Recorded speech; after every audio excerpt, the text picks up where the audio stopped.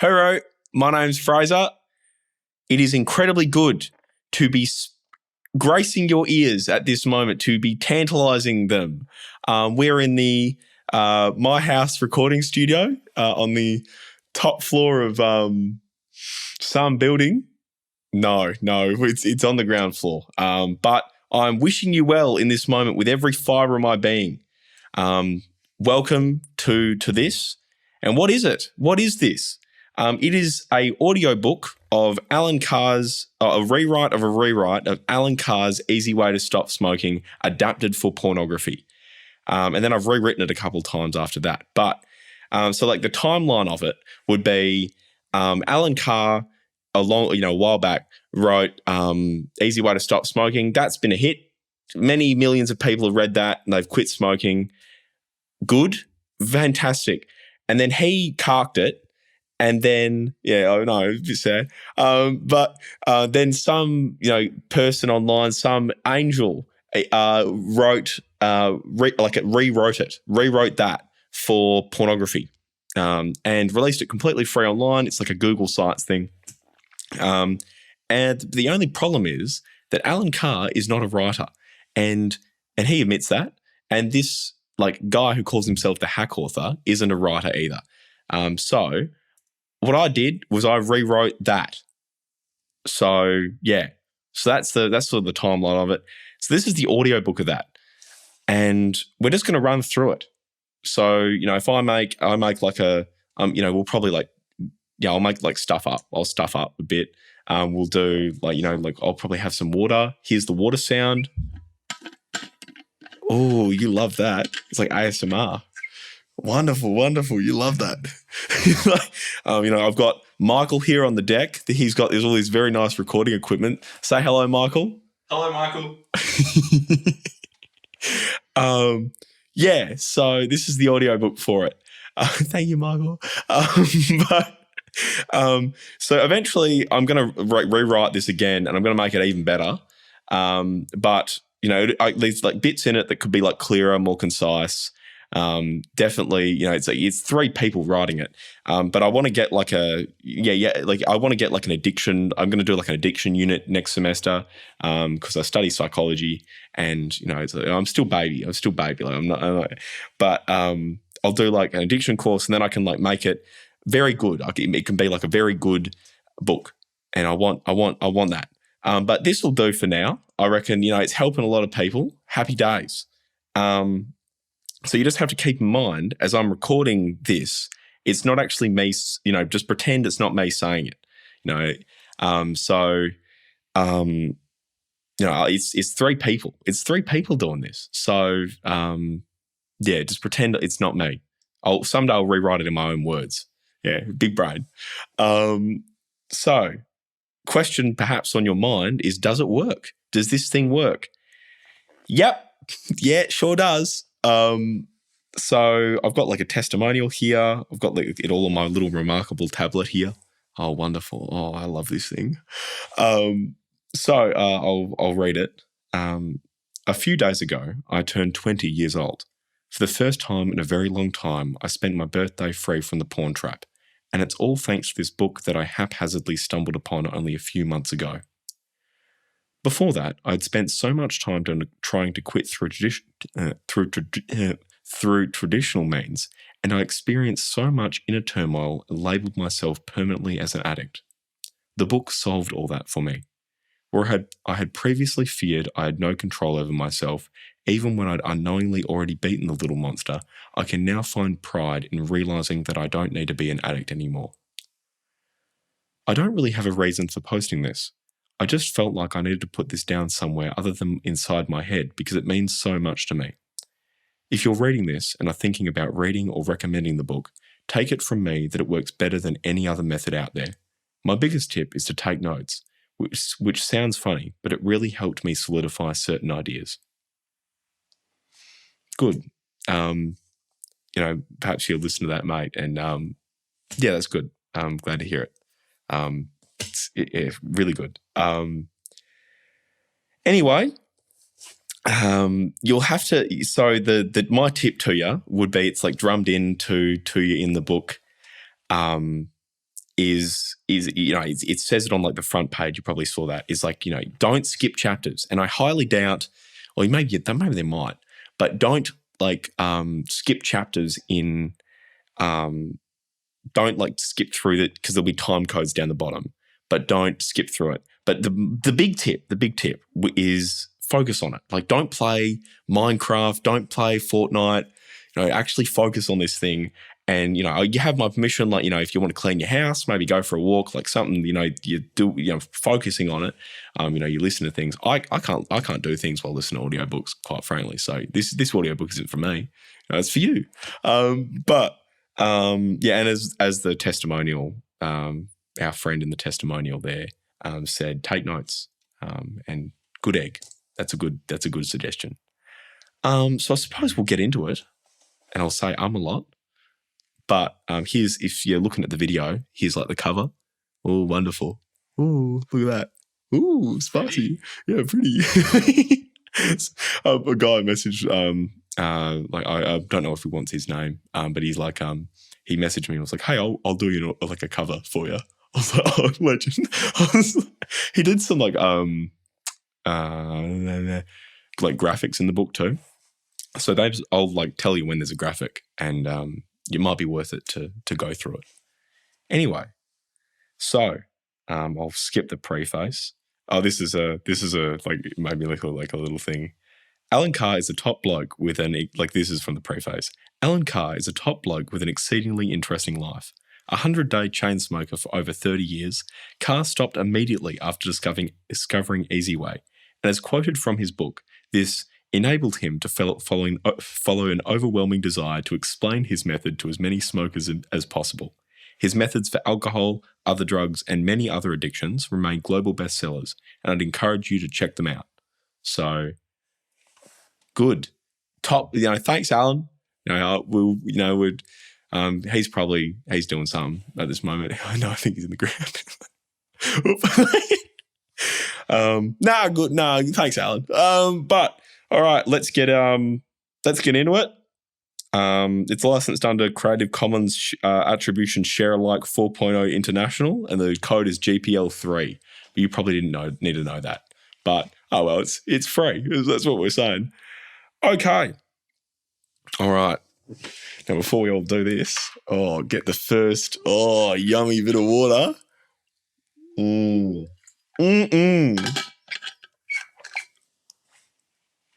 ASMR. Hi, this is clicking. Just like stroke the microphone with a pen.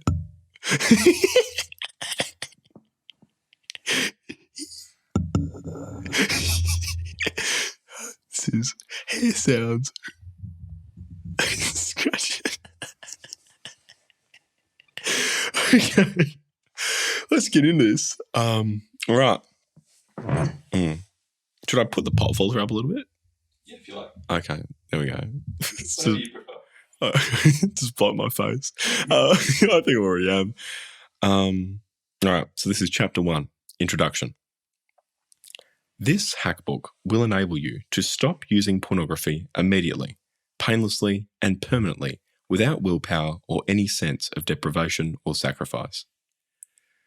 It won't place any judgment, embarrassment, or pressure to undergo painful measures. In fact, there's absolutely no need to cut down or reduce your usage whilst reading. Doing so is actually detrimental. Perhaps this goes against everything that you've ever been told, but ask yourself if what you have been told has worked. If it had, you wouldn't be reading this hackbook. Or listening to it, hello, by the way. Pornography addiction manifests in various ways with far-reaching societal effects. Many people use pornography because the internet allows instantaneous access to supernormal stimuli. Consider if the following questions apply to you. Do you spend far more time viewing porn than you originally intended? Are you unsuccessful in efforts to stop or limit your consumption of pornography? Has time spent viewing pornography interfered with or taken precedence over personal or professional commitments, hobbies, or relationships in your life? Do you go out of your way to keep your pornography consumption secret? For example, deleting browser history or lying about viewing porn. Has viewing pornography caused significant problems in intimate relationships? Do you experience a cycle of arousal and enjoyment before and during pornography consumption, followed by feelings of shame, guilt, and remorse after? Do you spend significant amounts of time thinking about pornography, even when not watching it? And has viewing pornography caused any other negative consequences in your personal or professional life? For example, missed work, poor performance, neglected relationships, or financial problems. If you're a porn user that depends on porn for masturbation or sex at all, the only thing you need to do is to read on.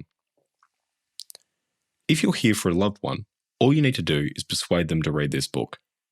If unable to persuade them, read the book yourself. Understanding the method assists getting the message across and preventing your children from starting.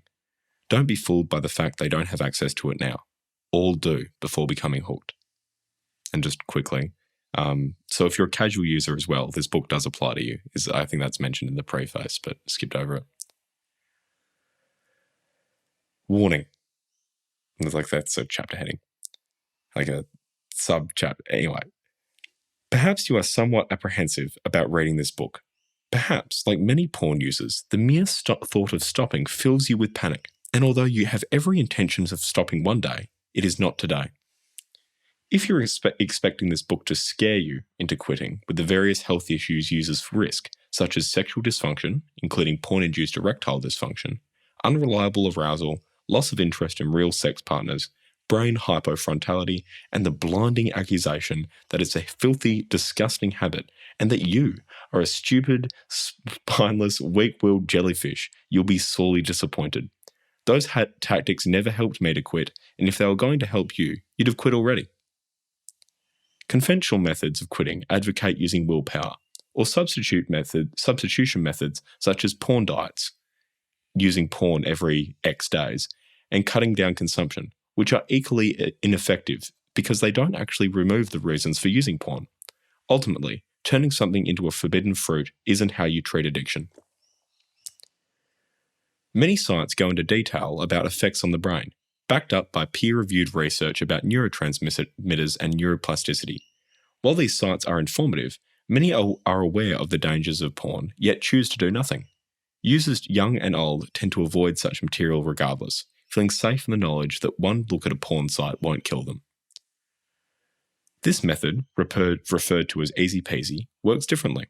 Some of the things about to be said might be difficult to believe, but by the time you finish the book, you'll not only believe them, you'll wonder how you could have ever been brainwashed into believing otherwise.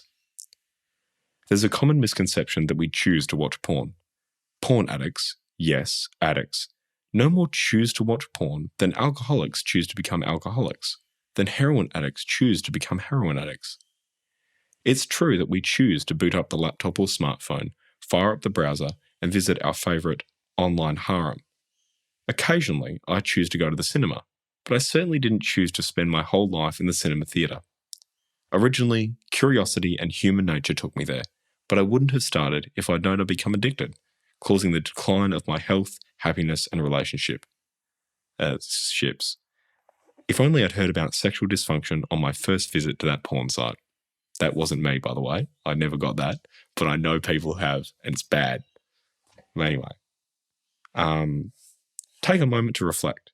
Did you ever make the positive decision that you must/need porn to masturbate?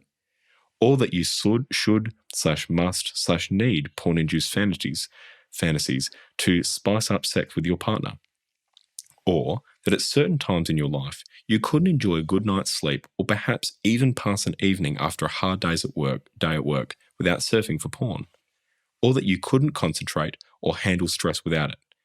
At what stage did you decide that you needed porn, that you needed it permanently in your life, feeling insecure, even panic-stricken without porn, without your online harem? Like every other porn user, you have been lured into the most sinister and subtle trap that man and nature have ever combined to devise. There's not a person alive, whether a user themselves or not, that likes the thought of their children using porn to cope or for pleasure. This means all addicts wish they'd never started. That's unsurprising. No one needs porn to enjoy life or cope with stress before they get hooked. At the same time, all users wish to continue to use. After all, nobody forces us to launch our browser's incognito mode. Whether they understand the reason or not, it's only users that decide to knock on the doors of their online harems. If there was a magic button the user could press to wake up the following morning as if they'd never accessed their first tube site, the only addicts tomorrow would be young people still experimenting. The only thing that prevents us from quitting is fear.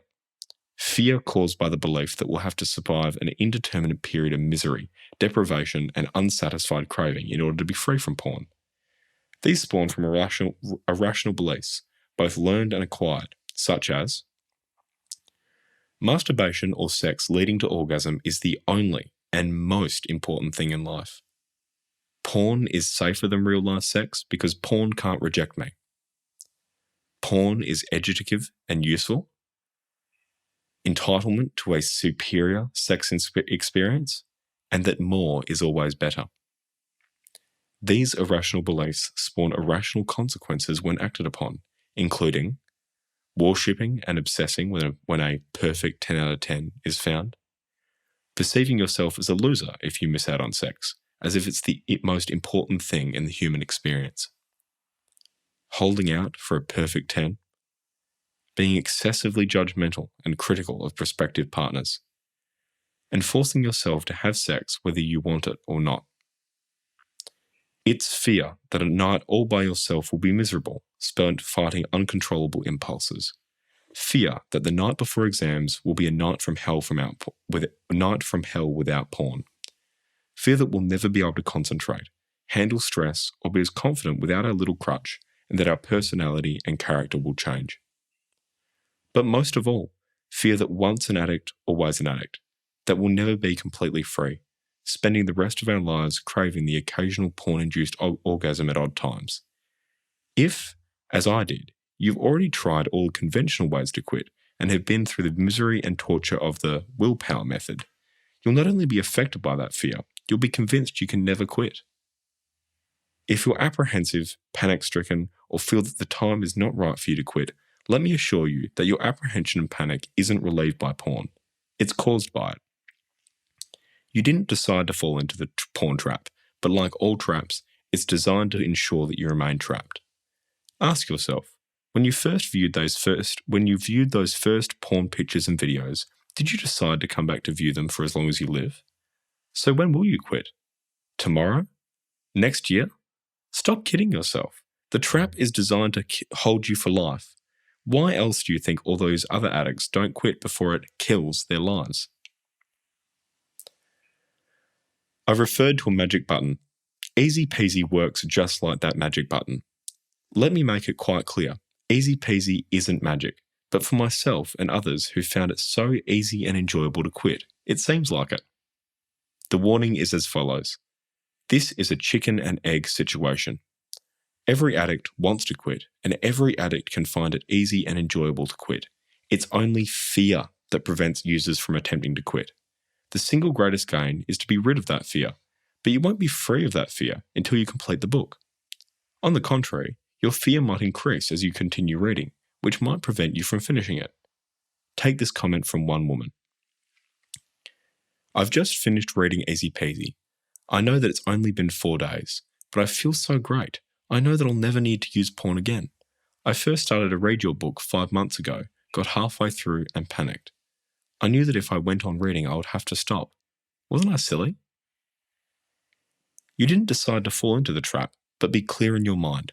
You won't escape from it unless you make the affirmative decision to do so.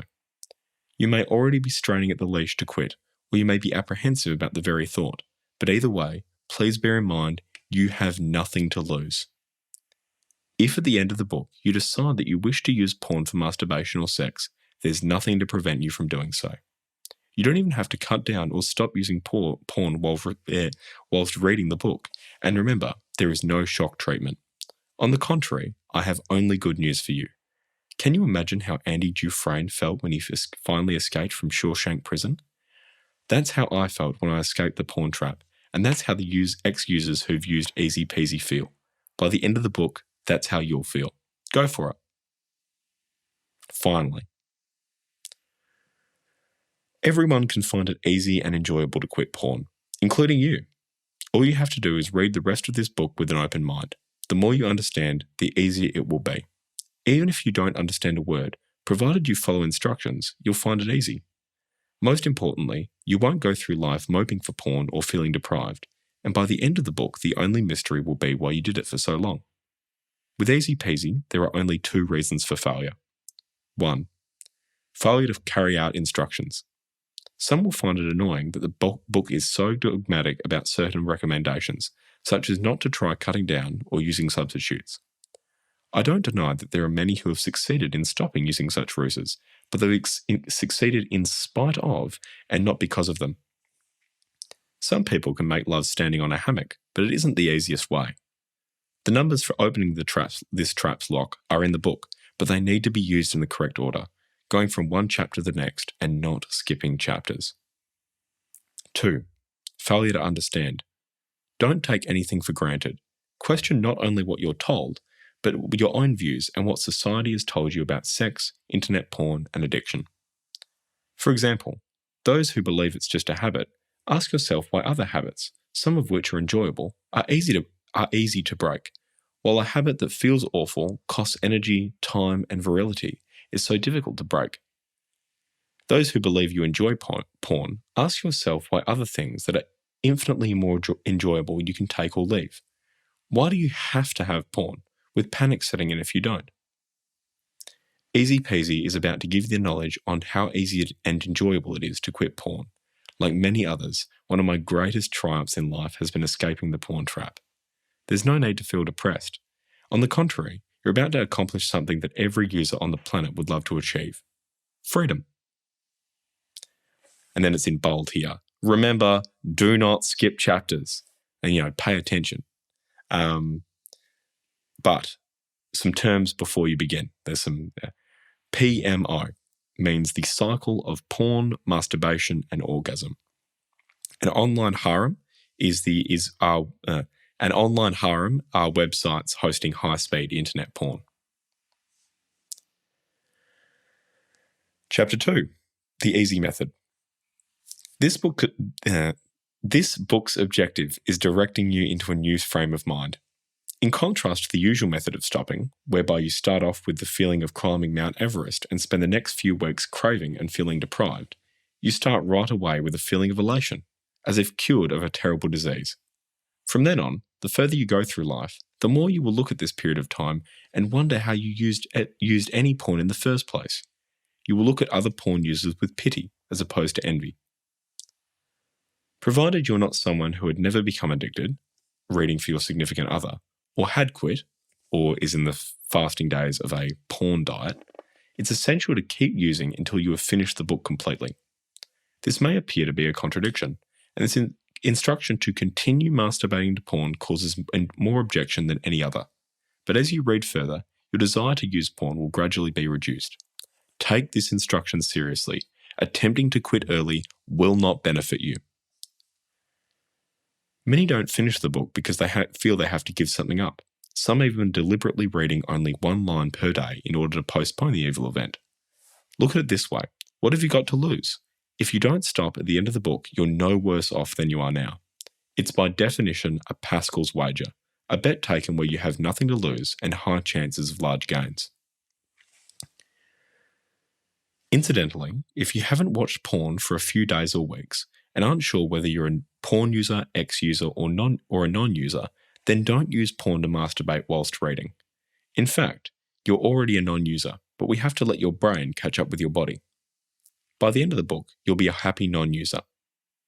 Easy Peasy is the complete opposite of the normal method, where one lists the considerable disadvantages of porn and says, if only I can go long enough without porn, eventually the desire will go and I can enjoy life again, free of slavery. This is the logical way to go about it, with thousands stopping every day using this method. However, it is very difficult to succeed for the following reasons. Stopping PMO isn't the real problem. Every time you finish your session, you've stopped using it. You may have powerful reasons on the first day of your once-in-4 porn diet to say, I don't want to use porn or even masturbate anymore. All users do, and their reasons are more powerful than you can possibly imagine. The real problem is day 2, 10, or 10,000, where in a weak moment you'll have just one peak, want another, and suddenly you're an addict again. Awareness of the health risks generates more fear, making it more difficult to stop. Tell a user it's destroying their virility, and the first thing they'll do is reach for something to surge their dopamine. A cigarette, alcohol, or even firing up the browser to search for porn. All reasons for stopping actually make it harder. This is due to 2 reasons. First, we're continually being forced to give up our little friend, or some prop, vice, or pleasure, whichever the way the user perceives it. Second, they create a blind. We do not masturbate for the reasons we should stop. The real question is, why do we want or need to do it? With easy peasy, we initially forget the reasons we'd like to stop, face the porn problem, and ask ourselves the following questions. 1. What is porn doing for me? 2. Am I actually enjoying it?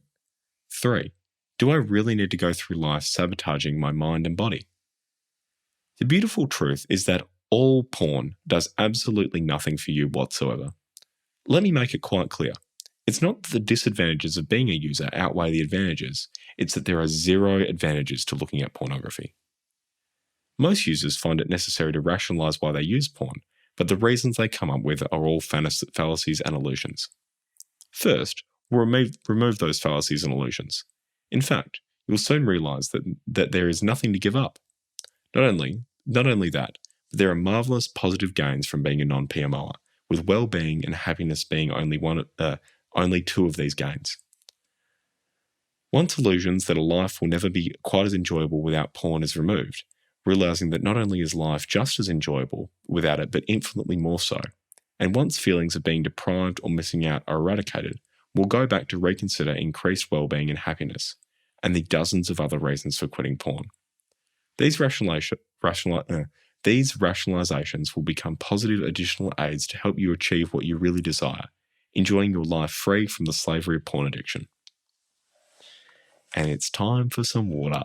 Oh, tasty. Yum, yum.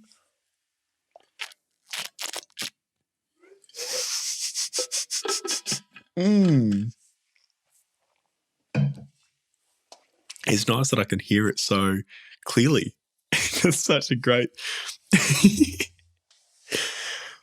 Chapter 3. Why is it difficult to stop? All users feel something evil has possessed them. In the early days, it's a simple question of, I will stop, but just not today. But eventually, we progress to believing we haven't got enough willpower to stop, or there's something inherent in porn that we must have in order to enjoy life. Porn addiction can be compared to clawing your way out of a slippery pit. As you near the top, you see the sunshine, but find yourself sliding back down as your mood dips. Eventually, you open your browser, and as you masturbate, you feel awful and try to work out why you have to do it. Ask a user, if you could go back to the time before you became hooked, with the knowledge you have now, would you have started using porn? No way, would be the reply. Ask the confirmed user, someone who defends internet porn and doesn't believe it causes injury to the brain or downregulation of dopamine receptors. Do you encourage your children to use porn? No way, is again the reply. Porn is an extraordinary enigma. As said previously, the problem isn't explaining why it's easy to stop, it's explaining why it's difficult. The problem is explaining why anyone does it after getting insights on neurological damage. Part of the reason we start is because of the tens of millions already into it, yet all of those wish they hadn't started in the first place and tell us it's like living life in second gear. We cannot quite believe they're not enjoying it. We associate it with freedom or being sex educated and work hard to become hooked ourselves. We then spend the rest of our lives telling others not to do it and trying to kick the habit ourselves. We also spend a significant proportion of our time feeling hopeless and miserable, educating ourselves with the supernormal, and that's in quotes, educating ourselves with the supernormal makes us prefer and long for these cold images, even when warm, real ones are available. Through the constant surge and fall of dopamine induced by PMO, we sentence ourselves to a life of irritability, anger, stress, fatigue, and sexual dysfunction. Using porn, with its absence of the best parts of sex and connection, we end up feeling miserable and guilty.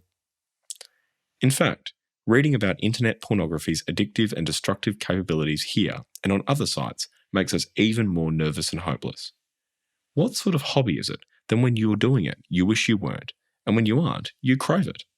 Users despise themselves every time they read about hypofrontality and desensitization, every time they use behind their trusting partner's back, every time they can't bring themselves to exercise after a daytime session. An otherwise intelligent and irrational human being spends all their days in contempt. But worst of all, what do users get from having to endure life with these awful black shadows at the back of their mind? Absolutely nothing. You might be thinking, that's all very well. I know this, but once you're hooked on these things, it's very difficult to stop. But why is it so difficult? Some say it's because of the powerful withdrawal symptoms, but as you'll soon come to learn, the actual withdrawal symptoms are so mild you should be aware of PMOers who have lived and died without realizing they're drug addicts.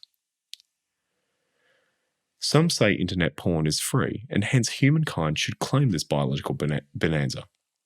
But this is untrue. It's addictive and acts just like any other drug. Just like any drug. Not all drugs are addictive.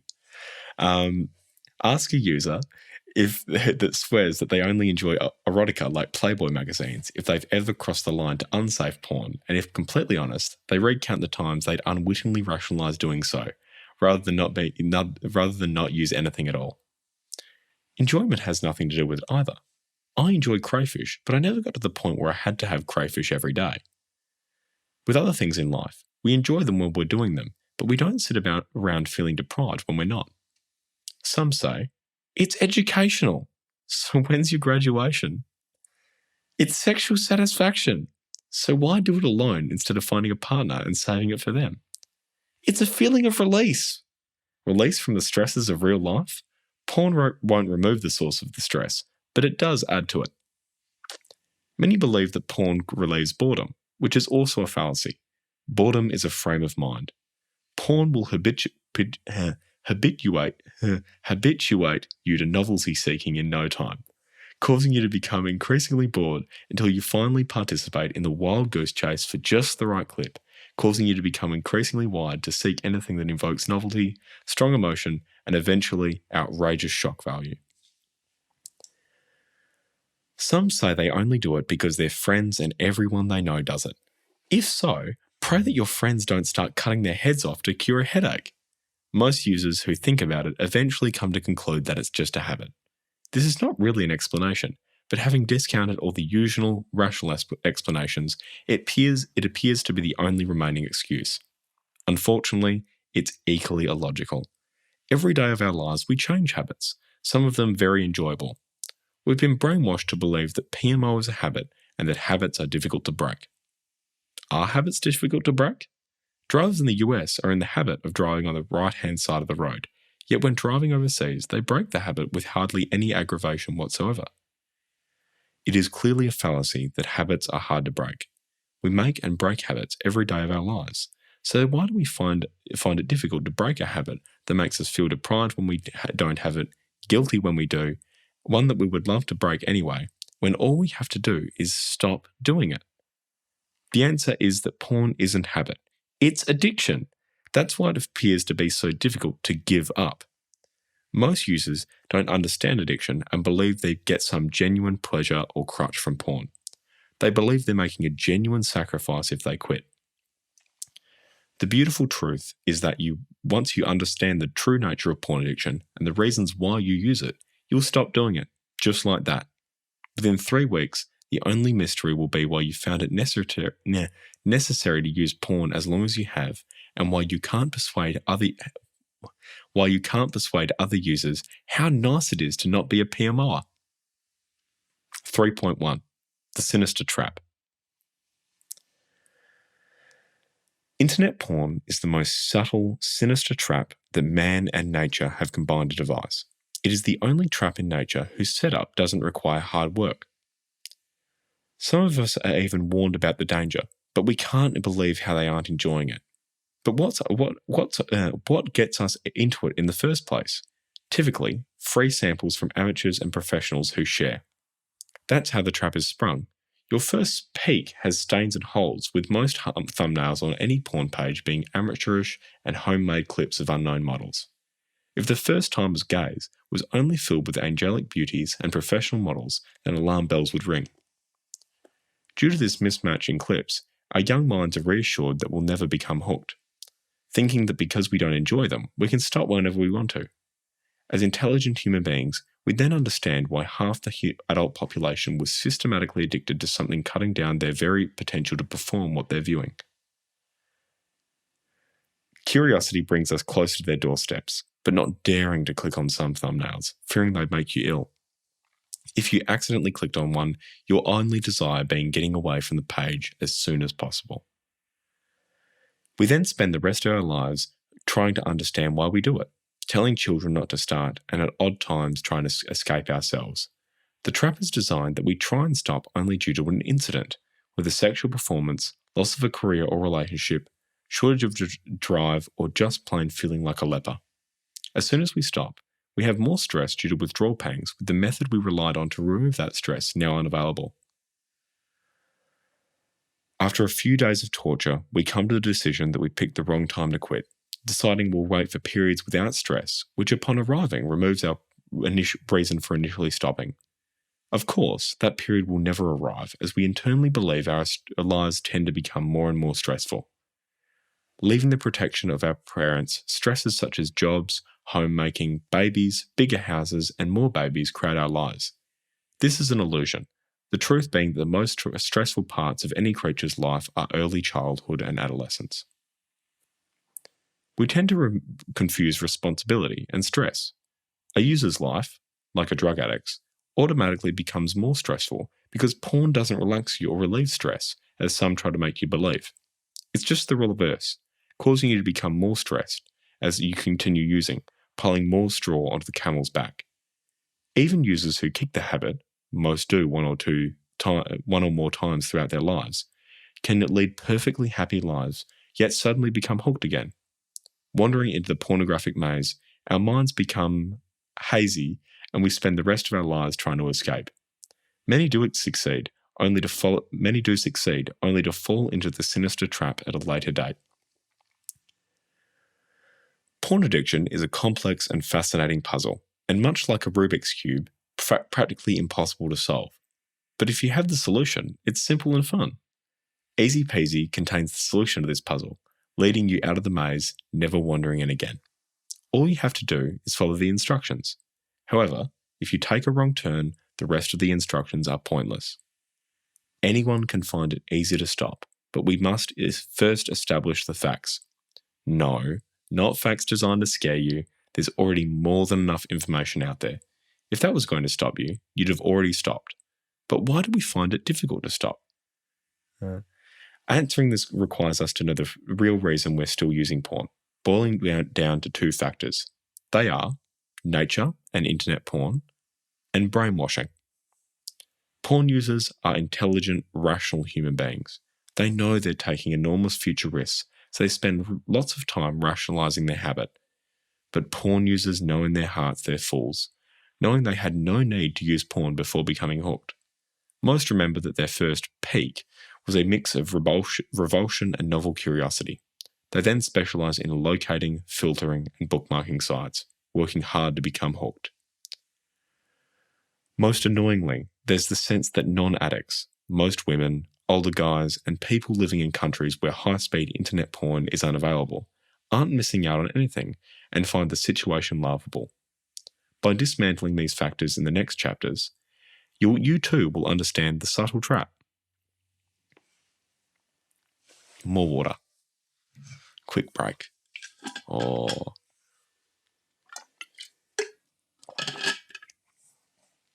Fun fact, I've been on a boat for 5 days, as you know, Michael.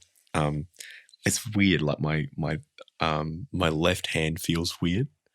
Anyway, just like a little tangent there. It's like, I don't know. It's hard. Like I hold the look, I'm just sort of getting off topic, you know. Anyway, we're done with water break. Donezo. Well done. I bet it was hauling rope because it's a sailboat.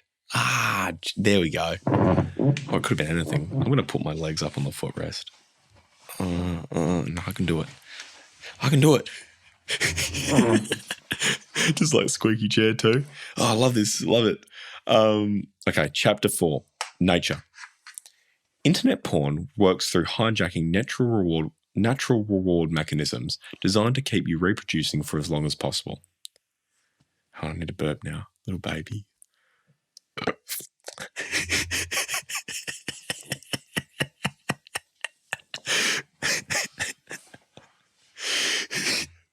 Oh, God. Internet porn's instant and highly accessible form keeps the brain's reward mechanism producing dopamine for significantly longer than normally possible. Scientifically, this is called the Coolidge effect, which you might already be aware of. This might like recap like a whole bunch of stuff, but like keep going. This isn't what the book's about, like the effects on the brain. Dopamine is a neurotransmitter associated with feelings of wanting, with actual pleasure being produced by opioids. More dopamine, more opioids, and more action. Without dopamine, actions such as eating don't feel pleasurable and aren't completed, with high fat and sugar foods producing the highest chemical release. Dopamine is also released in response to novelty. With seemingly infinite amounts of pornography available, this floods the limbic system, reward circuit. The limbic system is the reward circuit. So the first time you see porn, you act, orgasming and triggering another flood of opioids. Incentivized to get as much dopamine as possible, the brain stores this as a script for easy recall and strengthens neural pathways through the release of a chemical called delta phosphate. Now, the brain calls up these pathways in response to cues such as sexy commercials, alone time, stress, or even feeling a little down, and suddenly you're ready to take a ride on the water slide. Every time this is repeated, more delta phosphate is released, and so the water slide is greased, alive, and easier to ride down the next time. The limbic system has a self-correcting system to trim the number of dopamine and opioid receptors when frequent and daily flooding of dopamine is detected. Unfortunately, these receptors are also needed to keep us motivated to handle daily life stresses. Nominal amounts of dopamine produced by natural rewards simply don't compare to pornography and aren't as efficiently absorbed by the decreased receptors, leading you to feel more stressed and irritated than normal. This process is known as desensitization. In this cycle, you cross the red line and triggered emotions such as guilt, disgust, embarrassment, anxiety, and fear, which in turn raise dopamine levels even higher and cause the brain to misinterpret these feelings as sexual arousal. As time passes, not only is the brain desensitized to previous clips it's seen, but also similar genres and shock level. This lower motivation triggers feelings of lower satisfaction as our brains engage in constant rating, pushing you to find clips to satisfy the hunger. So you seek more novelty, clicking on an amateurish, shock-inducing clip on the homepage you confidently said you wouldn't on your first visit. And then there's like a graphic. It says the Coolidge effect, and then it has like it's constant spiking of dopamine. So there it is. Oh, I hit the mic. No, Michael, don't hit me. No. Now a quote: "For in the dew of little things, the heart finds its morning and is refreshed." By Cahill Gibran. Hopefully I'm saying that right. A fleeting feeling of security is all that's needed to get through a rough spot in life. But will your desensitized brain be able to catch that drop of de-stressor that a non-user's brain is able to use? Dopamine flooding acts like a quick-acting drug, falling quickly and inducing withdrawal pangs. Many users have the illusion these pangs are the terrible trauma they suffer when trying or being forced to stop. In fact, they're primarily mental, since the user is feeling deprived of their pleasure or prop. 4.1. The Little Monster. The actual chemical withdrawal from porn is so subtle that most users have lived and died without realizing they're drug addicts. Most users have a fear of drugs, yet that's exactly what they are, drug addicts. Fortunately, it's an easy drug to kick, but you first need to accept that you are, in fact, addicted. Withdrawal from porn doesn't cause any physical pain, and it is merely an empty, restless feeling of something missing, which is why many believe it's something to do with sexual desire. Prolonged, this feeling becomes nervousness, insecurity, agitation, low confidence, and irritability. It's like hunger for a poison. Within seconds of engaging in a session, dopamine is supplied and the craving ends, resulting in a feeling of fulfillment as you whiz down the water slide. In the early days, withdrawal pangs and their subsequent relief are so slight we're unaware of them. But when we become regular users, we believe it's because we've come to enjoy them or gotten into the habit. The truth being that we're already hooked but don't realize it. The little monster is already in our brains, so every once in a while we take trips down the water slide to feed it. All users begin seeking porn for rational reasons. The only reason anyone continues using porn, whether they're a casual or heavy user, is to feed that little monster. The whole conundrum is a series of cruel and confusing punishments. But perhaps the most pathetic aspect is the sense of enjoyment a user gets from a session, trying to get back to the sense of peace, tranquility, and confidence their body had before becoming hooked in the first place. 4.2. The annoying alarm. You know that feeling when a neighbour's home alarm has been ringing all day, or some other minor persistent aggravation? Then the noise suddenly stops, and marvellous feelings of peace, of tranquility wash over you? Let's butcher that. This isn't really peace, but the ending of an aggravation. Before starting the next session, our bodies are complete, but then we begin forcing our brains to pump dopamine, and when we're done and it begins to leave, we suffer withdrawal pangs. These aren't physical pain, merely an empty feeling. We aren't even aware it exists, but it's like a dripping tap inside our bodies. Our rational minds don't understand it, but they don't need to. All we know is that when we want porn and when we masturbate, the craving goes. However, the satisfaction is fleeting because in order to relieve the craving, more porn is required. As soon as you orgasm, the craving starts again and the trap continues to hold you. A feedback loop, unless you break it. The porn trap is similar to wearing tight shoes just to obtain the pleasure of taking them off. There are 3 primary reasons why users can't see it this way. 1. From birth, we've been subjected to massive amounts of brainwashing, telling us internet porn is simply another modern development that plays the print version of porn. This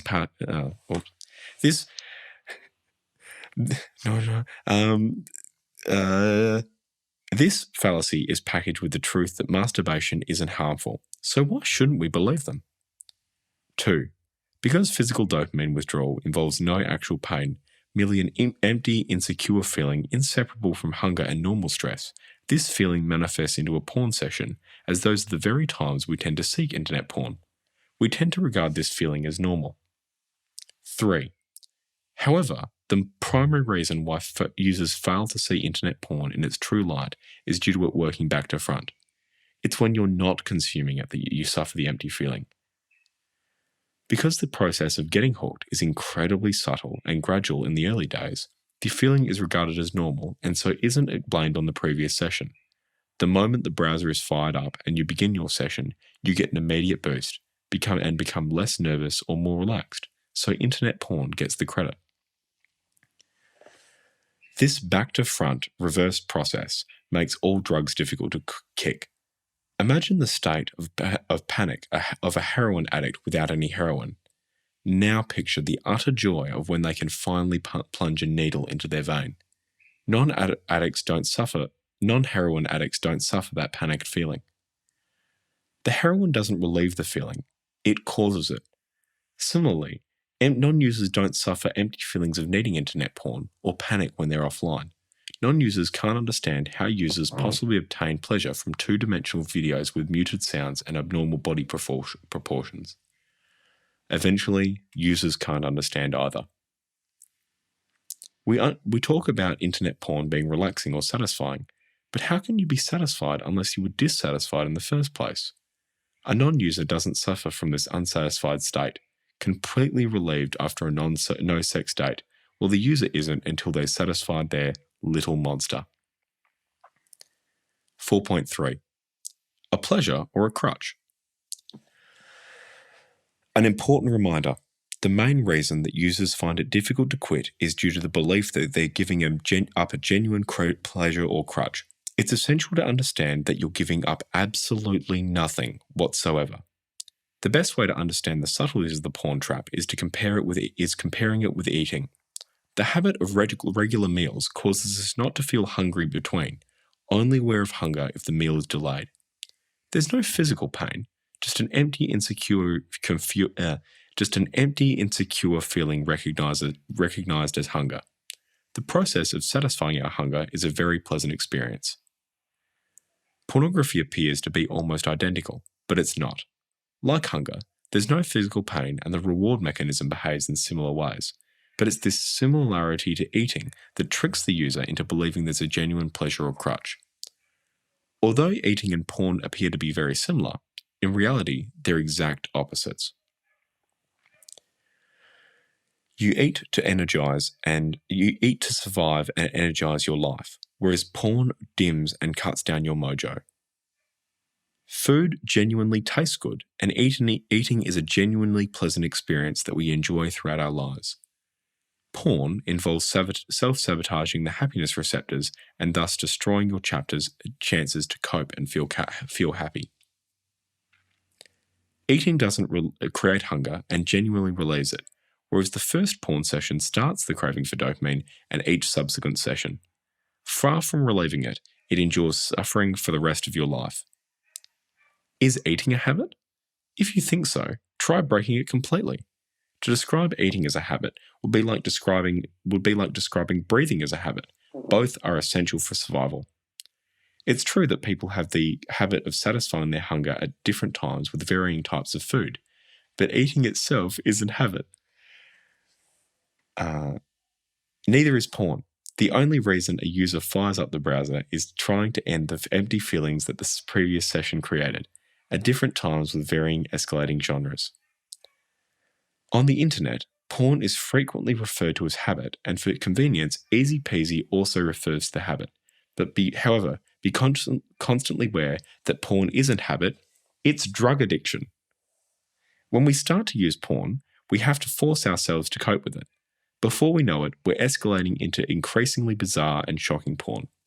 The thrill is in the hunting. The thrill is in the hunting, not the killing, with dopamine rapidly leaving the body after orgasm, explaining why users want to edge, delaying orgasm, and flicking between multiple browser windows and tabs. 4.4. Crossing the red line. As with any other drug, no, not all drugs are addictive, the body tends to develop immunity to the effects of the same old clips, our brains wanting more or something else. After short periods of watching the same clip, it ceases to completely relieve the withdrawal pangs that the previous session created. There's a tug of war occurring in this porn paradise. You want to stay on the safe side of your red line, but your brain is asking you to click on the forbidden fruit clip. You feel better after engaging in this porn session, but you're more nervous and less relaxed than someone who never started, even though you're living in a supposed porn paradise. This position is even more ridiculous than wearing tight shoes, because as you go through life, an ever-increasing amount of discomfort remains after taking the shoes off. Because the user knows that the monster has to be fed, they themselves decide the time, tending to be on 4 types of occasions or a combination of them. Boredom / concentration, 2 complete opposites, or stress / relaxation, 2 complete opposites. What magic drug can suddenly reverse the very effect it had minutes before? The truth is that porn neither relieves boredom and stress or promotes concentration and relaxation. If you think about it, what other types of occasions are there in our lives, bar sleep? If you have ideas of toning down to other types of realistic or soft genres of porn, please note that the content of this book applies to all porn, print, webcams, pay-per-views, chat, live shows, etc. The human body is the most sophisticated object on the planet, but no species, even the lowest amoeba or worm, survives without knowing the difference between food and poison. Through natural selection, our minds and bodies have developed techniques for rewarding actions that multiply and sustain humanity. They're not prepared for supernormal stimuli that are bigger, brighter, and edgier than anything found in nature. Even the most muted two-dimensional image causes us to become aroused. But repeatedly look at the same image and you won't be. In real life, checks and balances ensure you do something else, but internet porn has no such limiter, causing you to spend your life in a virtual harem.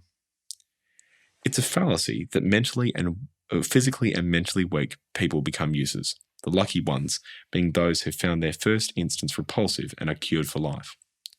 Alternatively, they aren't mentally prepared to go through the severe learning process of fighting to get themselves hooked, fears of getting caught or not being technical enough to operate browser privacy settings. Perhaps the most tragic part of the whole business relates to teenagers, skilled in finding material and covering their tracks, who start in increasing number. Enjoying internet porn is an illusion, jumping from genre to genre, merely keeping our novelty monkey within the red line of safe porn genres in order to get our dopamine fix. Like heroin addicts, all they're really enjoying is the ritual of relieving those pangs. 4.5. The high from the dance around the red line. Even with the one clip that's lingered on, users constantly teach themselves to filter out the bad and ugly portions of porn clips. Even if it's solo, they filter on the body parts that appeal to them the most. In fact, some take pleasure in this dance around the red line, finding excuses to declare they like the soft stuff, but are unaddicted to supernormal stimuli.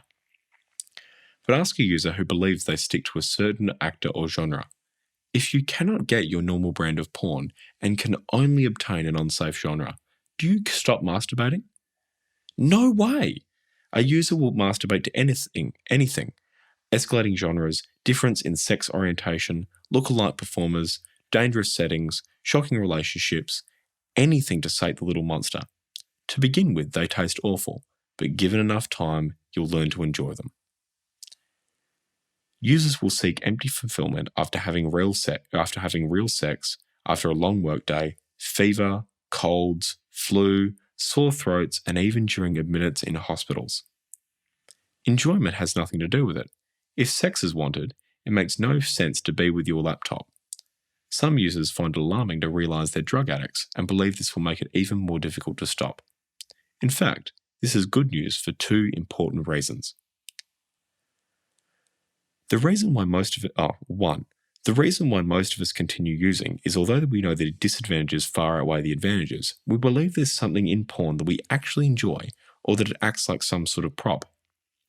We're under the illusion that after we stop using, there'll be a void, certain situations in our lives never being quite the same. In fact, porn not only provides nothing, it only subtracts. 2. Although internet porn is the most powerful trigger for novelty and sex-based dopamine flooding, because of the speed you become hooked, you're never badly hooked. The actual withdrawal pangs are so mild that most users have lived and died without realizing they suffered them. Why is it then that many users find it so difficult to stop, going through months of torture and spending the rest of their lives pining for it at odd times? The answer is the second reason, brainwashing. The neurotransmitter addiction is easy to cope with. Most users going for days without online porn or on business trips or travel, unaffected by withdrawal pangs. The little monster is safe in the knowledge that you'll open your laptop as soon as you return to your hotel room. You can survive your obnoxious client or megalomaniac manager knowing the fix is there for your taking. 4.6. The smoker's analogy. A good analogy is that of the cigarette smoker. If they went 10 hours of the day without a cigarette, they'd be tearing their hair out. But many smokers will buy a new car and refrain from smoking in it. Many will visit theatres, supermarkets, churches, and being able to smoke causes them no problems. Even on trains and airplanes, there have been no riots. Smokers are almost plead for someone or something to stop them smoking. Users will automatically refrain from using internet porn in their parents' home during family gatherings and other events with little discomfort. In fact, most users have extended periods during which they can abstain without effort. The neurological little monster is easy to cope with even while you're still addicted. There are millions of users who remain casual users all their lives, and they're just as addicted as the heavy user. There are even heavy users who've kicked the addiction but have an occasional peak, greasing the water slide to be ridden down at the next dip in mood. As said previously, the actual porn addiction isn't the main problem, simply acting as a catalyst in keeping our minds confused over the main problem: brainwashing. Don't think that the bad effects of porn are exaggerated, however. If anything, they're sadly understated. Occasionally, rumours circulate that the neural pathways created are there for life, with the right mix of chance and stimulus sending you down the life-ruining water slide again. But these are untrue. Our brains and bodies are miraculous machines, recovering within a matter of weeks. It's never too late to stop. A quick browse of online communities will show you people of all ages rebooting, and their partners' lives. As with anything humans do, some take it to the next level, practicing semen retention, charisma, and through differentiation of the sensory and propagative sides of sex, make their partners happier than ever before. It may be of consolation to lifelong and heavy users that it's just as easy for them to stop as casual users, and in a peculiar way, it's easier. The further that it drags you down, the greater relief. The greater the relief. When I stopped, I went straight to 0 and didn't have one bad pang. In fact, the process was actually enjoyable even through the withdrawal period.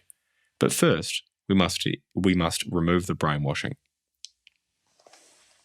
Water.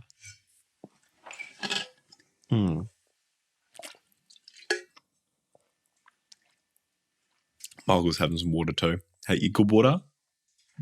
Delicious. Fantastic.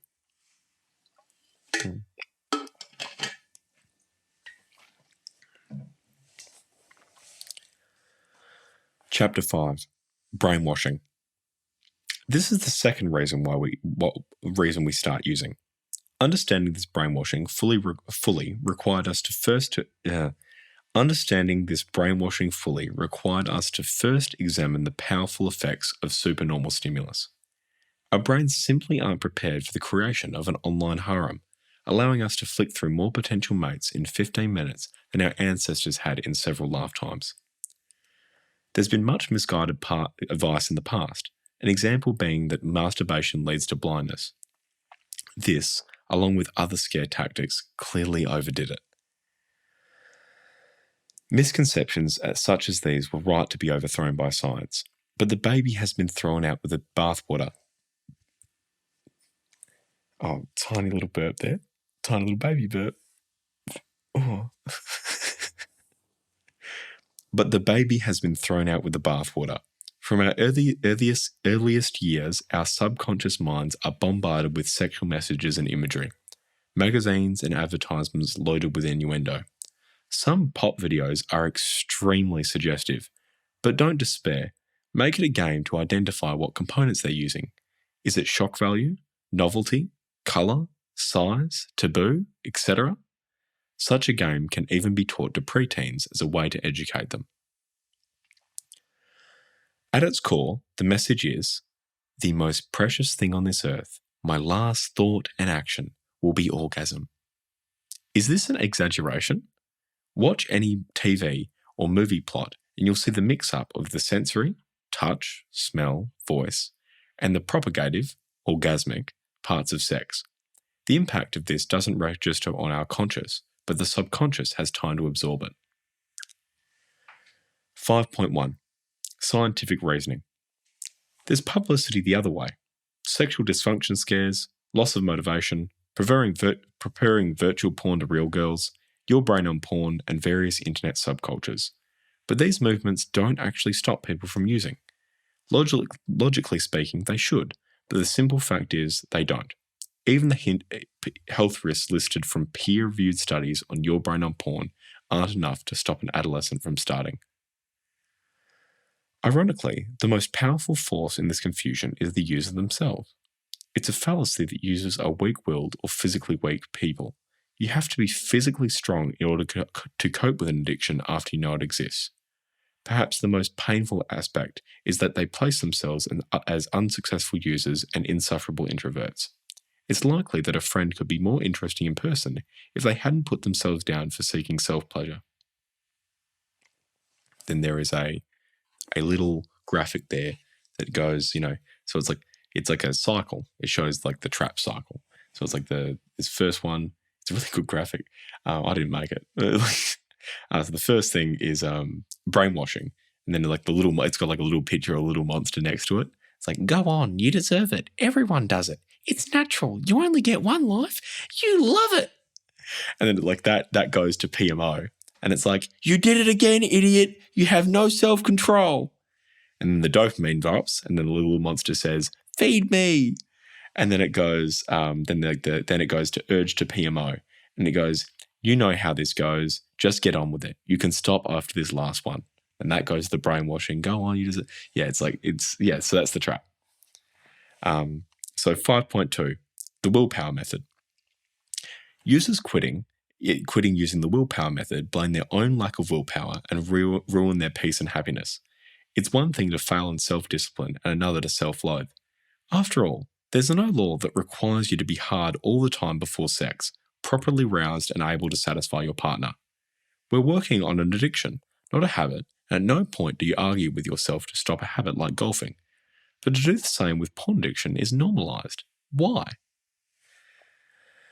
Constant exposure to a supernormal stimulus rewires your brain. So building resistance to this brainwashing is critical, as if buying a car from a second-hand car dealer, nodding politely but not believing a word the man is saying. So don't believe that you must have as much sex as you can, all of it being exceptionally good and using porn in its absence. Don't play the safe porn game either. Your little monster invented that game to lure you. Is amateur porn certified by some authority? Porn sites gather data from their users and gather it and use it to cater to their needs. If they see an uptick in a certain category, they'll focus on it and get content out ASAP. Don't be fooled by educational intent or safe female marketed clips. Start asking yourself, why am I doing it? Do I really need to? No, of course you don't. Most users swear they only watch static and soft porn and are therefore fine, when in actuality they're straining at the leash, fighting with their willpower to resist temptations. If done too often and for too long, this depletes their willpower considerably, and they begin failing in other life projects where willpower is of great value, like exercise, dieting, etc. Failure in these areas makes them feel miserable and guilty, cascading them and kicking them back into pornography. If this isn't done, they'll vent their anger and depression onto loved ones. Once you become addicted to internet porn, the brainwashing is increased. Your subconscious mind knows that the little monster has to be fed, blocking everything else. It's fear that keeps people from quitting. Fear of that empty, insecure feeling they get when they stop flooding their brains with dopamine. Just because you're unaware of it doesn't mean it's not there. You don't have to understand it any more than a cat needs to understand where the hot water pipes are. The cat just knows that if it sits in a certain spot, it feels warm. 5.3. Passivity. Yeah, I think that's right. The passivity of our minds and dependence on authority leading to brainwashing is the primary difficulty of giving up porn. Our upbringing in society, reinforced by the brainwashing of our own addiction and combined with the most powerful, our friends, relatives, and colleagues. The phrase giving up is a classic example of the brainwashing, implying a genuine sacrifice. The beautiful truth is that there's nothing to give up. On the contrary, you'll be freeing yourself from a terrible disease and achieving marvelous positive gains. We'll begin removing this brainwashing now, starting with no longer referring to giving up, but to stopping, quitting, and perhaps to the true position, escaping. The only thing that persuades us to use initially is other people doing it, feeling that we're missing out. We work hard to become hooked, yet never find what they've been missing. Every time we see another clip, it reassures us there must be something in it. Otherwise people wouldn't be doing it and the business wouldn't be so big. But when they kick the habit, the ex-user feels they're being deprived when a discussion on a sexy entertainer, singer, or even a porn star comes up during parties or social functions. They must be good if all my friends talk about them, right? Do they have free pictures of them online? They feel safe. They'll just have one peek tonight, and before they know it, they're hooked again. The brainwashing is extremely powerful, and you need to be aware of its effects. Technology continues to grow, and the future will bring exponentially faster sites and access methods. The porn industry is investing millions in virtual reality, so it will become the next best thing. We don't know where we're going, unequipped to deal with present technology or what is to come. We're about to remove this brainwashing. It isn't the non-user who's being deprived, but the user who is forfeiting a lifetime of health, energy, wealth, peace of mind, confidence, courage, self-respect, happiness, and freedom. What do they gain from these considerable sacrifices? Absolutely nothing, apart from the illusion of trying to get back to the state of peace, tranquility, and confidence that the non-user always enjoys. 5.4. Withdrawal Pangs. As explained earlier, users believe they use porn for enjoyment, relaxation, or some sort of education. The actual reason is relief of withdrawal pangs. Our subconscious mind begins to learn that internet porn and masturbation at certain times tends to be pleasurable. As we become increasingly hooked on the drug, the greater the need to relieve the withdrawal pangs becomes, and the further the subtle trap drags you down. The process happens so slowly that you aren't even aware of it. Most young users don't realize they're addicted until attempting to stop, and even then, many won't admit it. Take this conversation a therapist had with hundreds of teenagers. Therapist: you realize that internet porn is a drug and the only reason why you're using is that you cannot stop. Patient: nonsense. I enjoy it. If I didn't, I would stop. Therapist: just stop for a week to prove to me that you can if you want to. Patient: no need. I enjoy it. If I wanted to stop, I would. Therapist: just stop for a week to prove to yourself you aren't hooked. Patient: what's the point? I enjoy it. As already stated, users tend to relieve their withdrawal pangs at times of stress, boredom, concentration, or combinations of these. In the following chapters, we'll target these aspects of the brainwashing. Oh, no. This is Tex, by the way. This is Tex. He's my friend. I just almost tugged on him. I did tug on him. He moved. He has a life of his own, doesn't he?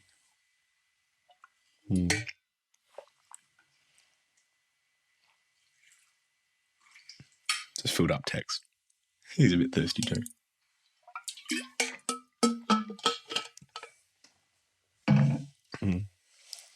Chapter 6. Brainwashing Aspects. The porn trap's big monster is bred through the culmination of many aspects, including societal forces, media portrayals, peers, and the user's own internal narrative.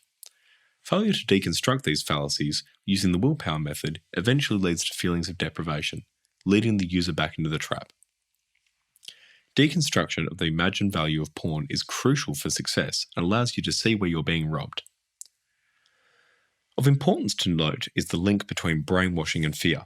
It's the fear of feeling future withdrawal pangs, that creates the pangs.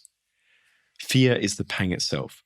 Think about when you've had withdrawal symptoms such as sweaty palms, shortness of breath, sleeping problems, and an inability to think straight. Now think of similar situations where you've had those feelings. Job interviews, nerves around an attractive person, public speaking, etc. These are the same anxious feelings the fear causes. Simply put, how can a physical drug still hook people months after stopping? It must be mentally, correct? 6.1. Not only great tragedies in life, but also minor stresses drive users into the forbidden, unsafe area previously excluded. like unsafe is in quotes. Stresses include socializing, phone calls, anxieties of the housewife with young children, and many others. Let's take phone calls as an example, particularly for the business person. Most calls aren't from satisfied customers or your boss congratulating you. There's some sort of aggravation. Coming home to mundane family life of kids screaming and their partner's emotional demands causes the user, if they aren't already doing so, to fantasize the relief of porn promised that night. They unconsciously suffer withdrawal pangs. De-stress is weakened and unprepared for additional aggravation. Partially relieving the withdrawal pangs at the same time as normal stress, the total is reduced and the user gets a temporary boost. The boost isn't an illusion. The user genuinely does feel better than before, but they're more tense than they would be as a non-user. The following user example isn't designed to shock you. Easy peasy promises no such treatment, but it is to emphasize that porn destroys your nerves rather than relaxing them. Try to imagine getting to the stage where you're unable to be aroused, even with a very sexy and attractive partner. For a moment, pause and try to visualize life where a very lovely and charming person has to compete and fail with the virtual porn stars occupying your harem to get your attention. Imagine the frame of mind of a person who, when issued with that warning, continues using and dies without ever having real sex with this charming and willing partner. It's easy to dismiss these people as weirdos, but stories like these aren't fakes. This is what the awful novelty of the porn drug does to your brain. The more you go through life, the more courage is sapped, and the more you're deluded into believing porn is doing the opposite.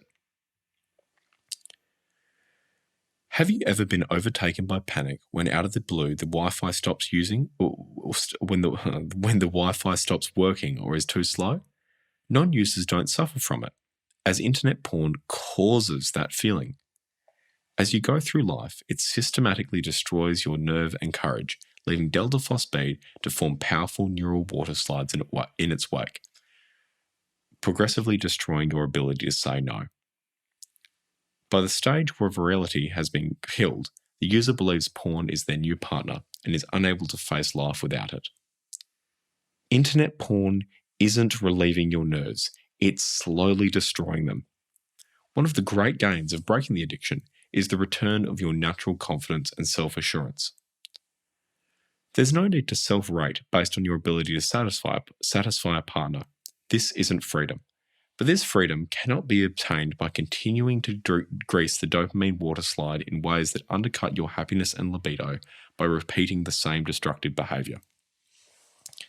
6.2. Boredom.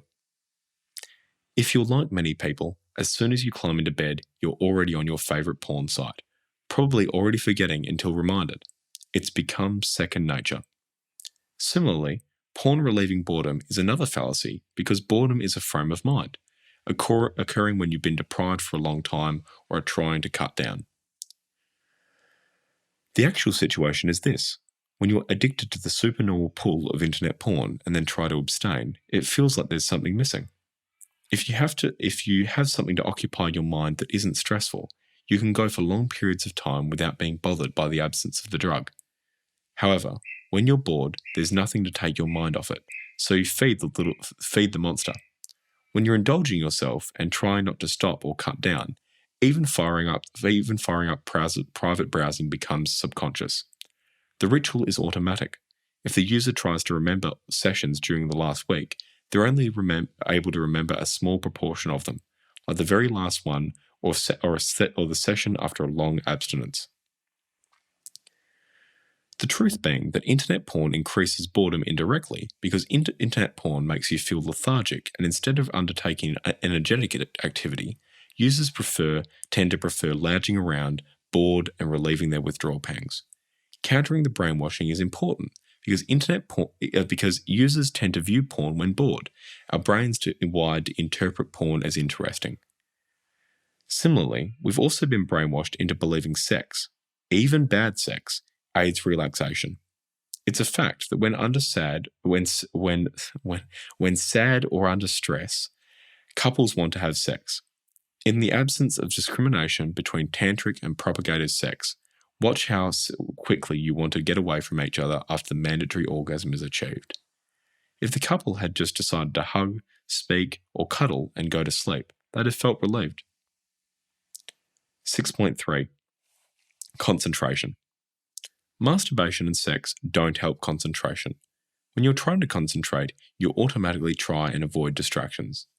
Therefore, when a user wants to concentrate, they don't even think, automatically opening the browser, feeding the little monster, and partially ending the craving. They get on with the matter at hand, already forgetting they viewed porn. After years of dopamine flooding, the neurological changes affect abilities such as accessing information, planning, and impulse control. You're also driven to provide novelty for the next session as the same stuff no longer generates dopamine and opioids. You have to roam the internet streets for novelty, fighting the pull to cross the line towards shocking material, which in turn generates more stress and relieves you unfulfilled after finishing. Concentration is also adversely affected as the dopamine receptors are culled due to natural tolerance to the large surges, reducing the benefit of smaller dopamine boosts from natural de-stressors. Your concentration and inspiration will be greatly boosted as this process is reduced. For many, it's the concentration aspect that prevents them from succeeding with the willpower method. They could put up with the irritability and bad temper, but the failure to concentrate on something difficult once their crutch is removed ruins many. Loss of concentration that users suffer when trying to escape isn't due to the absence of sex, let alone porn. You have mental blocks when you're addicted to something, and when you have a mental block, what do? You fire up the browser, which doesn't cure the block, so what do? You get on what you have to do. You do what you have to do, getting on with it just as non-users do. When you're a user, nothing is blamed on the cause. Users never have sexual dysfunction, just occasional downtime. The moment you stop using, everything that goes wrong is blamed on the reason you stopped. Now, when you have a mental block, instead of just getting on with it, you begin to say, if only I could check my harem now, it would solve all my problems. You then begin to question your decision to quit and escape from the slavery. If you believe that porn is a genuine aid to concentration, worrying about it will guarantee that you'll be unable to concentrate. Doubt, not the physical withdrawal pangs, creates the problem. Always remember, it's the user that suffers pangs, not non-users. 6.4. Relaxation. Most users think that porn helps them to relax. It doesn't. The frantic search to get the fix in those dark alleys of the internet and the internal struggle of straining at the leash to cross the red line certainly doesn't sound like a relaxing activity. As night rolls in after a trip to a new place or after a long day, we sit down to relax, relieving our hunger, thirst, and are completely satisfied. The user is not, as they have another hunger to satisfy. Users think of porn as the icing on the cake, but in actuality it's the little monster that needs feeding. The truth is that the addict can never be completely relaxed, and going through life it gets exponentially worse. Take one online comment from an ex-user. I really believed I had an evil demon in my makeup. I now know that I had.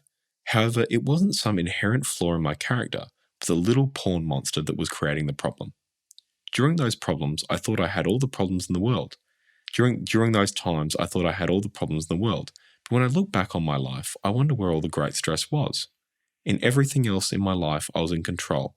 The only thing controlling me was porn slavery. The sad thing is, even today, I can't convince my children that it was the slavery that caused me to become so irritable.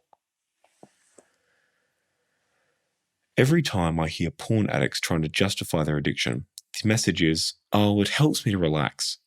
Take the online account of a single dad whose 6-year-old son wanted to share his bed in the night after a scary movie, but the dad would refuse so that he could have his session and edge for hours. Here's another smoking analogy. A couple of years ago, adoption agencies threatened to prevent smokers from adopting children. A man rang up, irate. "You're completely wrong," he said. I can remember when I was a child, if I had a contentious matter to raise with my mother, I would wait until she lit a cigarette because she was more relaxed then. Why couldn't the man talk to his mother when she wasn't smoking a cigarette? Why are some users so stressed when they're not getting their fix even after real sex? One story online details a man working in the advertising field having 9s and 10s open for dates at any time, but lost interest in taking them out for dinner as internet porn was far easier, involved no restaurant spending, and no possibility of a no from his date at the end of an evening. Why be bothered when his internet porn when his little monster keeps him craving the low-risk, high-reward scheme at his fingertips upon reaching home? Why are non-users completely relaxed then? Why are users not able to relax without a fix for a day or two? Read about the experience of a user taking the abstinence oath and quitting, and you'll notice the struggle with temptations, clearly not relaxed at all when no longer allowed to have the only pleasure they are entitled to enjoy. They've forgotten what it's like to be completely relaxed. Porn can be likened to a fly being caught in a pitcher plant. To begin with, the fly is eating the nectar, but at some imperceptible stage, the plant begins to eat the fly. Isn't it time you climbed out of the plant? 6.5. Energy. Most users are aware of the progressive effects of porn's novelty and escalation seeking has on their brain's reward and sexual systems. However, they aren't aware of the effect it has on their energy level. One of the porn trap's subtleties is the effects it has upon us, both physically and mentally, happens so gradually and imperceptibly that we remain aware of them and instead regard withdrawal as normal. The effect is similar to that of bad eating habits. We look at people who are grossly overweight and wonder how they could have possibly allowed themselves to reach that state. But suppose that it happened overnight. You went to bed trim, rippling with muscles, and not an ounce of fat on your body, and awoke to find yourself fat, bloated, and pot-bellied. Instead of waking up feeling fully rested and full of energy, you feel miserable, lethargic, and barely able to open your eyes. You'd be panic-stricken, wondering what awful disease you had contracted overnight, and yet the disease is exactly the same. The fact it took you 20 years to arrive there is irrelevant. Porn is the same. If it was possible to immediately transfer your mind and body to give you a direct comparison on how you'd feel having stopped porn for just 3 weeks, that's all that would be required to convince you. Asking if you'd really feel this good, or what it really amounts to, had I really sunk that low? You wouldn't just feel healthier with more energy, but spouting far more confidence and a heightened ability to concentrate. Lack of energy, tiredness, and everything related to it is nicely swept under the rug of getting older. Friends and colleagues who also live sedentary lifestyles further compound the normalization of this behavior. The belief that energy is the exclusive prerogative of children and teenagers and that old age begins in your 20s is another symptom of the brainwashing, as is being unaware of eating and exercise habits as a result of the compounding effects of dopamine desensitization. Shortly after stopping porn, the foggy and muggy feeling will leave you. The point being, with porn, you're always debting yourself and debting your energy, and in that process, tampering with the chemistry of your limbic system. Unlike quitting smoking, where the return of your physical and mental health is only gradual, quitting porn gives you excellent results from day one. Killing the little monster and closing the water slides takes a little bit of time, but recovering your reward center is nothing like the slow slide into the pit. If you're going through the trauma of the willpower method, any health or energy gains will be obliterated by the depression you'll be going through. Unfortunately, it's not possible for easy peasy to immediately transfer you into your mind in 3 weeks' time, but you can. You know instinctively what you're being told is correct. All you need to do is use your imagination. 6.6. Social night sessions. This is information that seems to make sense, but doesn't. In order to control your appetite, will you eat at home before leaving to go to a restaurant or a party? This is what you're doing with sessions before social nights, looking so tired and not up to your best. The widespread adoption of pickup techniques has introduced pressure to perform, pick up, and score. Attempting to drown your butterflies with porn and substances will only make the problem worse in the long run. Personally, I like a bit of anxiety to keep me focused and engaged, and tiring yourself mentally and physically with orgasm isn't going to help. Social night porn is occasioned by two or more of our usual reasons for stopping. Usual reasons for pleasure/prop seeking. Social functions at their core being both stressful and relaxing. This might appear to be a contradiction, but any form of socialization can be stressful, even with friends, wanting to be yourself and completely relaxed. There's many occasions that have multiple factors present at any one time. Take driving for an example, since, after all, your life is at stake. Stressful, with concentration required for sustained periods of time. You need not be aware of these factors, your subconscious already receiving the message.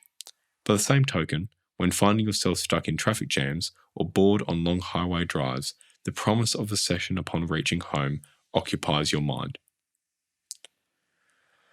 Another good example is going on a first date, your mind throwing out questions about the person you're about to meet. Then, if your enthusiasm starts to fade upon meeting the person in the flesh, you start to feel too relaxed, feeling guilty for feeling this way. The tug of war has started.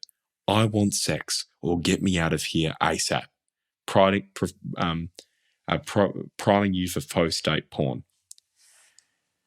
Even if the date went well, and hours later you're back at their place, no matter which way it goes, you won't be satisfied if your only goal is seeking orgasm. At other times you drive home alone, your only thought being your online harem instead of congratulating yourself for your efforts. You can bet that someone in this position will have a session upon reaching home. It's often nights after nights like these, waking to feel uneasy emptiness, are the ones we'll miss the most when we contemplate stopping porn. We think that life will never be quite as enjoyable again. In fact, it's the same principle at work. The sessions simply provide relief from the withdrawal pangs, at sometimes having greater needs than others, greasing the water slide for the next cue. Make this clear. It's not internet porn and harem dwellers that are special, it's the occasion. Once the internet need for porn is removed, such occasions will become more enjoyable and stressful situations less stressful. There's a graphic here, and it has the little monster in a prison, in a cage, and it has urge to PMO crossed out, dopamine drops crossed out, PMO crossed out, and it has no brainwashing, and then it goes to freedom. Oh, good. Good, that's what we want. We also want some water. Yes. Man, I love water. I drink like 3 of these a day at least, but more sometimes 5, because it's just great. If you have a lot of water, you'll drink it. Anyway, chapter 7. What am I giving up? Absolutely nothing. Porn is difficult to give up because the fear we're being deprived of our pleasure or prop. The fear that certain pleasant situations will never be quite the same again. Fear that you'll be left unable to cope with stressful situations. In other words, it's the effect of brainwashing deluding us into believing that sex, and by extension orgasm, is a must for all human beings. Even further, it's the belief that there's something inherent in internet porn that we need, and that when we stop using, we'll burp. When we stop using, we'll be denying ourselves and creating a void. Make this clear in your mind. Porn doesn't fill a void, it creates one. Our bodies are the most sophisticated objects on the planet. Whether you believe in intelligent design, natural selection, or a combination of both, our bodies are thousands of times more effective than man. We're unable to create the smallest living cell or the miracles of eyesight, reproduction, and various interlinked systems present in our bodies and brains. If this creator or process had intended us to handle supernormal stimulus, would have been provided with different ward systems. Our bodies are provided with fail-safe warning devices, and we ignore these at our peril. 7.1. There's nothing to give up. Once you purge the little monster from your body and the brainwashing, the big monster, from your mind, you'll neither want to masturbate often nor use internet porn for it. There are many knowns and unknowns when it comes to porn addiction, with many in the medical community having no concept of questioning or determining someone as a porn addict. A lot of reported symptoms are wrongly tagged under other causes. It's not that users are generally stupid people. It's not that users are generally stupid people. It's that they are miserable without porn. It's just that they are miserable without porn.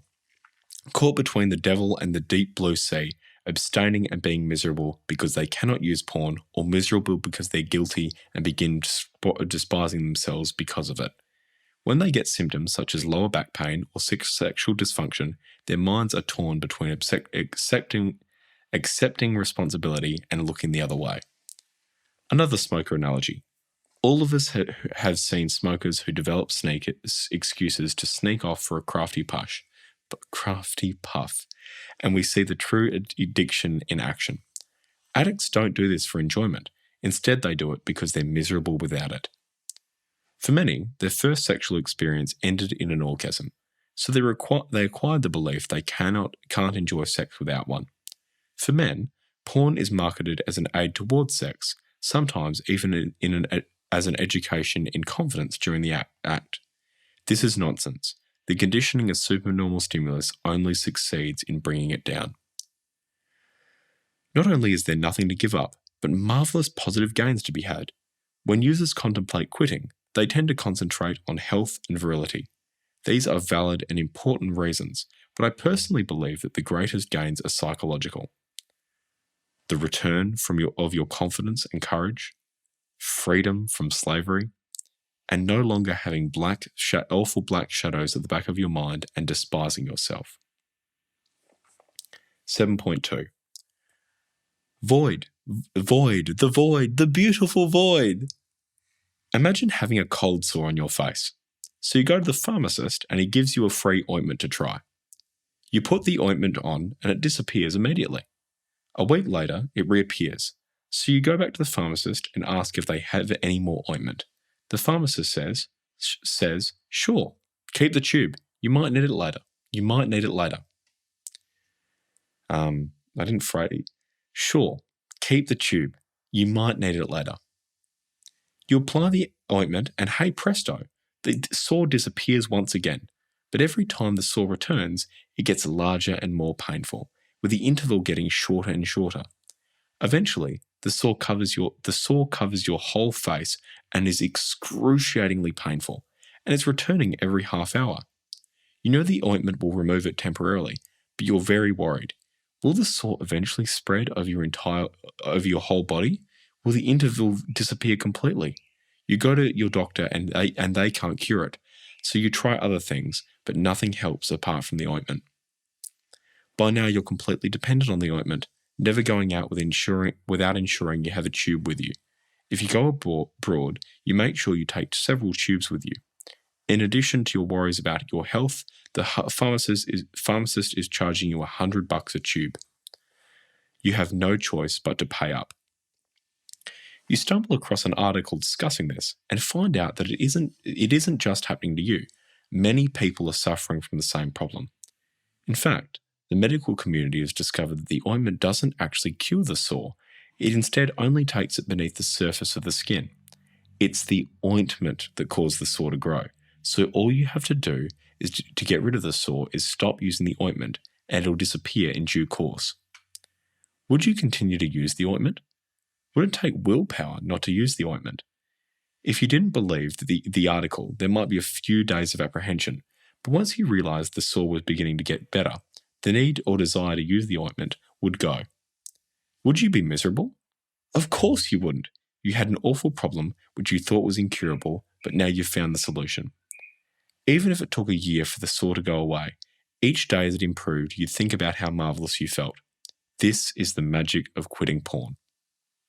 The sore isn't the body pains, lack of normal lust, flagging arousal, fading penetration, the wasted time spent on two-dimensional images, feeling of infringement on entitlement, and despising the people who caught you, or even worse, despising yourself. These are all in addition to the sore. The sore makes us close our minds to these things. It's the panic feeling of wanting a fix. Non-users don't suffer from that feeling. The worst thing we ever suffer is fear, the greatest fear again being rid of that fear. It's caused by your first session, further strengthened and caused by each subsequent one. Some users are happy, blinded by their cunning little monsters, and so go through this same nightmare, putting up phony arguments to try and justify their stupidity. It's so nice to be free. Chapter 8. Saving time.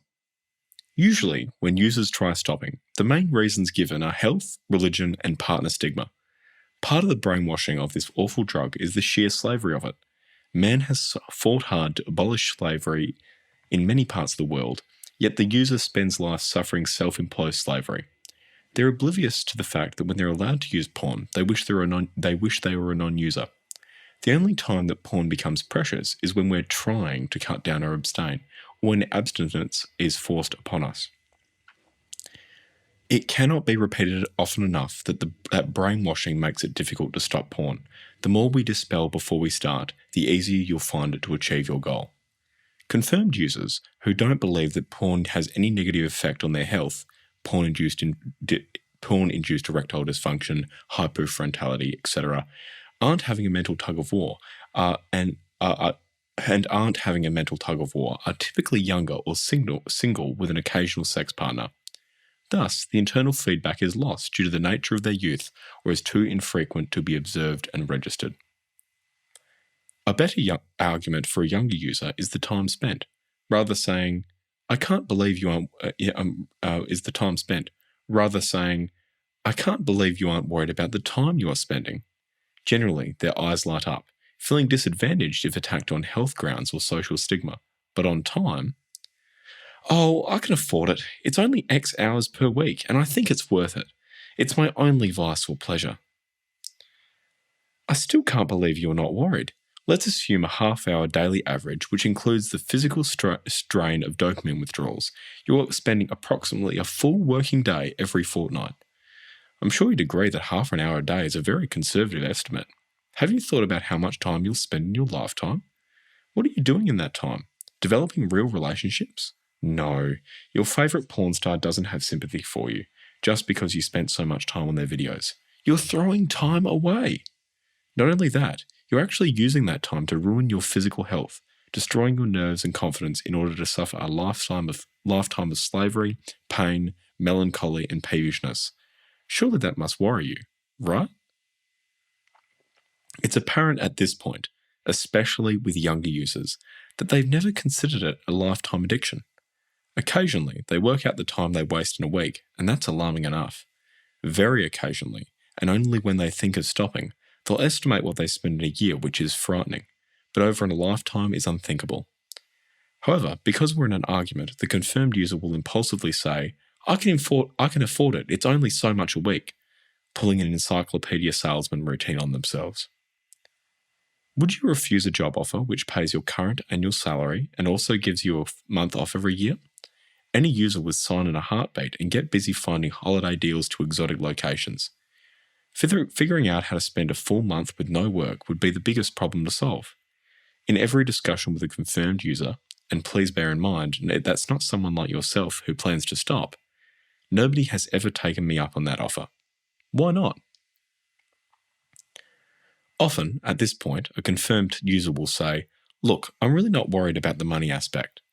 If you're thinking along those lines, ask yourself why you aren't worried. Why, in other aspects of your life, you will go to great deals of trouble to save a few dollars here or there, but spend thousands killing your happiness and hanging the expense.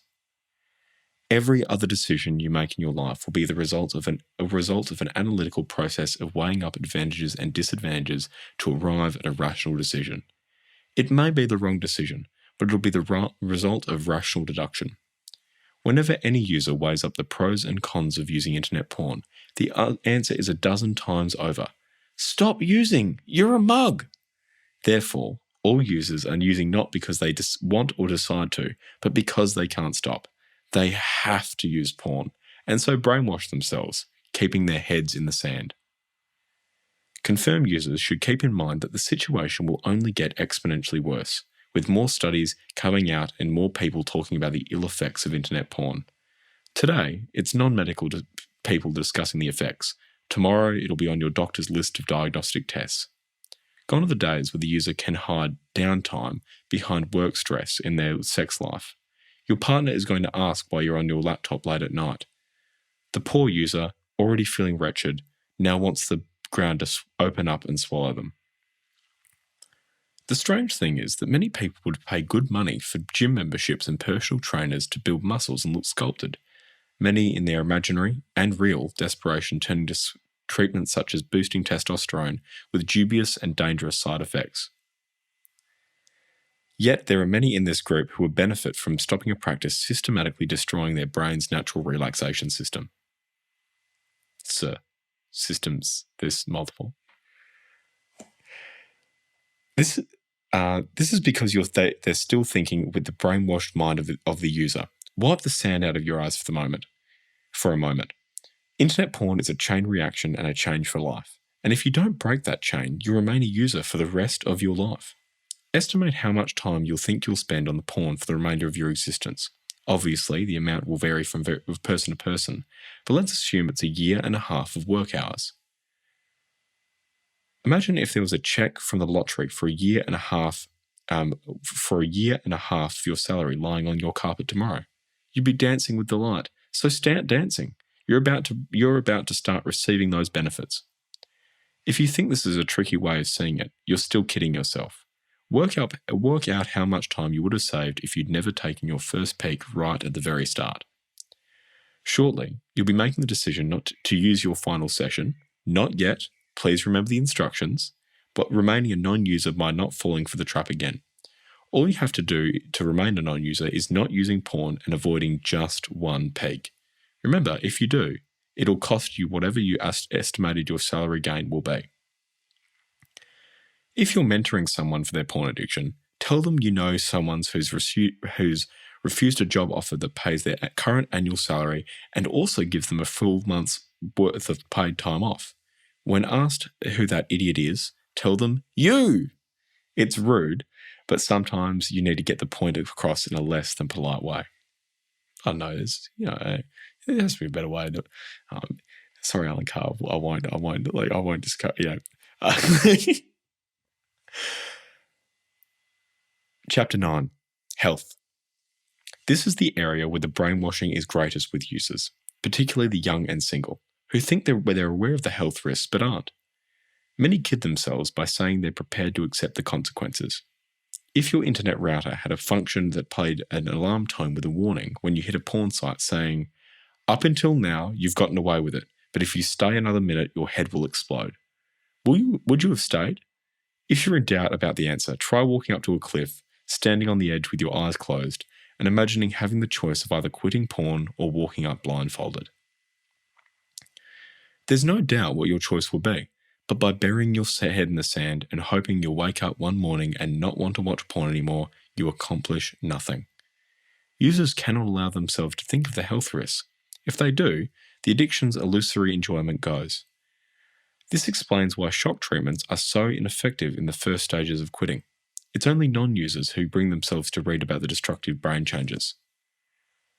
Take this common conversation with users, generally younger ones. Me. Why do you want to stop? I've read it in a pickup artist blog that it's good to stop for 4 days to amp myself up. Aren't you worried about the health risks? No, I could step under a bus tomorrow. But would you deliberately step under a bus? Of course not. Do you not bother to look left and right when you cross the road? Of course I do. Exactly. They go through a lot of trouble not to step under a bus, and the odds are thousands to 1 against it happening. Yet the user risks the near certainty of being crippled by their addiction, and appears to be completely oblivious.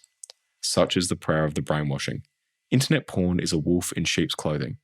Isn't it strange if we felt that there was if felt there was the slightest fault in an airplane, we wouldn't go up in it, even though the risks are millions to one. Yet we take more than a half certainty with porn and are apparently oblivious to it. What does the user get out of this? Absolutely nothing. Another common myth is depression or peevishness. Many younger people aren't worried about their health because they don't suffer any of the depression or melancholy. The depression or stress isn't the disease, it's a symptom. Younger people in general don't feel the irritability or depression created due to their body's natural ability to produce more dopamine. As they age or lives encounter serious setbacks, their already depleted resources are overworked and they'll experience full-blown symptoms. When older users feel stressed, depressed, or irritated, it's because nature's fail-safe mechanisms are protecting their nervous system from excessive dopamine flooding through trimming receptors. The user also develops other neurological changes that keep them in the rut. Think of it this way. If you had a nice car and allowed it to rust without doing anything about it, that would be pretty stupid. It would quickly become an immovable heap of rust, incapable of transporting you anywhere. However, it wouldn't be the end of the world as it's only a question of money. But your body is the vehicle that carries you through life. We all say our health is our greatest asset. Ask any sick millionaire. Most of us can look back on an illness or accident in our lives where we prayed to get better. By being a porn user, you're not only letting the rust get in and doing nothing about it, you're systematically destroying the one vehicle used to go through your entire life. Wise up. You don't have to do this. Remember, it's doing absolutely nothing for you. Just for a moment, take your head out of the sand and ask yourself if you knew with certainty that your next session would start a process that will make you utterly unresponsive to someone you deeply love. Would you continue using? Speaking to the people this happens to, they certainly didn't expect it would happen to them either. And the worst thing isn't the disease itself, but the knowledge that they brought it on themselves. Try to imagine how people who've hit the button feel. For them, the brainwashing is ended. They spend the remainder of their lives thinking, why did I kid myself for so long that I needed to masturbate to internet porn? If only I had the chance to go back. Stop kidding yourself. You have that chance. It's a chain reaction. If you engage in the next porn session, it'll lead you to the next one and the next. It's already happening to you. Easy peasy promises no shock treatment. So if you already decided that you're going to stop, the following won't be shocking for you. If you haven't, skip the remainder of this chapter and come back to it once you've read the rest of the book. This poses a challenge, doesn't it, Michael? Look, no one does this. I'm sure I didn't do it, but I was like, yeah, I'm going to quit. But if you're not, look, no, just listen. Just listen to me. Volumes upon volumes of research have already been written about the damage internet porn causes to our sex lives and mental well-being. The trouble is that until deciding to stop, they don't want to know. Forums and mentor groups are a waste of time because porn puts the blinders on. If inadvertently read, the first thing they do is open their favourite tube site. Porn users tend to think of the happiness, stress, and sex hazards as a hit and miss affair, like stepping on a landmine. Get it into your head. It's already happening. Every single time you open your porn site, you're triggering dopamine flooding and opioids get to work. The neural water slides are greased and the ride takes you smoothly through the next steps, your brain having already given into the script. The nervous system is now flooded by dopamine, and since it's the upteenth time, the dopamine receptors close up, and the little monster uses this slight dip in pleasure compared to the last time to drive you further over the red line to more shocking porn or behaviour in order to release more dopamine. More novelty, more dopamine, and the little monster tells you to keep going. So many pictures and videos in a single session triggers a supernormal stimulus, injecting more chemicals into the brain and driving you to continue. The entire time, your receptors are receiving information to shut down in response to the flooding. Orgasm only increases this effect and leads to withdrawal. You're in denial since the little monster craves for its fix with no real pain and discomfort. The threat of having erectile dysfunction terrifies many, which is why they block it from their mind and overshadow it with the fear of stopping. It's not that the fear is greater, but quitting today is immediate. Why look on the negative side? Perhaps it won't happen, having bound to have quit by then anyway. We tend to think of porn as a tug of war. On one side is fear. It's healthy, it's unhealthy, filthy, and enslaving. On the other side, the positives. It's my pleasure, my friend, my crutch. It never seems to occur to us that this side is also fear. It's not that we enjoy porn, it's that we tend to be miserable without it. Heroin addicts deprived of heroin go through misery, but picture the utter joy when they're finally allowed to plunge a needle into their vein and end that terrible craving. Try to imagine how anyone could actually believe they get pleasure from sticking a hypodermic syringe into a vein. Non-heroin addicts don't suffer that panic feeling, and heroin doesn't relieve the feeling, it causes it. Non-users don't feel miserable if they aren't allowed to use porn. It's only users that suffer that feeling. Internet porn doesn't relieve the feeling, it causes it.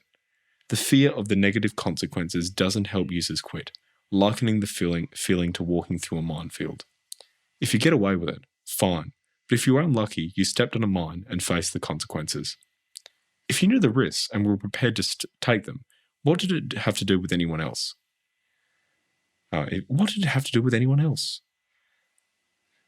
Addicts in this state typically develop the following evasive tactics. Just going to have a quick sip before we get into the evasive tactics. Are you evading the evasive tactics? With some water? I cannot confirm nor deny this allegation. Okay.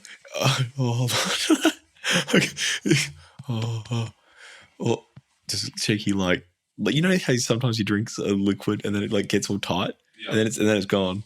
That just happened. So here are the evasive tactics. I know you pried it out of me. You'll eventually get old and lose your sexual prowess anyway. Of course you do, but sexual prowess isn't the point. We're talking slavery here. Even if that's the case, is that a logical reason for deliberately cutting yourself short? Quality of life is more important than just living. Precisely. Are you suggesting that the quality of life of an addict is greater than someone who isn't addicted? Do you really believe the quality of a user's life is better than a non-user's? A life spent covering their head in the sand and being miserable doesn't sound like a pleasant one. I'm single and not planning to settle down in the future, so why not? Even if that were true, is that a logical reason for playing with neurological impulse control mechanisms? Can you possibly conceive of anyone being stupid enough to strip naked whenever they're alone, regardless of how sure they aren't expecting anyone? That's what porn users effectively do. Progressive gunging up of our reward circuits with excessive stimulation and making them incapable of handling normal stresses of life doesn't help in enjoying your life with enthusiasm and vigour. Porn and masturbation has replaced the natural sexual appetite, like a chocolate bar replacing real food. Unsurprisingly, many doctors and psychologists are now relating various mental health problems to physiological causes. The mainstream medical community has laboured that porn has never been scientifically proven to be the direct cause of the issues reported by self-confessing individuals. I'm not sure if that's actually right. But admitting one's sexual inability in public is such a shame-triggering event. Why would anyone do this unless they were really concerned, having found the cause and eliminating it from their own lives? Easy peasy will help you rid yourself of porn and become a happy ex-user. No porn, porn-aided masturbation, or unnecessary orgasms. The only aid will be the touch, smell, and scent of your partner. Like whole grain bread after a well-developed appetite, you'll no longer want the high-fructose corn syrup of internet porn. Evidence so overwhelming as to not need proof. When I bang my thumb with a hammer, it hurts. It need not be proven. The stress of internet porn has flow-on effects onto other aspects of the user's life, predisposing many to turn to drugs such as cigarettes and alcohol to cope, in some instances even turning the host to consider suicide. Users also suffer illusions that the ill effects of porn are overstated. The reverse is the case. there's no doubt that internet porn is the major cause of sexual dysfunction and many other problems. How many divorces have been caused by porn? There are no reliable ways to know, but searches of online communities suggest the number is growing exponentially. If you are a partner of a porn addict, there's like a subreddit r/love after porn. It's a read. There's an episode of Friends where the guys, TV, I love watching. With the guys who are receiving continuous free porn on TV, started to wonder why the pizza delivery girl didn't ask to check out their big bedroom. When you're big bedroom, when you're addicted, you invariably project porn fantasies on real women. Imagine what careless or even accidental porn exposure on the darker side of the internet might do to someone already at a tipping point in their life. Fighting against these porn-induced thoughts will be a major drain on their mental health. Here's another thought experiment. Let's say someone comes to you and says they don't necessarily want an orgasm, but very much want to make love, even penetrative. They want to do it for as long and as far as you can go without an orgasm. But if it happens, then it's fine. I assure you of a phenomenal new sexual experience, far better than any other, if you even get that offer. Try it. Effects of the Brainwashing. That's actually from the original hack book, but yeah, good advice. Props. Based. Effects of the Brainwashing make us tend to think like the man who, having fallen off at a 100-story building, is quoted saying as he whizzes past the 50th floor, "So far, so good." We think that we've gotten away with it so far. As we've gotten away with it so far, one more porn session won't make the difference. See it another way. The habit is a continuous chain for life, with each session creating the need for the next. Once you start the habit, you light a fuse. The trouble is, you don't know how long the fuse is. Every time you give into a porn session, you're one step closer to the bomb exploding. How will you know if it's the next one? Sort of slurring my words there, but you don't know how long the fuse is. Just emphasizing it for no reason. Anyway. Water time. Get ready. I could probably leave it with a thing off, but no, we're with it now. More charm. 9.1. Sinister black shadows. Users find it very difficult to believe that internet porn actually causes those insecure feelings when you're out late at night after a contentious day at home or work. Non-users don't suffer from that feeling. It's porn that causes it. Another one of the great joys of quitting porn is the freedom from the sinister black shadows at the back of our minds. All users know they're fools to close their minds from the ill effects of pornography. For most of our lives, it's automatic. The black shadows are always lurking in our subconscious minds, just below the surface. Several of the marvellous benefits of quitting are conscious, such as the waste of time and the sheer stupidity of making love to a two-dimensional image. The last chapters have dealt with the considerable advantages of being a non-user, but in the interest of fairness, it's necessary to give a balanced account. Therefore, the next page lists the advantages of being a user. It's just a blank page. Yeah, I like that. We draw a picture, but none. Chapter 11. Oh, that was chapter 10, by the way. Just so you're aware. My favourite one. Thanks. It's a pretty easy read. Chapter 11. The Willpower Method. It's an accepted fact in society that it's very difficult to stop porn. Books and forums advising you on how easy to stop usually start off by telling you how difficult it is. The truth is that it's ridiculously easy. It's understandable to question that statement, but first just consider it. If your aim is running a mile in 4 minutes, that's difficult, and you'll have to undergo years of hard training, and even then possibly being physically incapable. However, all you have to do to stop porn is not watch it and/or masturbate anymore. Nobody forces you to masturbate, apart from yourself, and unlike food or water, it isn't needed for survival. So if you want to stop doing it, why should it be difficult? In fact, it isn't. Cheeky burp.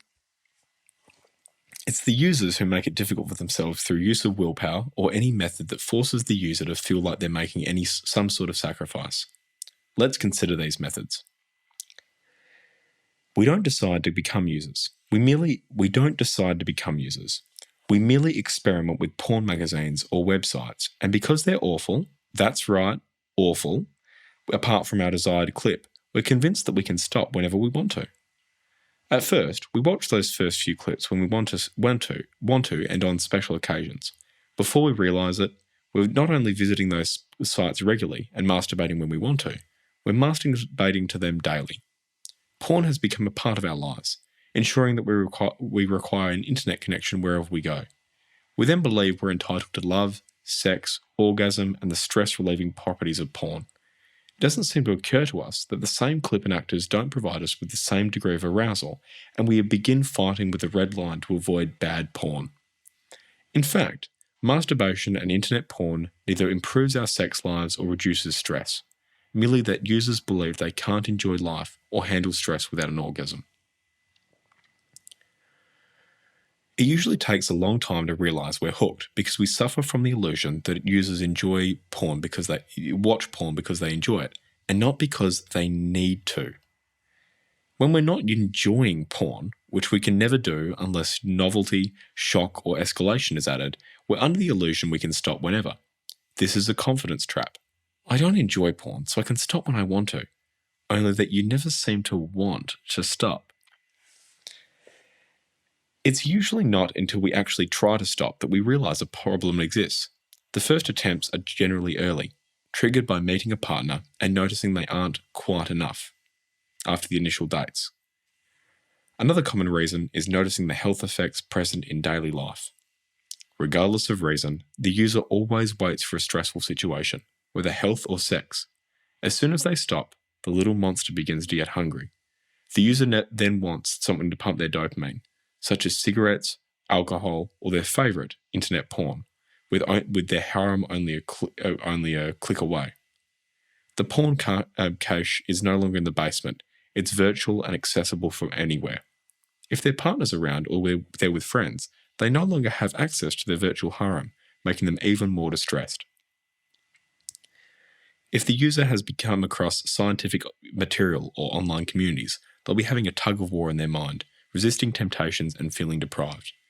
Their way to usually relieve stress is now unavailable, suffering a triple blow. The probable result after this period of torture is compromise. I'll cut down, or I've picked the wrong time, or perhaps I'll wait until the stress is gone from my life. However, once the stress is gone, there's no reason to stop, and the user doesn't decide to quit again until the next stressful time. Of course, there's never a right time because life for most people becomes more stressful. We leave the protection of our parents, entering the world of setting up home, taking on mortgages, having children, and having more responsible jobs. Regardless, the user's life cannot become cannot become less stressful because porn actually causes stress. The quicker a user passes on to the escalation stage, the more distressed they become and the greater the illusion dependency goes. In fact, it's an illusion that life becomes more stressful, and porn, or a similar crutch, creates that illusion. This will be discussed in greater detail later, but after these initial failures, the user usually relies on the possibility that one day they'll wake up and just not want to masturbate or use porn, etc. This hope is usually kindled by stories heard from other ex-users. I wasn't serious until I had a fading penetration. Then I didn't want to use porn anymore and stopped masturbating. Don't kid yourself. Probe these rumors and you'll discover they're never quite as simple as they appear. Usually, the user has already been preparing to stop and merely use the incident as a springboard.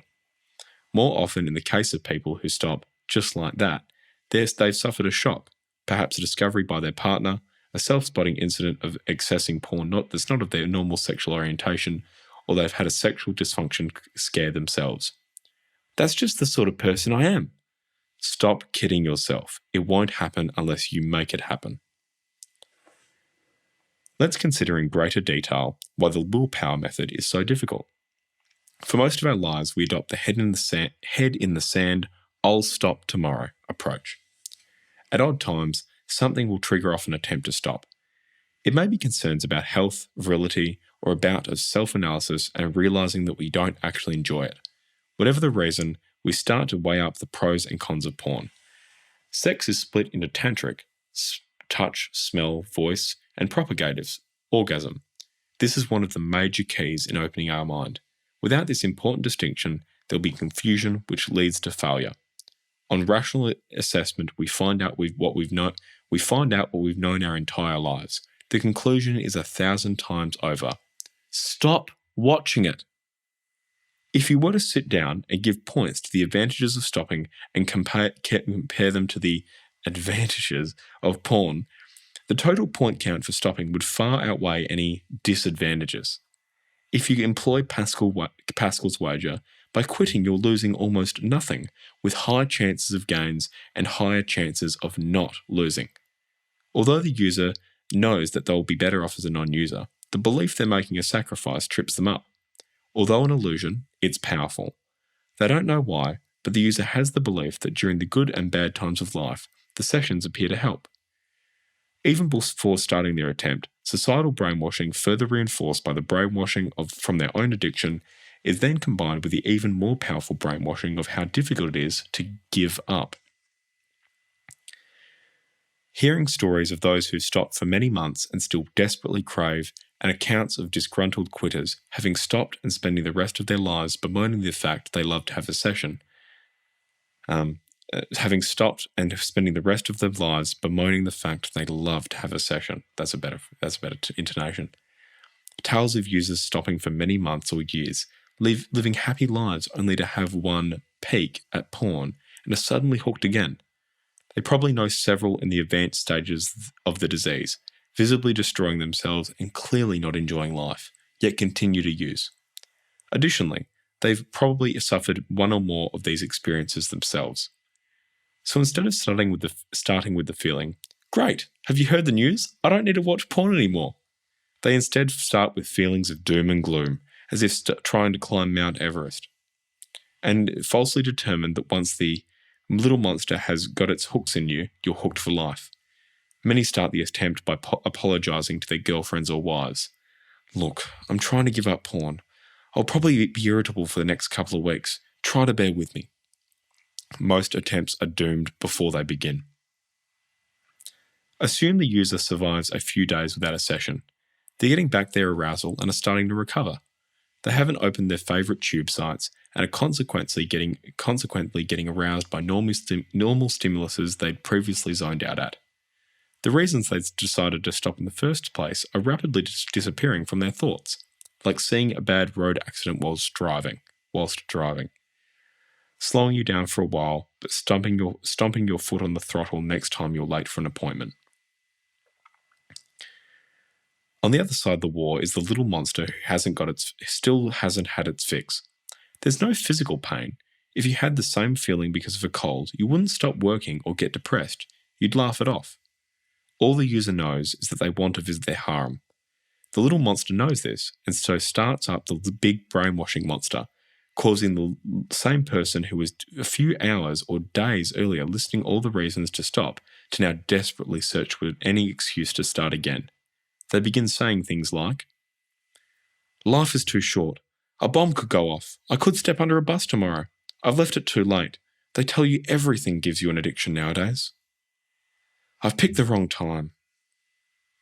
I should have waited until after Christmas, after my holidays/tests, after this stressful event in my life. I can't concentrate. I'm getting irritable and bad-tempered. I can't even do my job properly. My family and friends won't love me. Let's face it, for everyone's sake, I have to start again. I'm a confirmed sex addict, and there's no way I'll ever be happy without an orgasm. Nobody can survive without sex. Brainwashed by well-meaning people who don't consider the distinction between the tantric and propagative parts of sex. I knew this would happen. My brain is sensitized by delta phos B due to changes affected by dopamine searches because of my past excessive porn use. Sensitization can never be removed from the brain, which is false. At this stage, the user usually gives in, firing up the browser, the schizophrenia increasing. On one hand, there's a tremendous relief of ending the craving as the little monster finally gets its fix. On the other hand, the orgasm is awful and the user cannot understand why they're doing it. This is why the user thinks they lack willpower. It's not in fact lack of willpower. All they've done is change their mind and make a perfectly rational decision in light of the latest information. What's the point of being healthy or rich if you're miserable? Absolutely none. They're far better to have a shorter, enjoyable life than a lengthy, miserable one. Fortunately, this is untrue for the non-user, as life is infinitely more enjoyable. The misery the user is suffering isn't due to withdrawal pangs, though it's initially triggered by them. The actual agony is the tug of war in the mind caused by doubt and uncertainty. Because the user starts by feeling they're making a sacrifice, they then begin to feel deprived, which is a form of stress. One of these stressful times is when the brain tells them to have a peek, wanting to backtrack as soon as they stop.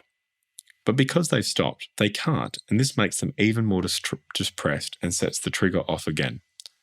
Another factor making quitting so difficult is waiting for something to happen. If your objective is passing a driving test, as soon as you've passed the test, it's certain whether you've achieved your objective. Under the willpower method, the internal narrative is, if I can go long enough without internet porn, the urge to watch it will eventually go. You can see this in practice in online forums where addicts talk about their streaks or days of abstinence. As said above, the agony the user undergoes is mental and caused by uncertainty. Although there's no physical pain, it still has powerful effects. Now miserable and insecure, the user is far from forgetting, now full of doubts and fears. How long will the craving last? How long will the craving last? Will I ever be happy again? Will I ever want to get up in the morning? How will I ever cope with stress in future? The user is waiting for things to improve, but while they're still moping, the harem is becoming ever more precious. In fact, something is happening, but unconsciously. If they can survive weeks without opening the browser, the craving for the little monster disappears. However, as stated previously, the pangs of withdrawal from dopamine and opioids are so mild that the user isn't even aware of them. At this time, many users sense they've kicked it, and so take a peek to prove it, sending them back down the water slide. Having supplied dopamine to the body, there's now a little voice at the back of their mind saying, "You want another one." In fact, they'd kicked it, but have hooked themselves again.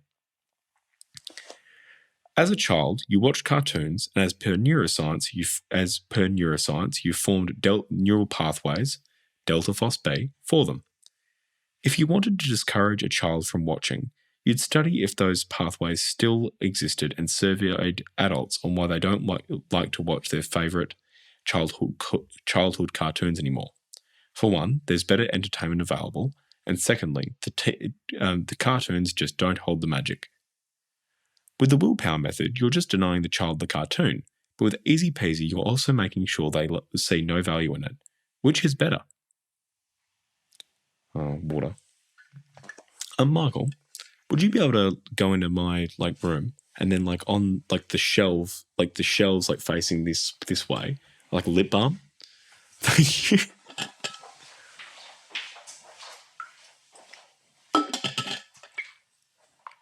Maybe we'll wait for Michael to get back before we continue. I'm leaving you the edge of your seat. Hey, green one, thank you.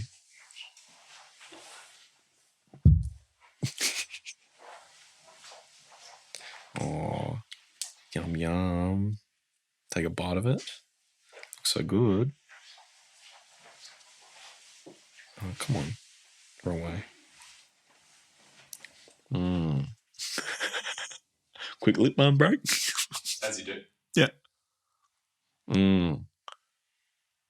Oh, so amazing. Oh, it feels so good. And the recording ticks away. You love it.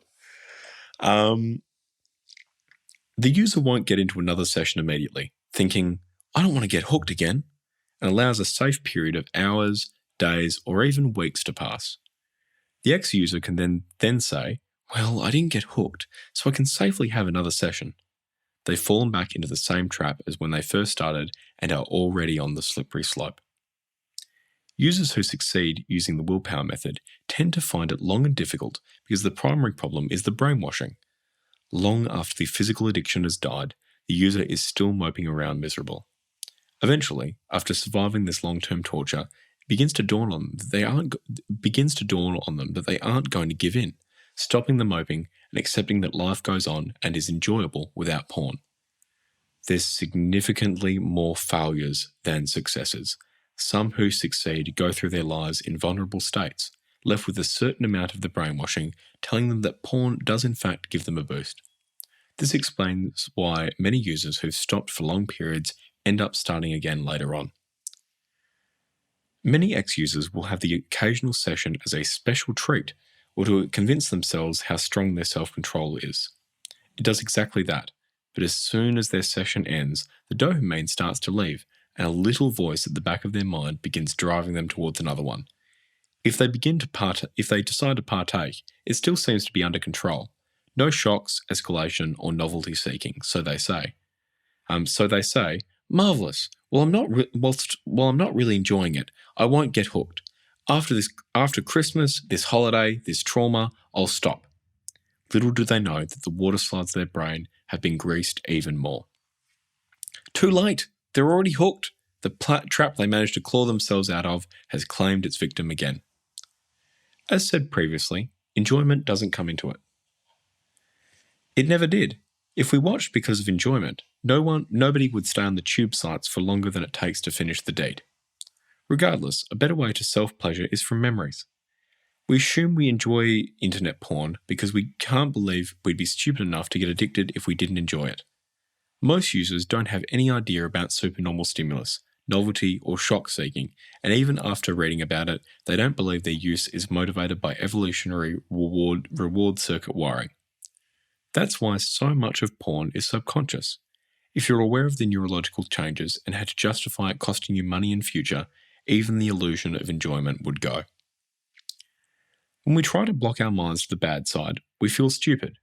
If we had to face it, that would be intolerable. If you watch a user in action, you'll see that they are happy only when unaware of their using. Once aware, they tend to be uncomfortable and apologetic. Porn feeds the little monster, so upon purging it from your body along with the brainwashing, the big monster, you'll have neither need nor desire to watch. More water. Elixir of life.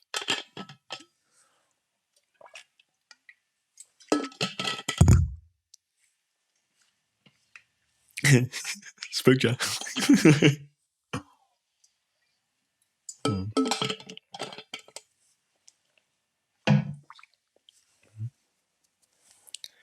Chapter 12.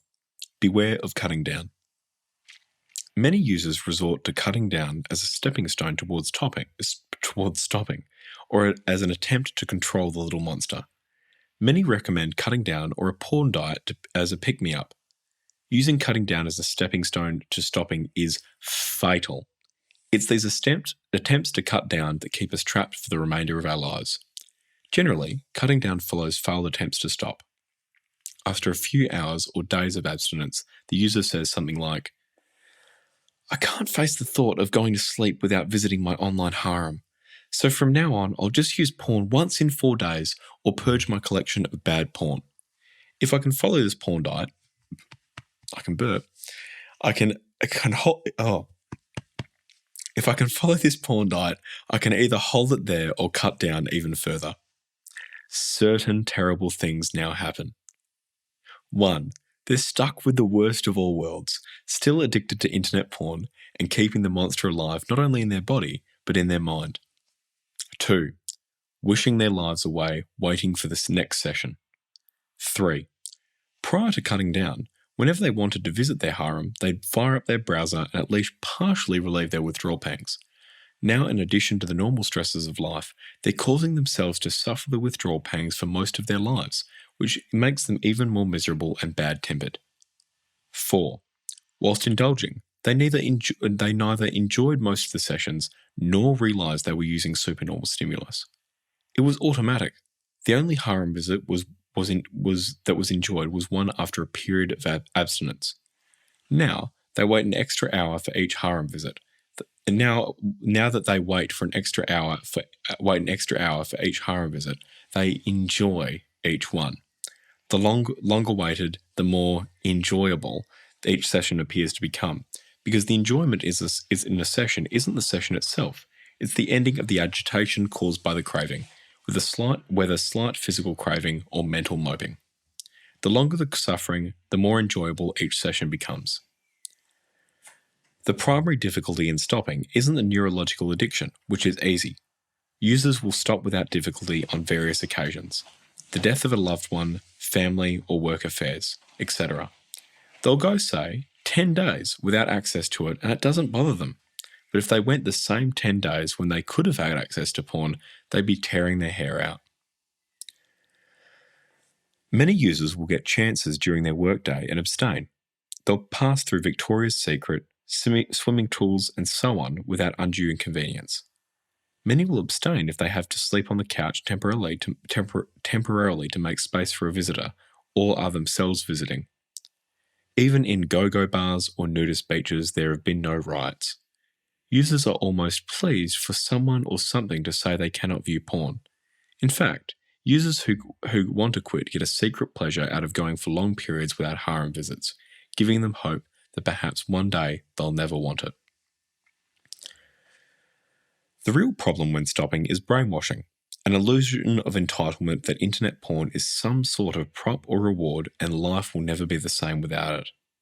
Far from turning you off internet porn, all that cutting down accomplishes is leaving you feeling insecure and miserable, convincing you that the most precious thing on earth is the new clip you missed, that there's no way you'll be happy again without seeing it.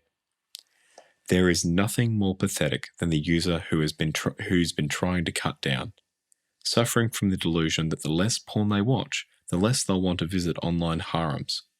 The reverse is true. The less they watch porn, the longer they suffer withdrawal pangs, and the more they enjoy, quote, in quotes, the relief of relieving them. However, they'll notice that their favourite genre isn't hitting the spot. But that won't stop them. If the tube sites were dedicated to only one star or genre, no user would ever go more than once. Difficult to believe? What's the worst moment of self-control one feels? Waiting for 4 days and then having a climax.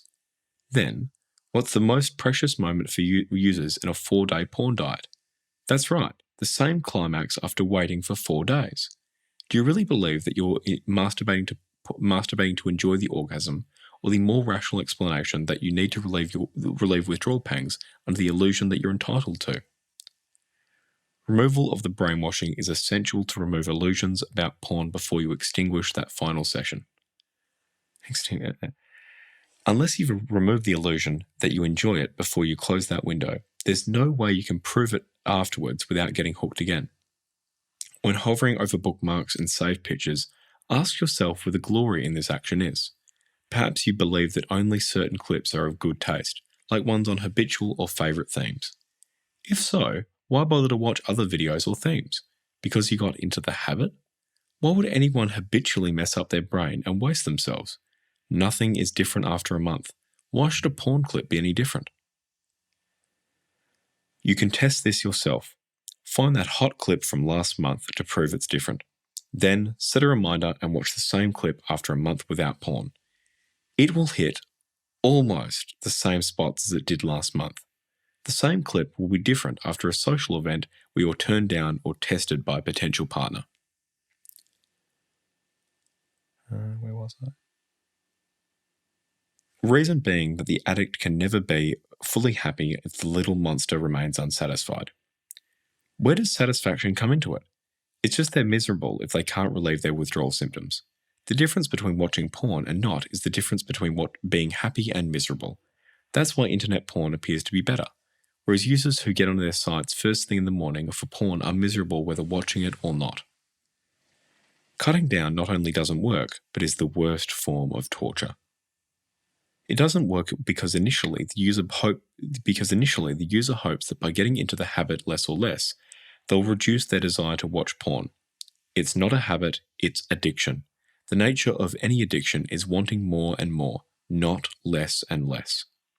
Therefore, in order to cut down, the user has to exercise willpower and discipline for the rest of their lives. So cutting down means willpower and discipline forever. Stopping is far easier and less painful. There's literally tens of thousands of cases in which cutting down has failed. The problem with stopping isn't the dopamine addiction, which is easy to cope with. It's the mistaken belief that porn gives you pleasure, brought about initially by brainwashing received before we started using, further reinforced by the actual addiction. All cutting down does is reinforce the fallacy further, to the extent that porn dominates their lives completely and convinces them that the most precious thing on earth is their addiction. The handful of cases that do succeed have been achieved by a relatively short period of cutting down, followed by going cold turkey. These users stopped in spite of cutting down, not because of it. All it did was prolong the agony. Failed attempts leaving users nervous, wrecks, and even more convinced they're hooked for life. This is usually enough to keep them from reverting back to their online harem for pleasure and crutch, or another stretch before the next attempt. However, cutting down does help to illustrate the futility of porn, clearly illustrating that visits to the harem are not enjoyable after periods of abstinence. You have to bang your head against a brick wall, suffer withdrawal pangs, in order to make it nice upon stopping.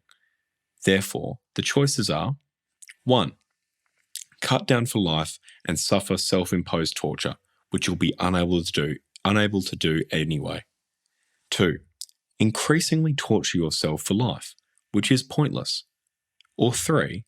Being nice to yourself and cutting out porn altogether. The other aspect that cutting down demonstrates is there's no such thing as the odd or occasional harem visit. Internet porn is a chain reaction that will last the rest of your life unless you make a positive effort to break it. Remember, cutting down will drag you down.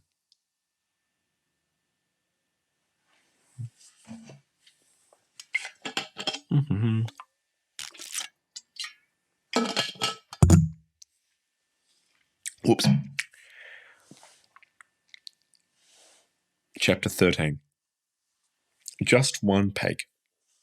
Just one peak is a myth you must remove from your mind.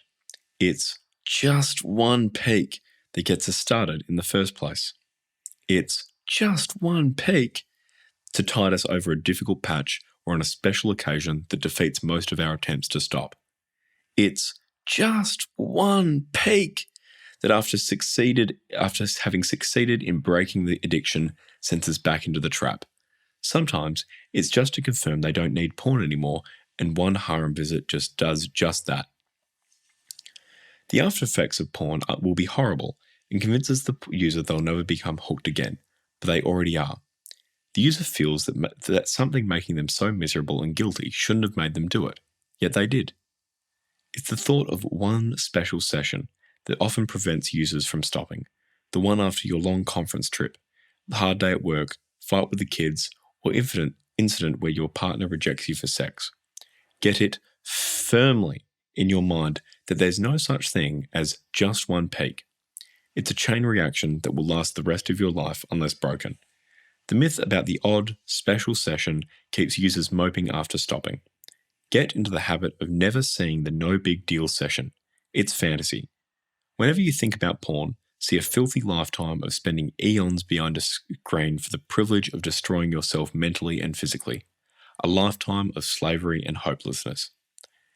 It isn't a crime if your erections are unreliable, but it is when you could be happier long term, but instead choose to sacrifice that for short-term pleasure. Pleasure in quotes. It's okay we can't always come up with something to do to fill the void. Doing that isn't realistically possible in every instance for our entire lives. We can plan for most of them, but sometimes it just happens. Good and bad times also happen, irrespective of porn, but get it clearly in your mind. The porn isn't it. You're stuck with either a lifetime of misery or none at all. You wouldn't dream of taking cyanide just because you like the taste of almonds. So stop punishing yourself with the occasional no big deal session. Ask a user with issues. If you had the opportunity to go back to the time before you became hooked, would you have become a user? The answer is inevitably, you've got to be joking. Yet every user has that choice every day of their lives. Why don't they opt for it? The answer is fear. The fear that they can't stop or that life won't be the same without it. Stop kidding yourself. You can do it. Anybody can. It's ridiculously easy, but in order to make it so, there are certain fundamentals to get clear in your mind. 1. There's nothing to give up, only marvelous positive gains to achieve. 2. Never convince yourself of the odd, no big deal or just one peak session. It doesn't exist. There's only a lifetime of filth and slavery. 3. There's nothing different about you. Any user can find it easy to stop. Many users believe they're confirmed addicts or have addictive personalities. This usually happens as a result of reading excessive amounts of shocking neuroscience. There's no such thing.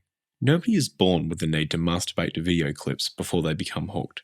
It's the drug that hooks you, not the nature of your character or personality.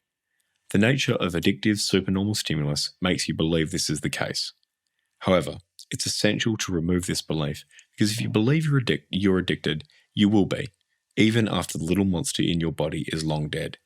It's essential to remove all of this brainwashing. It's a long one, so I'm going to have some water for it.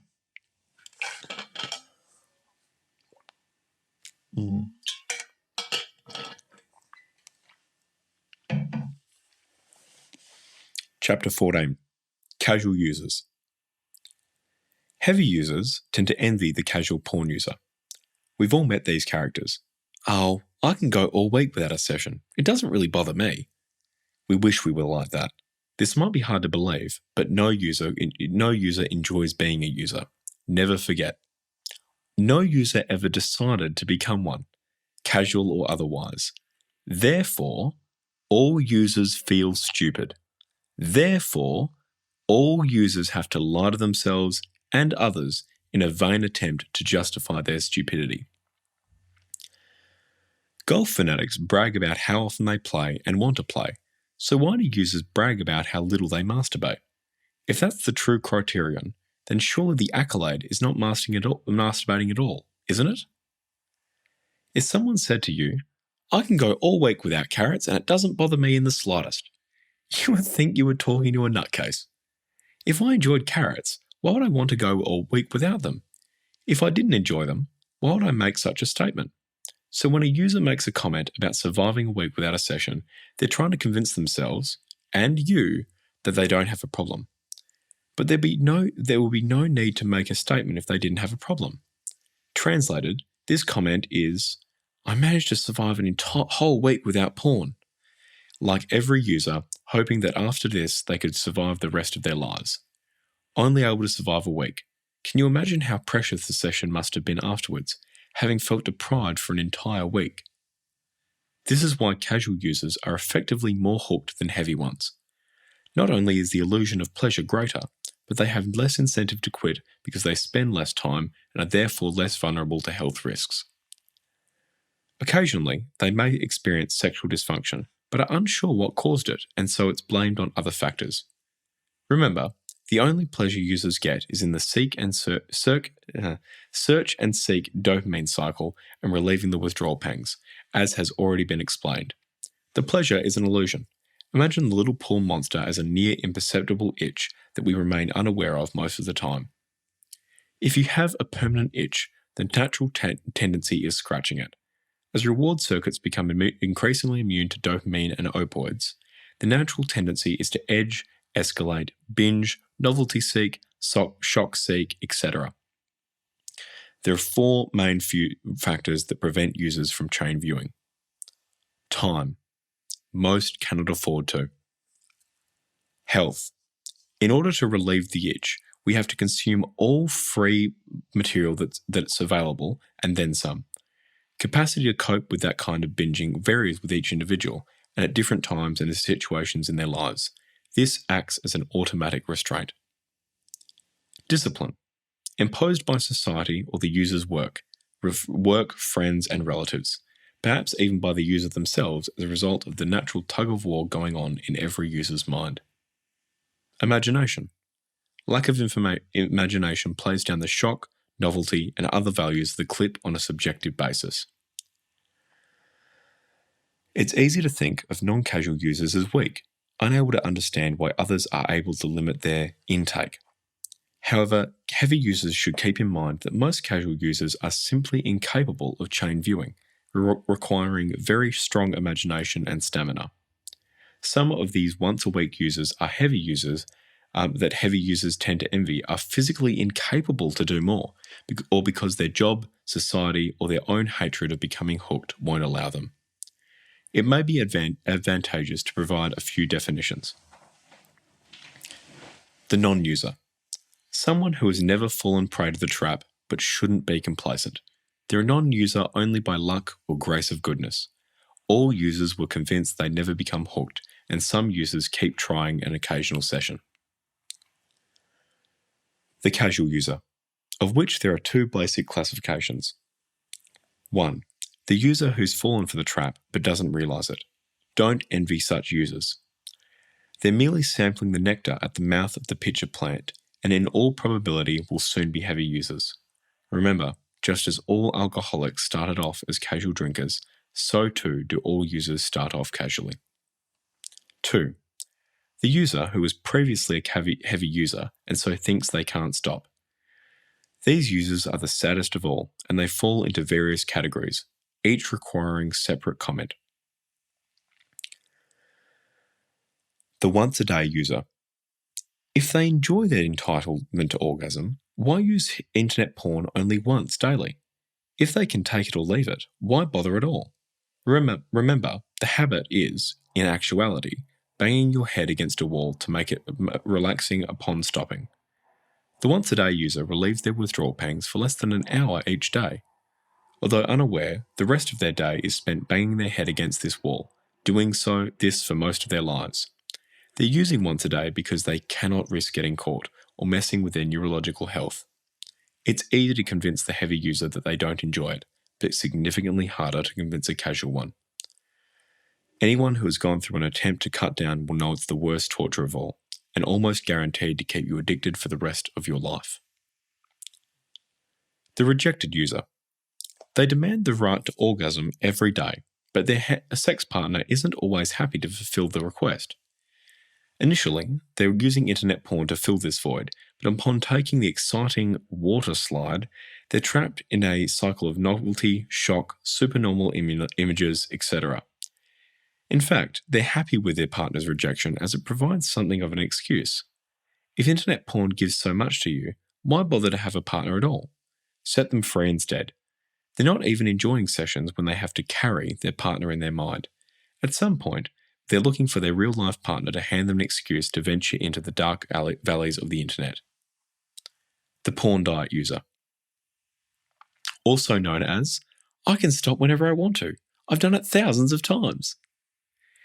If they think dieting helps them to get them into the mood to pick up partners, why are they even on the diet of once every 4 days? Nobody can predict the future. What if the happenstance of meeting occurred an hour after your scheduled session?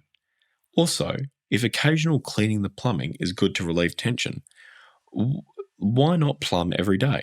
It's been proven that masturbation isn't required to keep genitals healthy, and internet porn isn't required at all.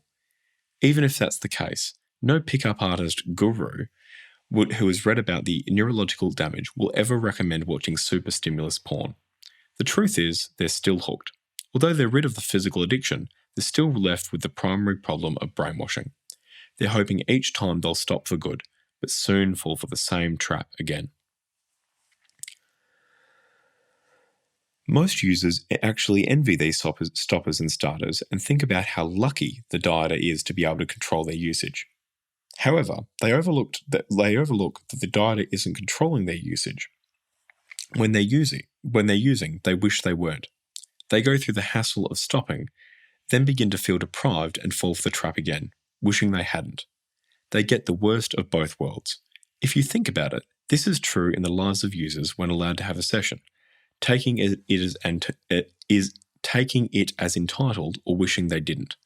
It's only when deprived that porn becomes precious. The forbidden fruit syndrome is one of the awful dilemmas for users. They can never win because they're moping for a myth, an illusion. There's only a single way they can win: stopping moping by stopping porn. I only watch static, tame, homemade porn, slashes between the static /tame /homemade porn user. Yes, everyone does this to start with, but isn't it amazing how the average shock value of these clips seems to rapidly increase, and before we know it, we're feeling deprived, tolerance. The novelty lacks with static porn, so we pay the piper for a cup of grease and ride down the water slide towards resentment and guilt. The worst thing you can do is use your partner's pictures, with approval, of course, for masturbation. Why? Well, why? Because in the process, you're rewiring your brain for the seeking, searching, and variety-induced dopamine flushes. Chemically, the porn water slides in the brain is delta phos B building up, so you'll find yourself having difficulties when you're with them in real time. Another trap in this category is amateur and homemade porn. Most are fakes and you know it. Plus, you're also not going to stop the very first one that hits your eyes, instead continuing to seek and search. Remember, it's not only orgasm the brain seeks, but the novelty of the hunt that gives the water slide its thrill. The porn content isn't the issue, whether amateur or professional. It's the flushes of dopamine in the brain causing build-up of tolerance and satiation. Porn destroys normal brain operation. Masturbation confusing the muscle-brain response. Orgasm flooding the brain with opioids and making the pathway easier to follow next time. I've stopped but have an occasional peak user. In a way, peaking users are the most pathetic of all. Either they go through their lives believing they're being deprived, or more often, the occasional peak becomes too. Sliding downwards on the slippery slope, sooner or later falling back to being heavy users. They've again fallen for the very trap they fell into in the first place. There are two other categories of casual users. The first is the type masturbating to images or clips of the latest celebrity sex tapes hitting the news, or something they carried home from their accidental viewing at school or work. These people are really just non-users, but they feel they're missing out. They feel that they're missing out. They want to be part of the action, with most of us starting off this way. Next time, notice after a while that the celebrity of your fantasy isn't doing it for you anymore. The more unattainable the target of your fantasy, the more frustrating the withdrawal of the orgasm is. The second category has been gaining attention recently, best outlined by describing a case shared online. A professional woman had been reading internet porn stories for many years and had never used more or less once each night. Incidentally, she was a very strong-willed lady. Most users would wonder why she wanted to stop in the first place, gladly pointing out that there was no risk of PIED, so porn-induced erectile dysfunction, or PE in her case, which is untrue. She wasn't even using static images, the stories being far tamer than any material that they themselves use on a daily basis. They make the mistake of assuming that casual users are happier and more in control. They might be more in control, but they certainly aren't happy.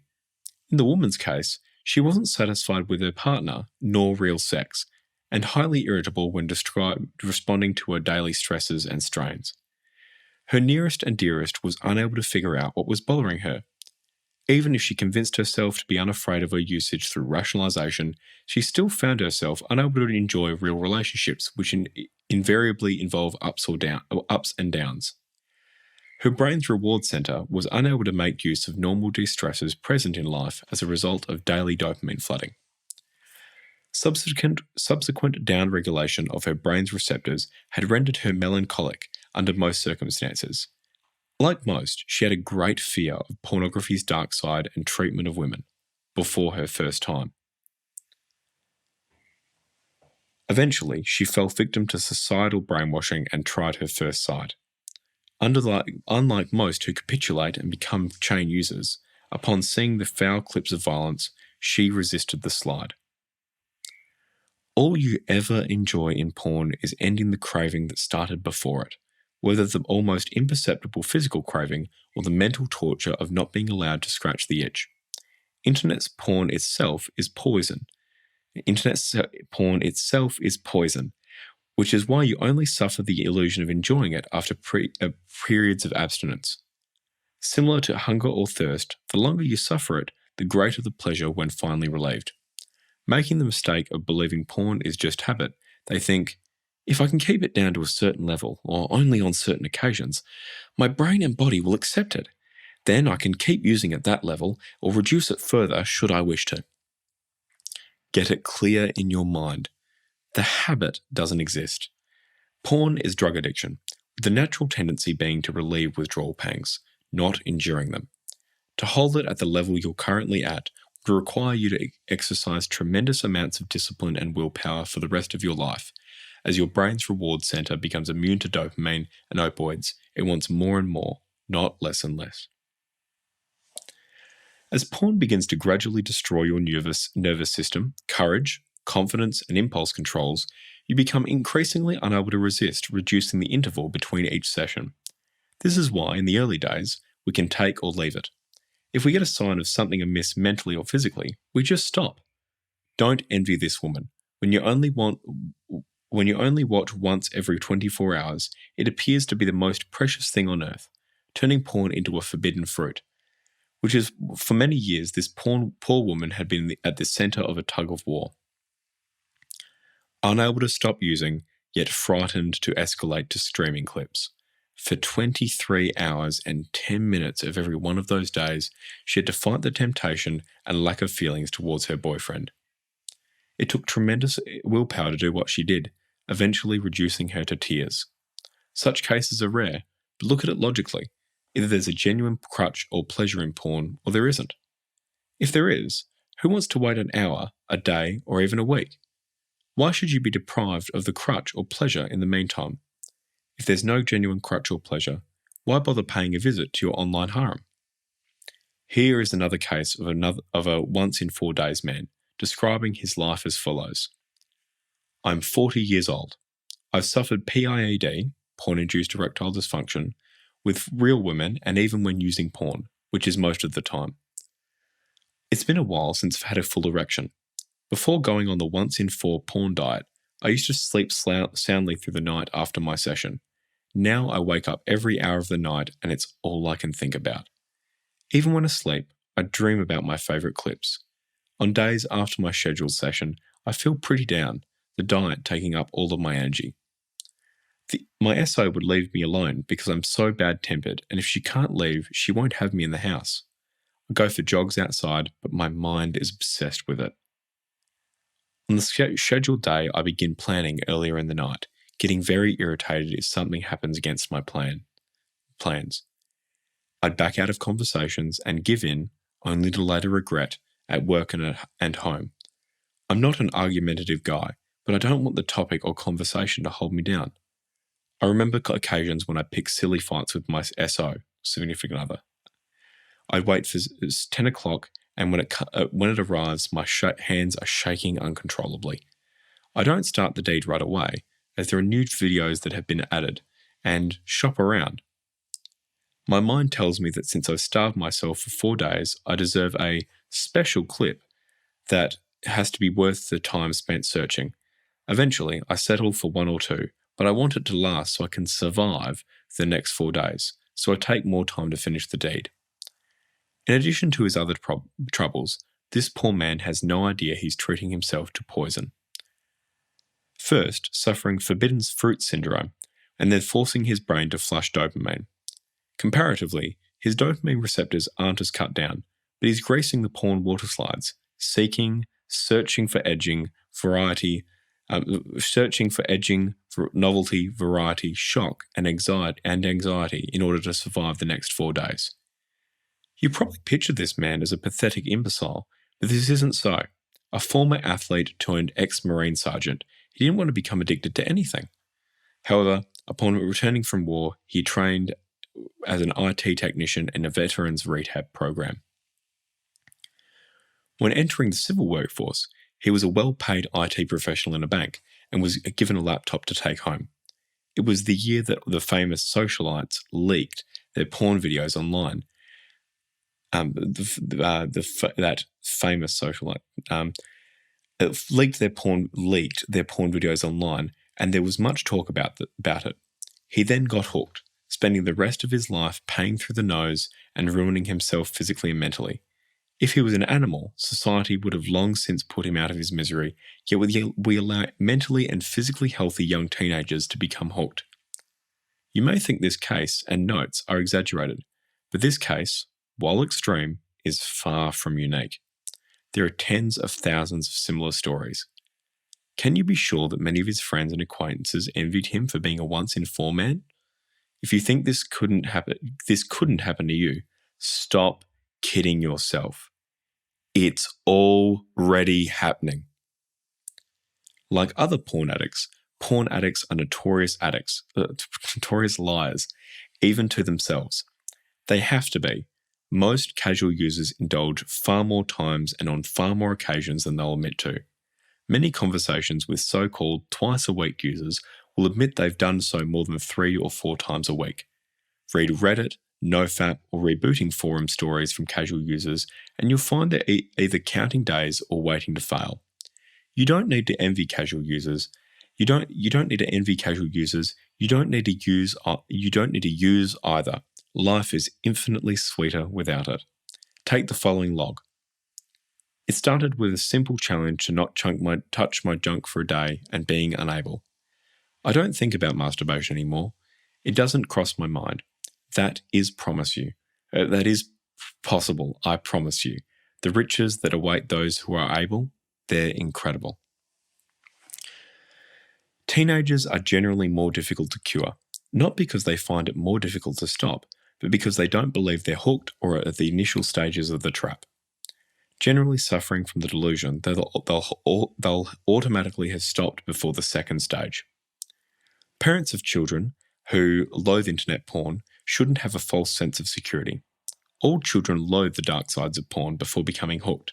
At one point, you did too. Don't be fooled by scare campaigns either.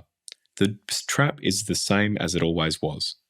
Children know that internet porn is supernormal stimulus, but they also know that one visit or peek won't do it. At some stage, they may be influenced by a partner, classmate, or work colleague. Please do not become complacent in this matter. Society's failure to protect adolescents from becoming addicted to internet porn and other drugs is perhaps the most disturbing facet of this addiction. Adolescent brains are significantly more plastic, and it is necessary to educate and protect them. If you're unsure where to start, good resources include the Your Brain on Porn book to educate yourself on the neuroscience. Even if you suspect your teenager might already be hooked, the book provides foundational understanding in helping someone to escape. Otherwise, recommend this book. Chapter 15.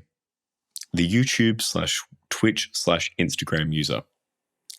This user should be grouped with casual users, but the effects are so insidious that it merits a separate chapter. It leads to the breakdown of self-control, nearly causing a split for one NoFap forum user. I was 3 weeks into one of my failed attempts to stop. The attempt had been triggered by my wife's worry about my unreliable hard-ons and lack of interest. I had told her that it wasn't her, just job pressure. She said, I know you've handled the work pressure before, but how would you feel if you were me and you had to watch someone you love systematically destroying themselves? It was an argument I found irresistible, hence the attempt to stop. She knows I'm not cheating, but this in a way is worse than that. The attempt ended after 3 weeks, culminating in a heated argument with an old friend. It didn't register until years after that my devious mind had deliberately triggered off the argument. I felt justifiably aggravated at the time, but I don't believe it was coincidence, as I have never argued with this particular friend before, nor have I since. It was clearly the little monster at work. Regardless, I had my excuse. I desperately needed a release, and it didn't matter how. My wife wasn't in the mood, so I had feelings of entitlement. So I convinced myself it would be okay if I restricted myself by avoiding porn sites and staying this side of the red line by only watching YouTube videos. But my wife ended up coming around as the night unfolded and wanted to make love. However, I was tired and without my horsepower, and so invented a headache. I couldn't bear to think of the disappointment this would cause my wife. Then I gradually returned to old ways, with YouTube becoming my new harem destination. I remember being quite pleased at the time, thinking it was at least cutting down my consumption. Eventually, she accused me of continuing to ignore her in bed. I'll move the mic a little bit closer. There we go. I hadn't realised it, but she described the times I'd caused an argument and stormed out of the house. At other times, taking 2 hours to purchase some minor item and faking sprains. I've made feeble excuses to cop out of wooing her, so when I have an online harem, it's even harder. The worst thing about the YouTube user is that it supports the fallacy in their mind that they're being deprived. Simultaneously, it causes major losses of self-respect. An otherwise honest person may force themselves to deceive their loved ones. It probably has happened, or is still happening to you in some form. Problems faced by websites like Twitch, Instagram, TikTok, Twitter, and most social media are primarily driven by supplementation. Driven by novelty-seeking dopamine urges, they trick themselves into believing they're on a safe site. Remember, the thrill is in the seeking, not the killing, and the little monster doesn't care where it comes from, where its fix comes from. For the user, the soft content received in their various online feeds gives them fleeting relief of withdrawal pangs, keeping them hooked and waiting for their next session. The model in the image / video is indeed beautiful, and if you had them on your side right now, they could surely give you pleasure. But that image can't. It simply just isn't real. Your brain is tricked like a bull running into a red cape, and afterwards doesn't understand why it did it. One could think that you could just look at those images then, without masturbating. But remember that your brain is hooked on the limitless novelty, and the little monster doesn't care where its fix comes from. It's the same trap. You might have watched the TV series Columbo. TV.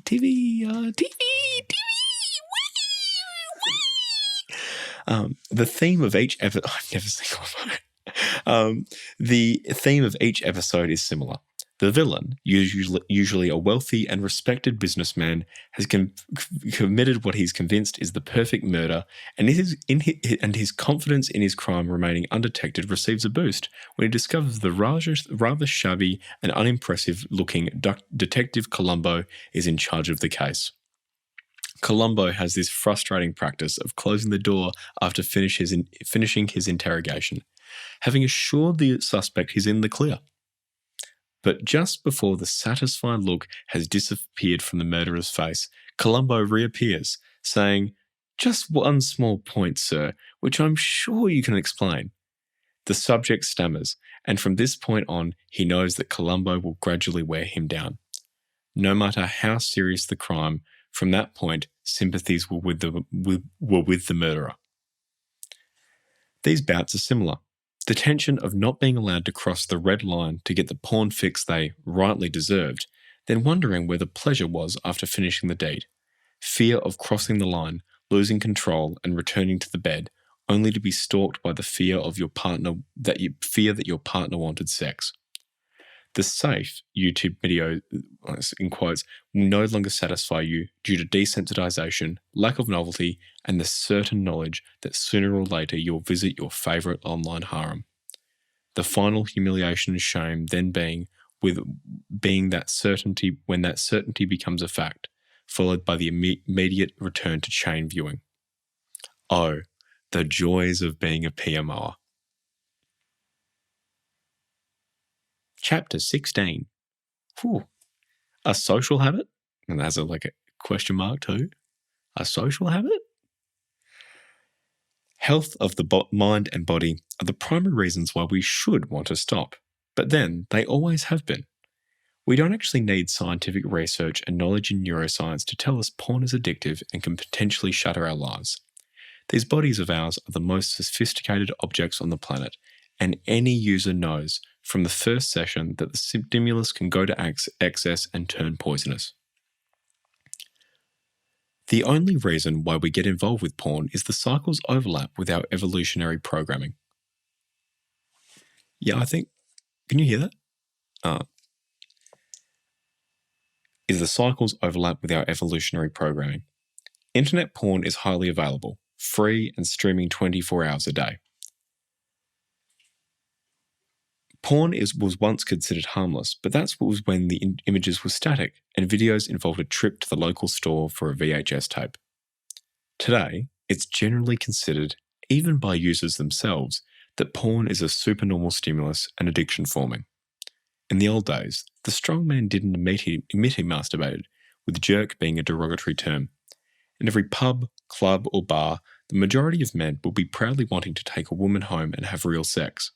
Today, the position is completely reversed for the internet porn addict.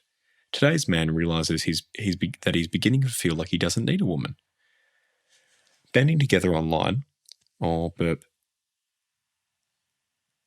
No, come. Oh.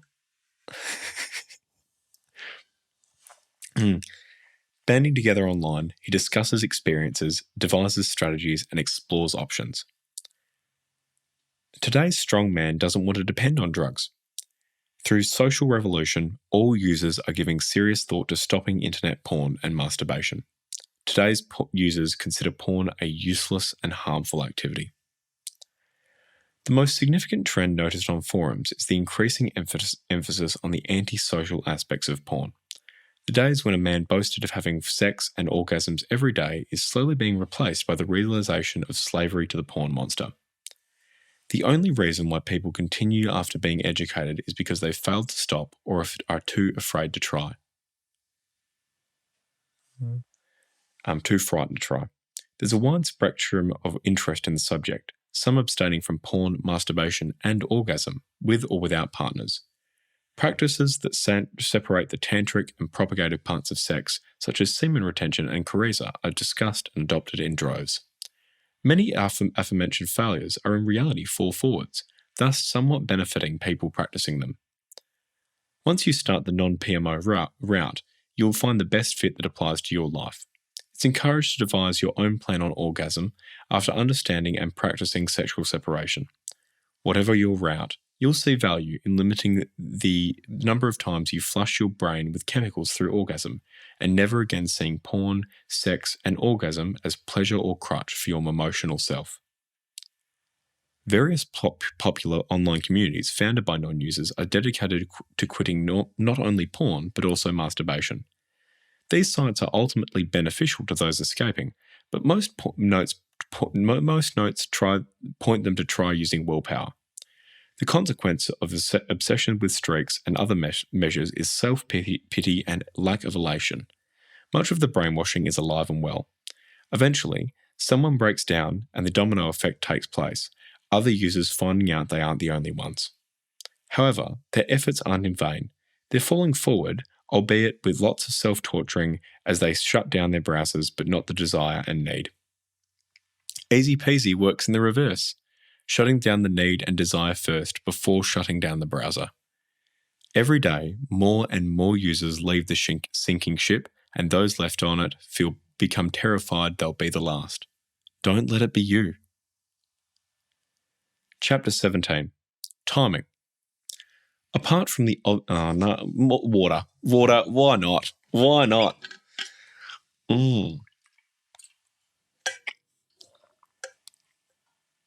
Just quickly, Mike, I realised we hadn't done it. Cheers.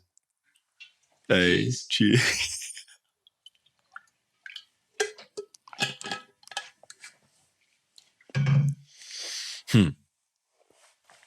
Chapter 17.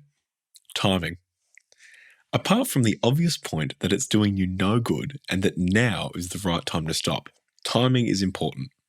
Society treats internet porn flippantly as a slightly distasteful habit that doesn't injure your health. This is untrue. It's a drug addiction, a disease and destroyer of relationships in society. The worst thing that happens in most users' lives is getting hooked on this awful addiction. If they stay hooked, horrendous things happen.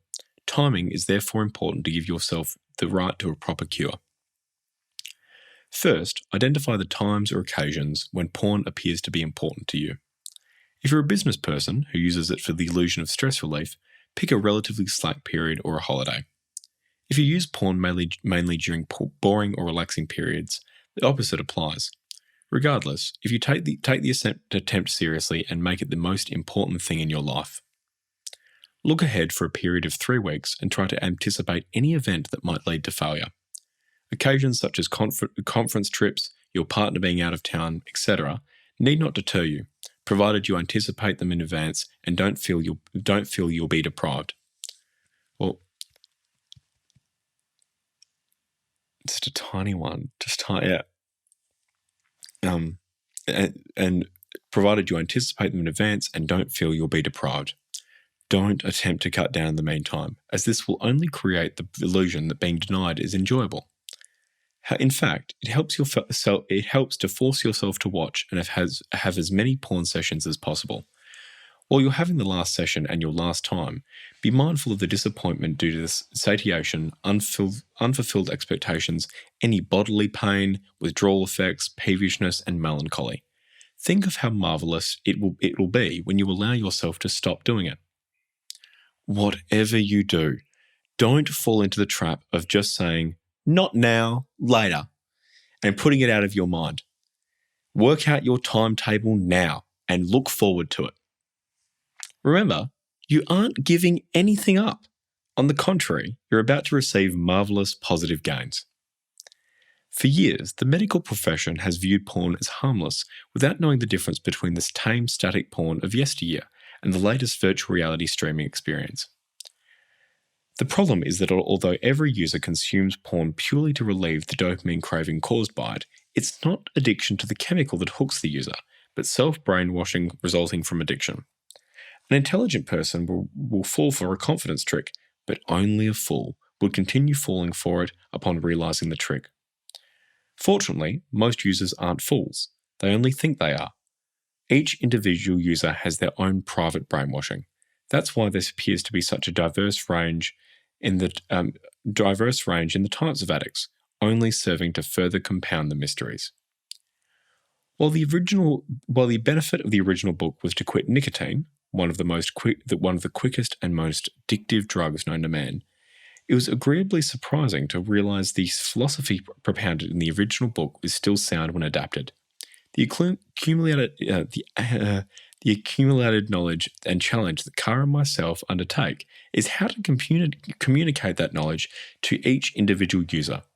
The fact I know that every user can find it easy to stop, not only find it easy to stop, but can actually enjoy the process, is not only pointless, but exceedingly frustrating unless the user can be made to realize it. In his original book, Alan Carr explains his original advice. Many people have said to me, "You say, continue to smoke until you finish the book. This tends to make the smoker take ages to read the book or just not finish it, period. Therefore, you should change the instruction." This sounds logical, but I know if the instruction were, stop immediately, some smokers wouldn't even start reading the book. I had a smoker consult me in the early days. He said, "I really resent having to seek your help. I know I'm strong-willed. In every other area of my life, I'm in control. Why is it that all these other smokers quit by using their own willpower, yet I have to come to you?" He continued, "I think I could do it on my own, if I could smoke while I was doing it." Societal belief dictates that stopping smoking is incredibly difficult. So what does the smoker need when something is difficult? A little friend, our crutch. Escaping smoking appears to be a double blow. Not only is there a difficult task to perform, which is hard enough, but the crutch we normally rely on for such occasions isn't available. Perhaps the real beauty of this method is that you don't need to give up while going through the process, getting rid of all fears and doubts initially instead. So upon finishing the final session, you're already enjoying freedom. Therefore, this hack book will keep the same advice intact. No matter how much it's said that it'll be easy and enjoyable, there'll be a vast majority who won't be able to accept it due to personal brainwashing on how difficult quitting is. Timing is the only chapter that's caused me to consider. Timing is the only chapter that's caused me to question Alan's original advice seriously. Above all, if triggers include office stress, then picking a holiday to make an attempt and vice versa. This isn't the easiest way. Instead, picking what you consider to be the most difficult time, whether that's stress, social obligations, concentration, or boredom. Once you've proved you cope with and enjoy life in the worst situations, every other one is enjoyable. But if that was the advice, would you even make the attempt? Here's an analogy. My sister and I intend to swim together. We arrive at the pool at the same time, but rarely end up swimming together. The reason being that she immerses one toe and half an hour later is actually swimming. That's slow torture. I know in advance that at some stage, no matter how cold the water is, I'll have to brave it at some point. So I've learned to do it the easy way, diving straight in. Now imagine if I was in a position to insist that if she didn't dive straight in, she couldn't swim. If that was the case, she wouldn't swim at all. Do you see the problem? I don't think my sister does this, by the way. She got a burn on her hand a while back, and she's like the most stoic. She had to get like laser on it, and she just sat there. I love my sister. She's just a great egg. Wishing you well, Moo.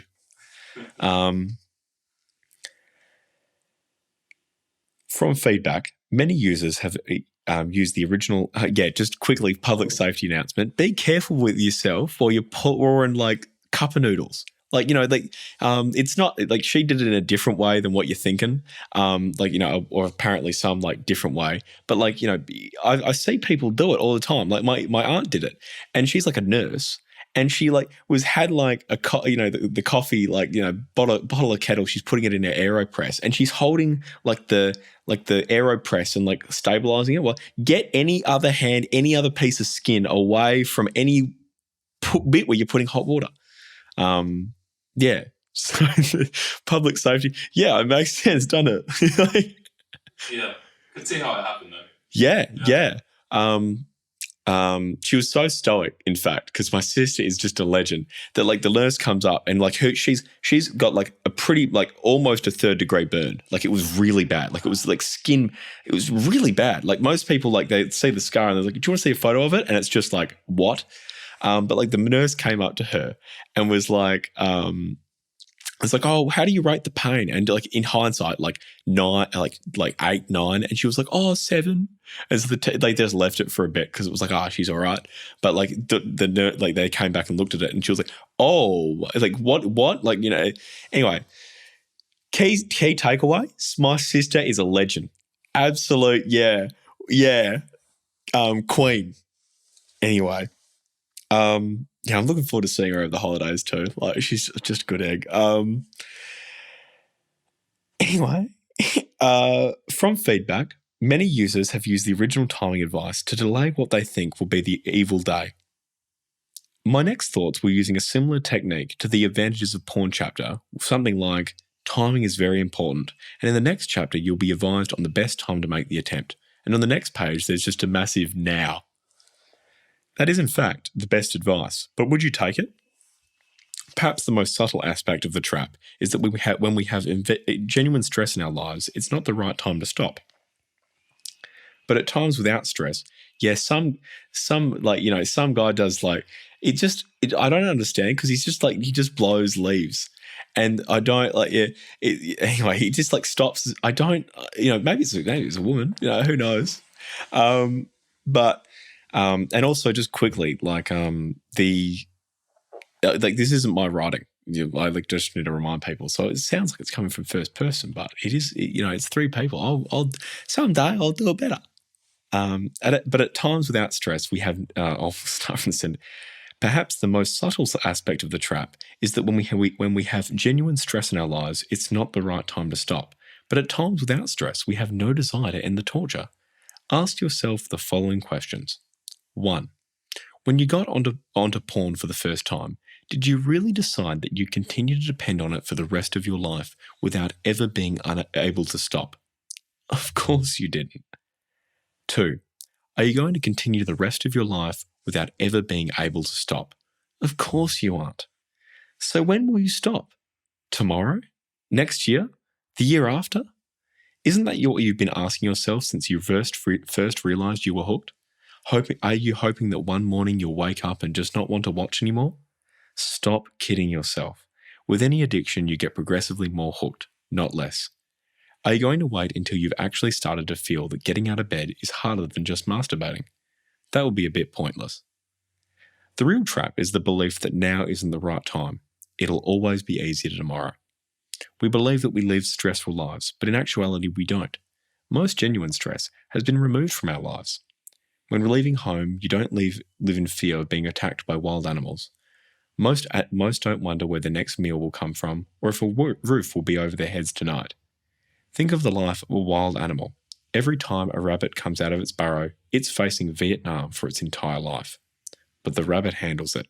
It's got adrenaline and other hormones, and so do we.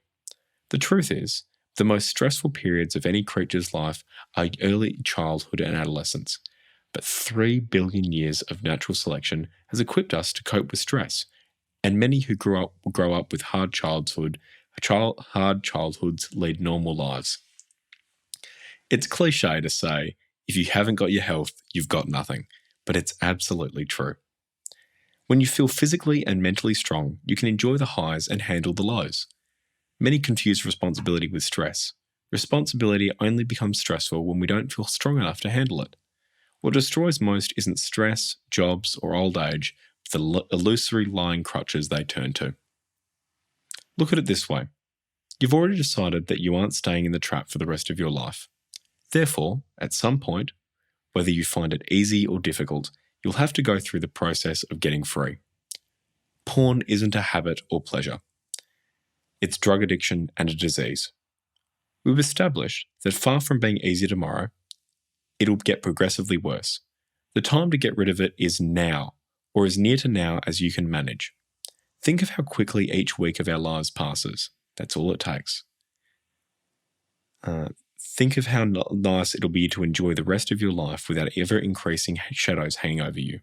Provided you follow all the instructions, you won't even have to wait 5 days or 3 weeks. You'll not only find it easy to quit, you'll enjoy it. A bit more water. Mm-hmm.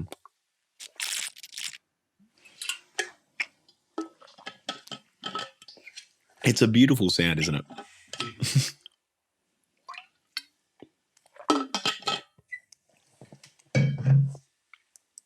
A bit more lip balm. This audiobook recording is proudly sponsored by my orthodontist.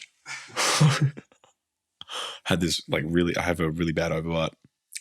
So if I didn't get braces, my front teeth would be gone in 40 years. Yeah.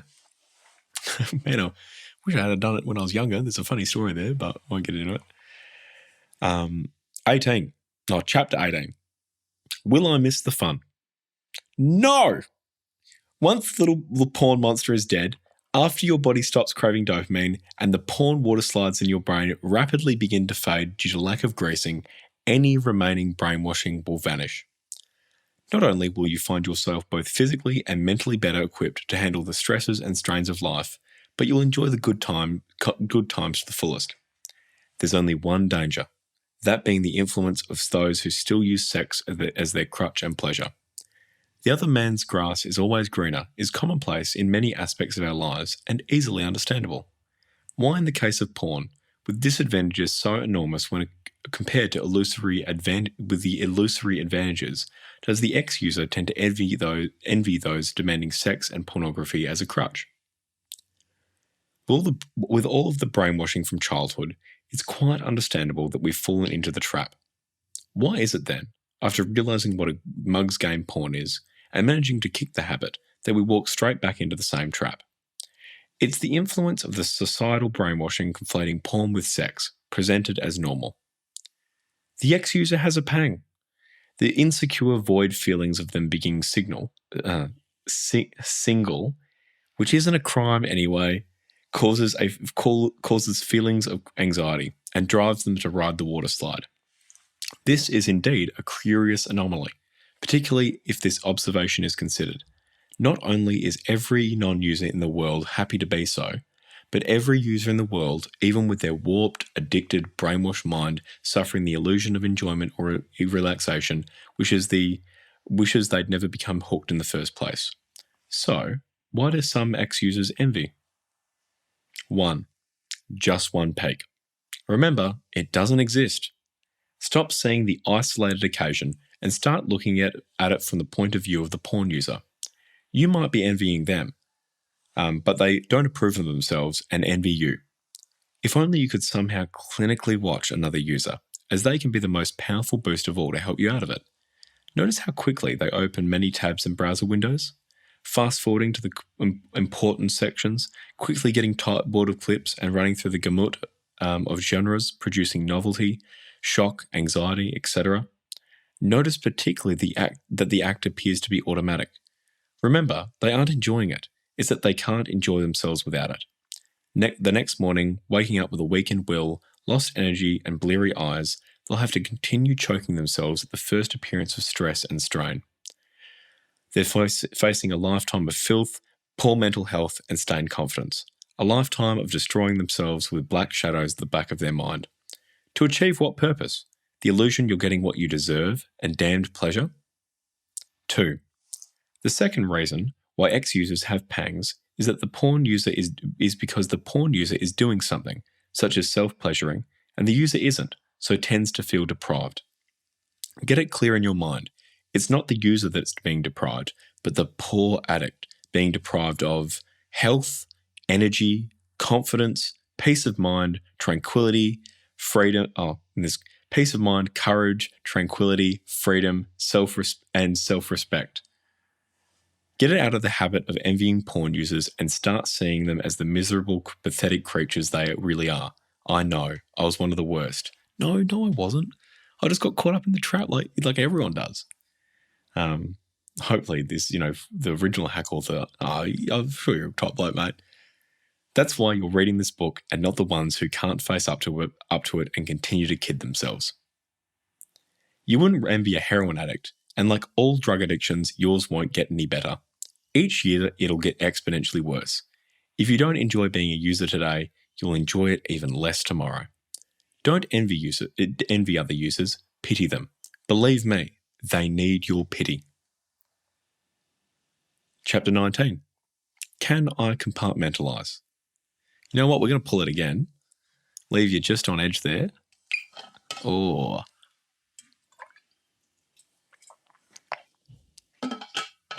Sort of like edging the porn, but edging it actually good. You like it when I tease you? I'm a sycophant. I know. Chapter 19. Can I compartmentalize? This myth is primarily spread by users attempting to stop on the willpower method, who perform mental gymnastics and begin a Jekyll and Hyde routine. Porn is for my alter ego and real-life romance is for my relationship side. Nothing is further from the truth. The porn water slides, Delta Vos B, and neurological changes are going to overrun the real-life romance, making it less desirable. Mr. Hyde is definitely going to overrule Dr. Jekyll's instructions. If you use internet porn, you're training yourself for the role of voyeur, or requiring the option of clicking to something more arousing at the slightest drop in dopamine levels, or the continual search for just the right scene for maximum effect. Additionally, you might be masturbating in a hunched over position or watching your smartphone in bed on the nightly, eventually desiring those cues more than real-life stimulus. Sex goes against nearly every aspect of the online harem, so stands no chance when compared. The memories created when you're young are powerful and long-lasting, so breaking down those pornographic water slides and rewiring or creating new ones takes longer. However, that's not to say it's any more difficult. Every time you ride on the porn water slide, you're greasing it, keeping the nerves fresh and ready to fire. When parking next to a fast food restaurant, the smell of the fryer floats into your nostrils and the sale is already made. Just quickly, they actually have fans that put blow. So that's what they do. Yeah. Likewise, and the sale is already made.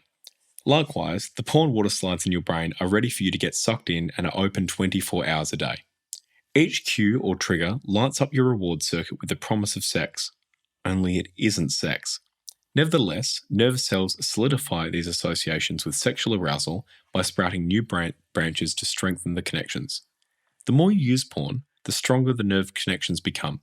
The end result is that you might ultimately need to be a voyeur, needing to click to ever-escalating and novel material, needing porn to get to sleep, or needing to search for the perfect ending to get the job done. As with any substance or behavioural drug, the body builds immunity and the drug ceases to relieve the withdrawal pangs completely. As soon as the porn user closes a session, they want another one, and quickly, the permanent hunger remaining unsatisfied. The natural inclination being escalation to get the dopamine rush. However, most users are prevented from doing this for one or both of the following reasons. Money. They can't afford to subscribe to paid porn sites. Health.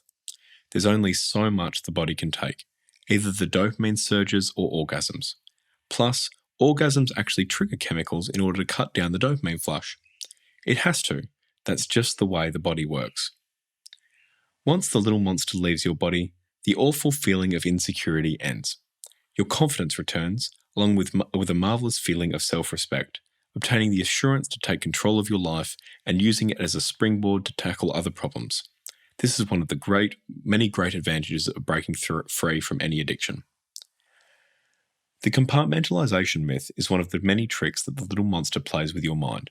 These tricks make it harder to stop due to the impossible satisfaction of the permanent hunger, causing many users to turn to cigarettes, heavy drinking, or even harder drugs to satisfy the void. Humans are rating animals, both to ourselves and others. Watching porn with your partner is unsatisfying, as you both rate each other's performance against the narrative. Do you want Brad Pitt in your bedroom, even if he's on a poster? No one person can match a harem where each experience is acted, scripted, directed by professionals, and immediately available 24 hours a day. More water.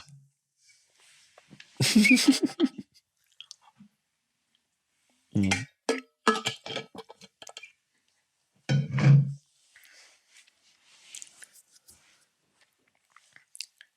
20.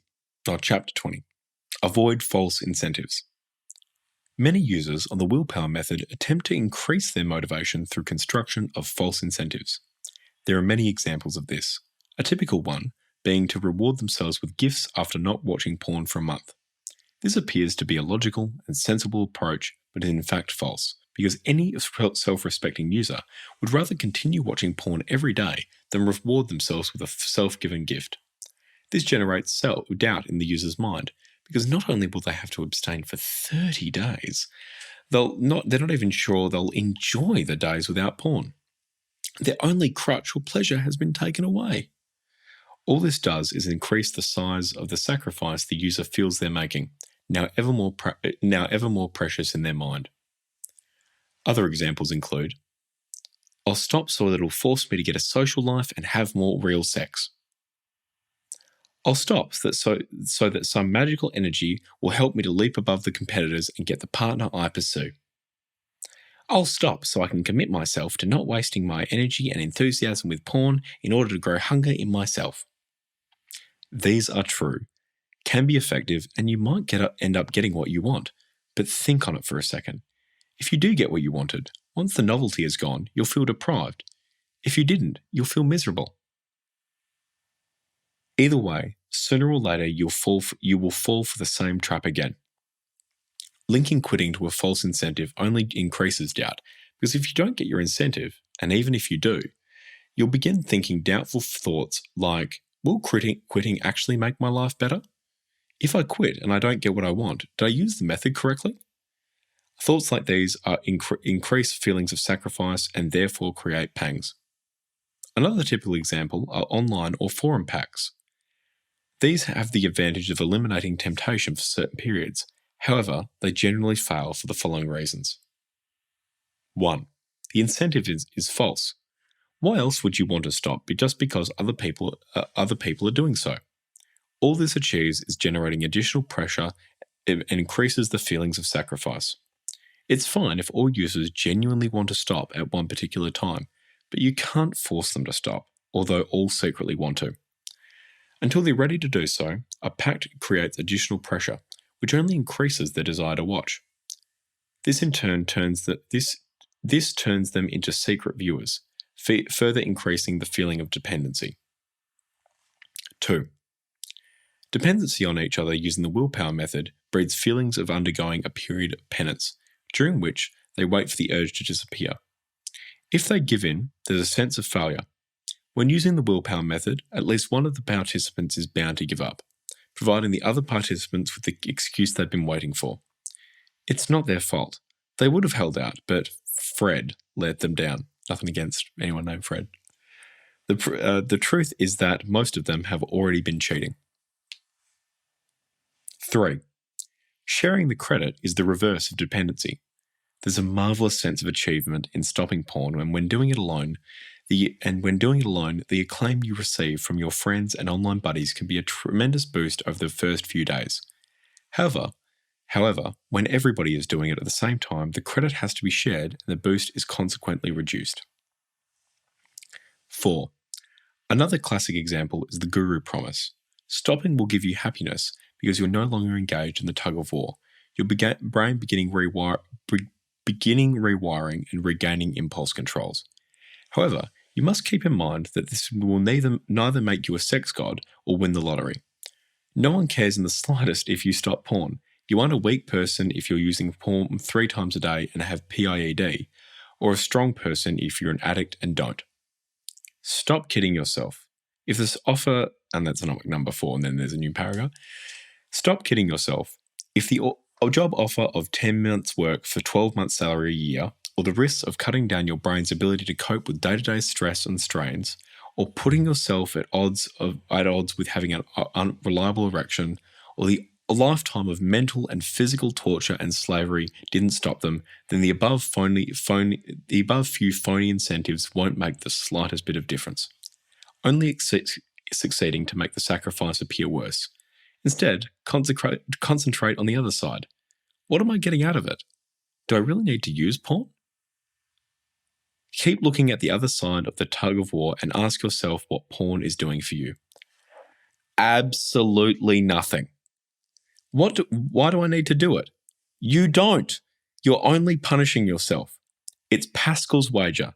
You have almost nothing to lose, fading arousal, and chances of big profits, full and reliable arousal, mental well-being and happiness, and no chance of losing big. There we go, burp. Why not then declare your of quitting for friends and family? Well, it'll make you a proud ex-addict or ex-user, not an elated and happy non-user. It might scare your partner a bit, since they may see this as a scheme to have more sex in a sort of new age way. They may also fear you turning into a sex machine. It's hard to explain unless they're open-minded. And I'm a beast, trust you. Any attempt to get others to help you in quitting gives more power to the little monster. Pushing it from your mind and totally ignoring it has the effect of trying not to think about it. Be mindful instead. As soon as you spot the thoughts, cues like home alone, or absent-minded thoughts, just say to yourself, "Great, I'm no longer a slave to porn. I'm free and happy to know differences in sex." This will cut the oxygen to the thought and stop it from burning towards urges and cravings. In this aspect, practicing mindfulness meditation can be very helpful to assist in the depersonalization of thoughts. Like seriously, it's really good. Michael, you like meditating, don't you? I love meditation. Yeah, good boy. Nah, it's because it's like, you can imagine like you just like depersonalize from, I've just explained it then, but it really is like there's, it'll be shill at the end of the book too. But I like give him the free month of like the Sam Harris app. Mm-hmm. Michael, how do you like this Waking Up course by Sam Harris? It's amazing. It's incredible. He's great. Yeah, he's so calming, isn't he? He just knows how to guide you in nicely. Yeah. You know what I mean? Yeah, I do. And just quickly, if like, I know a lot of people, we have a lot of religious listeners listening. It's completely compatible with religion. Like it's just like the practice of noticing thought. Like it's fine. And I know a lot of Christians who meditate and they vibe with it. Chapter 21, The Easy Way to Stop. This chapter contains instructions regarding the easy way to stop porn. Providing you follow the instructions, you'll find that stopping ranges from relatively easy to enjoyable. Provided you follow the instructions below, it's ridiculously easy to stop porn. All you have to do is 2 things. 1, make the decision that you are never going to watch porn again. 2, don't mope about it. Rejoice. You're probably asking, why the need for the rest of the book? Why couldn't you have said that in the first place? Well, the answer is that you'd eventually moped about it and consequently eventually change your decision. You've probably already done that many times before. As already said, porn is a subtle, sinister trap. The main problem with stopping isn't the dopamine addiction, which is certainly a problem, but not the primary one. It's the brainwashing. Therefore, it's necessary to destroy all the myths and delusions first. Understand your enemy, know their tactics, and you'll easily defeat them. Having spent large chunks of my life suffering black depression while attempting to quit, lucky not to. Upon finally escaping, I went straight to zero without a bad moment. That's true. It was enjoyable even through the withdrawal period, and I've never had the slightest pang since. On the contrary, it was one of the most wonderful things that's ever happened in my life. My final attempt was different. Like all users nowadays, my actual final attempt was just like reading the book and then, but I think this is like he's like original hack authors like taken Alan Carr's thing. Mm-hmm. My final attempt was different. Like all users nowadays, the problem had been given serious thought in my mind. Up to then, after failing, it was routine to console myself with the thought that it would be easier next time. It never occurred to me that I would have to go on this way for the rest of my life. This thought filled me with horror, and I began thinking very deeply about the subject. Rather than firing up the browser subconsciously, I instead analysed my feelings and confirmed what I already knew. I wasn't enjoying porn and found it filthy and disgusting. I started looking at non-users living in other parts of the world, or older people who never got to know the tube sites. Up until then, I'd always regarded non-users as wishy-washy, unsociable, finicky people. However, examining when they appeared to be, if anything, more stronger and more relaxed. They appeared to be able to cope with the stresses and strains of life and seemed to enjoy social functions more than porn users. They certainly had more sparkle and zest, they certainly had more sparkle and zest than them. I started talking to ex-users. Up to that point, I'd always regarded them as being forced to give up for health or religious reasons, and were secretly longing for a harem visit. A few did say, "You get the odd pangs, but they're so few and far between that they aren't worth bothering about." Most instead said, "Miss it? You've got to be joking. Life's never felt better." Even failures were fall forwards for them. They didn't condemn themselves or unconditionally, and even failures were fall forwards for them. They didn't condemn themselves and unconditionally accepted instead, like a coach will accept a mistake by a genuinely golden player. That's like an important point for like some people who'd like, just don't really.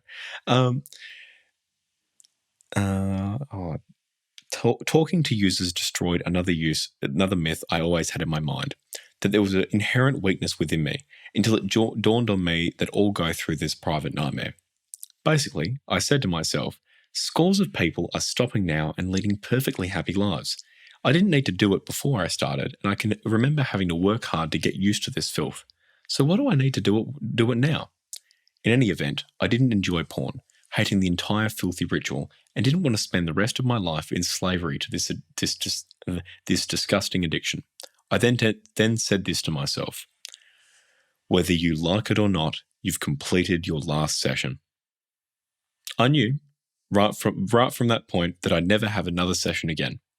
I wasn't expecting it to be easy, just the reverse. I fully believed I'd signed up for months of black depression and spending the rest of my life having the occasional pang. Instead, it has been absolute bliss right from the start. It took me a long time to work out why it had been so easy and why I hadn't suffered those terrifying withdrawal pangs. The reason is that they don't exist. It's the doubt and uncertainty that creates pangs. The beautiful truth is that it's easy to stop porn. It's only indecision and moping that makes it difficult. Even while addicted, users can go for relatively long times at certain times without it. It's only when you want it, but can't have it, that you suffer. Therefore, the key to making it easy is to make stopping certain and final. Not hoping, but knowing that you've kicked it, having made the decision. Never doubt or question it. In fact, just the reverse. Always rejoicing. If you can be certain from the start, it'll be easy. But how can you be certain from the start? That's why the rest of the book is necessary. There are certain essential points necessary to get clear in your mind before you start. 1. Realize you can achieve it. There's nothing different about you, and the only person who can make you watch is yourself. Not that star, never in their wildest dreams having thought about themselves being used for reducing virility. 2. There's absolutely nothing to give up. On the contrary, there's enormous positive gains to be made. Not only that you'll be healthier and richer, but you'll enjoy the good times more and be less miserable during the bad. 3. There's no such thing as a peak or visit. Pornography is drug addiction and a chain reaction. By moaning about the odd visit, you'll only be needlessly punishing yourself. See porn not as a boys will be boys habit, as it might injure you, but as drug addiction. Face up to the fact that whether you like it or not, you've got the disease. It won't go away because you bury your head in the sand. Remember, like all crippling diseases, it not only lasts for life, but gets exponentially worse. The easiest time to cure it is now. Separate the disease, the neurological addiction, from the mindset of being a user or not. This is number 4. Did I say number 5? I don't know. Look, it's just 5. Separate the disease, the neurological addiction, from the mindset of being a user or not.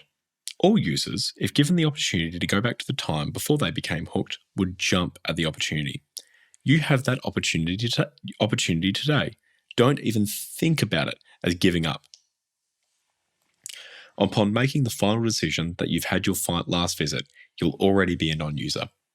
A user is one of those poor wretches going through life destroying themselves with porn.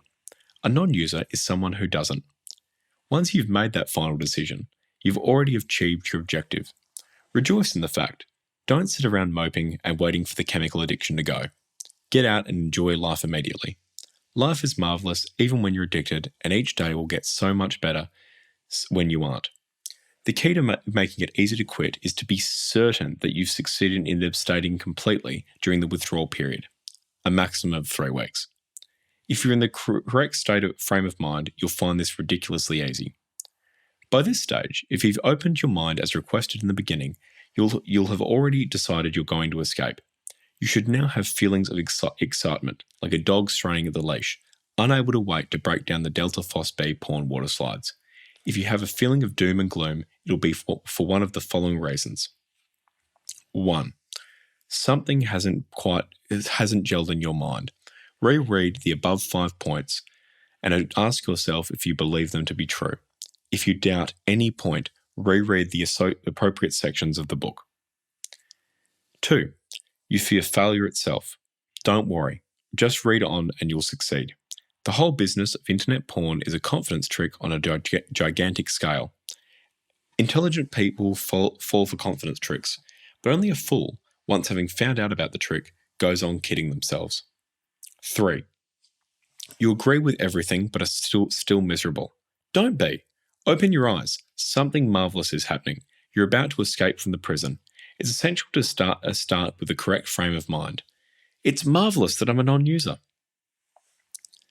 All that needs to be done now is keeping you in the frame of mind during the withdrawal period, and the next few chapters deal with this with specific points to enable you to do so. After the withdrawal period, you won't have to think that way. You'll think it automatically, the only mystery of your life being why you didn't see it before. However, 2 important warnings.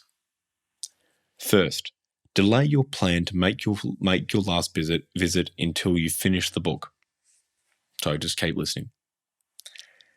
And then secondly, a withdrawal period of up to 3 weeks has been mentioned many times, which can cause misunderstanding. First, you may subconsciously feel that you've got to suffer for 3 weeks. You don't. Secondly, avoid the trap of thinking, somehow I've got to abstain for 3 weeks and then I'll be fine. Nothing magical will actually happen after 3 weeks. You won't suddenly feel like a non-user, as they don't actually feel any different from users. If you're moping about stopping during the 3 weeks, in all probability, you'll still be moping about it after the 3 weeks. Summarized, if you can start right now by saying, I'm never going to use porn again. Isn't it marvelous? After 3 weeks, all temptation will go. Whereas, if you say, if only I can survive 3 weeks without porn, you'll be dying for a harem visit after the 3 weeks are up. Think of it this way. Your brain wants to maintain the status quo.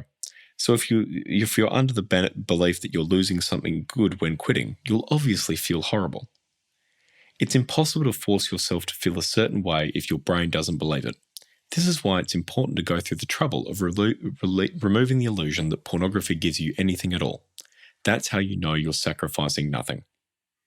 Sexual dysfunction has a lot to do with your brain and mind frame. Internet porn rewires your brain's reward circuit, and gives your mind a doubting mindset. This self-doubt will undoubtedly cause sexual dysfunction. Having all the desire in your upper part, but putting up with no arousal in your lower, is the worst thing to happen to your mindset. Libido going hand in hand with romance is the elixir of youth that you can have until you die. You'll keep the probabilities high by quitting, but that isn't the only or major game. It's your freedom from slavery. Big thumbs up. Bit yum. Water time.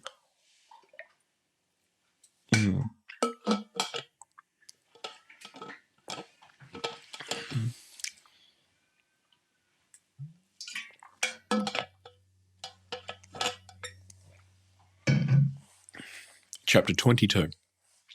The Withdrawal Period. For up to 3 weeks after your last session, you may be subjected to withdrawal pangs. These consist of 2 quite separate but distinct factors. 1. Dopamine withdrawal pangs. An empty, insecure feeling similar to hunger, identified as cravings or a something I must do feeling. 2. Psychological triggers of certain external stimulus such as commercials, online browsing, telephone conversations, etc.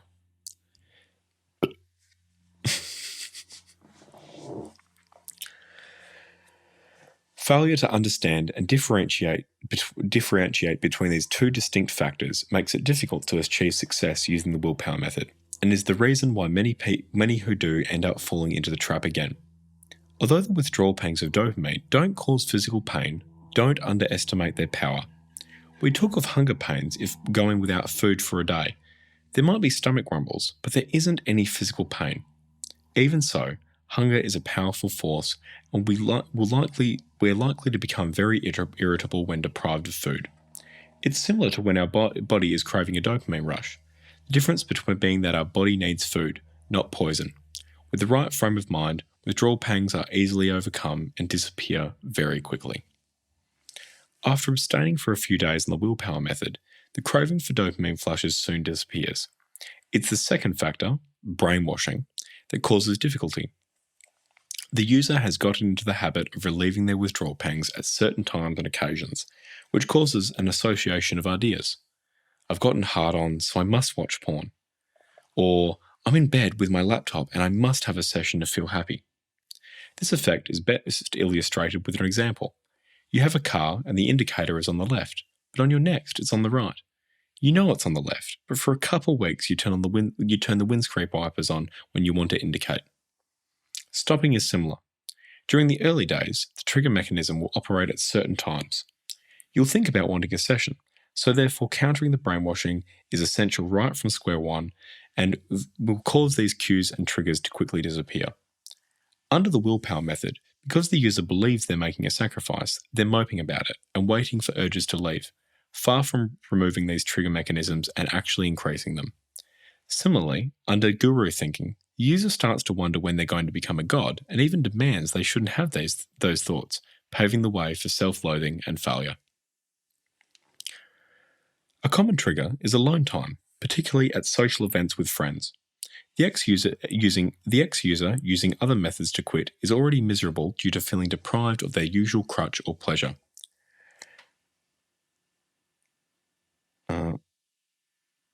Their friends are with their partners and acting intimate. The user is either single or not getting any from their partner, and now no longer enjoys what should be a pleasant social occasion. Their existing brain water slides lead them to porn, which is easier than trying to woo their partner. Because of the association of entitlement to sex with their well-being, they're now suffering a triple blow, and the brainwashing is actually increased. If they're resolute and can hold out long enough, they eventually accept their lot and get on with life. However, part of the brainwashing still remains, the second most pathetic aspect being the user having quit, but even after several years still craves one last visit to the harem. One last visit to the harem on certain occasions. They're pining for an illusion that exists only in their mind, and they needlessly torture themselves. Even under easy peasy, responding to triggers is the most common failing. The ex-user tends to regard internet porn as a sort of placebo or sugar pill, thinking, I know porn does nothing for me, but if I think it does, then on certain occasions it'll be helpful. A sugar pill, although giving no actual physical help, could be a powerful psychological aid to relieve genuine symptoms and is therefore beneficial. Internet porn and habitual masturbation, however, aren't sugar pills. Why? Porn creates the symptoms it relieves and ceases to relieve them completely. You may find it easier to understand the effect when related to a non-user or successful user who has quit for several years. Take the case of a user who loses their partner. It's quite common at such times with the best of intentions to say, have one harem visit, it'll help calm you down. If the offer is accepted, it won't have a calming effect, as there's no dopamine addiction and therefore no withdrawal pangs. At best, all it'll do is give them a momentary psychological boost. Even after the session is over, the original tragedy is there. In fact, it'll be increased because the person now suffers withdrawal pangs, the choice being enduring them or relief through repeating the water slide rides to start the chain of misery all over again. All the porn provided was a fleeting psychological boost, the same that could have been achieved by a book or feel-good movie, even a bad one. Many non-users and ex-users have become re-addicted as a result of such occasions. Get it quite clear in your mind. You don't need the dopamine rush and are only torturing yourself further by continuing to regard it as some sort of pop or boost. There's no need to feel miserable. Orgasms don't make good relations, most times ruining them. Remember too that it's not entirely true that those who show public displays of affection enjoy every occasion. Intimacy is best enjoyed in private, where partners can respond without embarrassment. You don't have to be an orgasm-induced dopamine addict. If it happens as a natural result of a series of life events, that's fine, but enjoy the occasion and life without it. After abandoning the concept of porn as pleasurable in yourself, many users think, if only there was clean internet porn. There is clean soft porn, and any who try it soon find out that it's a waste of time. Get it clear in your mind that the only reason you've been using porn is getting the dopamine flush. Once rid of the dopamine craving for porn, you'll have no need to visit your online harem. Whether the pangs are due to actual dopamine withdrawal symptoms or trigger cue mechanisms, accept it. The physical pain is non-existent, and with the right frame of mind, it won't be a problem. Don't worry about withdrawal. The feeling itself isn't bad. It's the association with wanting and feeling denied that's the problem. Instead of moping about it, acknowledge it. Recognize it for what it is. Instead of moping about it, acknowledge it. I know what this is. It's the withdrawal pang from porn. That's what users suffer their entire lives and keeps them addicts. Non-users don't suffer these pangs. It's another one of the many evils of this lying addiction. Isn't it marvelous that I'm purging this evil from my brain? In other words, for the next 3 weeks, you'll have a slight trauma inside your body. But during those weeks, and for the rest of your life, something marvelous will be happening. You'll be ridding yourself of an awful disease, with bonuses far outweighing the slight trauma and actually enjoying the withdrawal pangs. They'll become moments of pleasure, like an exciting game to starve the pornographic tapeworm inside your stomach. You've got to starve it for 3 weeks while it's trying to trick you into getting it in bed to keep it alive. At times, it'll try to make you miserable. At times, you'll be caught off guard. You receive a porn URL or stumble upon something online and forget you stopped. A slight feeling of deprivation when remembered. Be prepared for these tricks in advance, and whatever the temptation, get it into your mind that it's only there because of the monster inside your body, and every time you resist the temptation, you've dealt another mortal blow in the battle.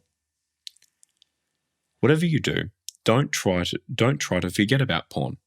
This is one of the things that causes PMOs using the willpower method hours of depression. They try to get through each day hoping that they'll just forget about it.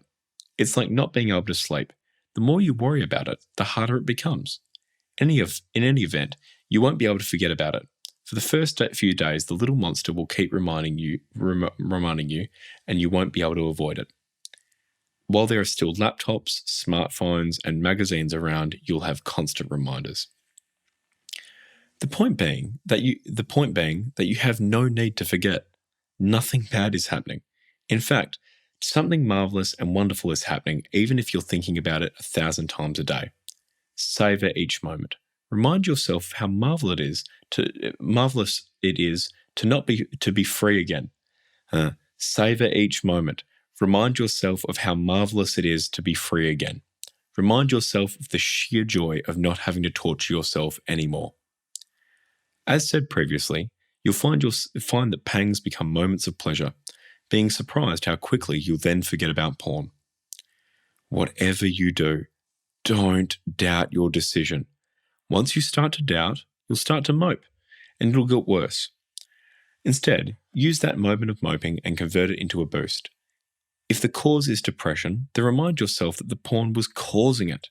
If you're forwarded a URL by a friend, take pride in saying, I'm happy that I don't need that anymore.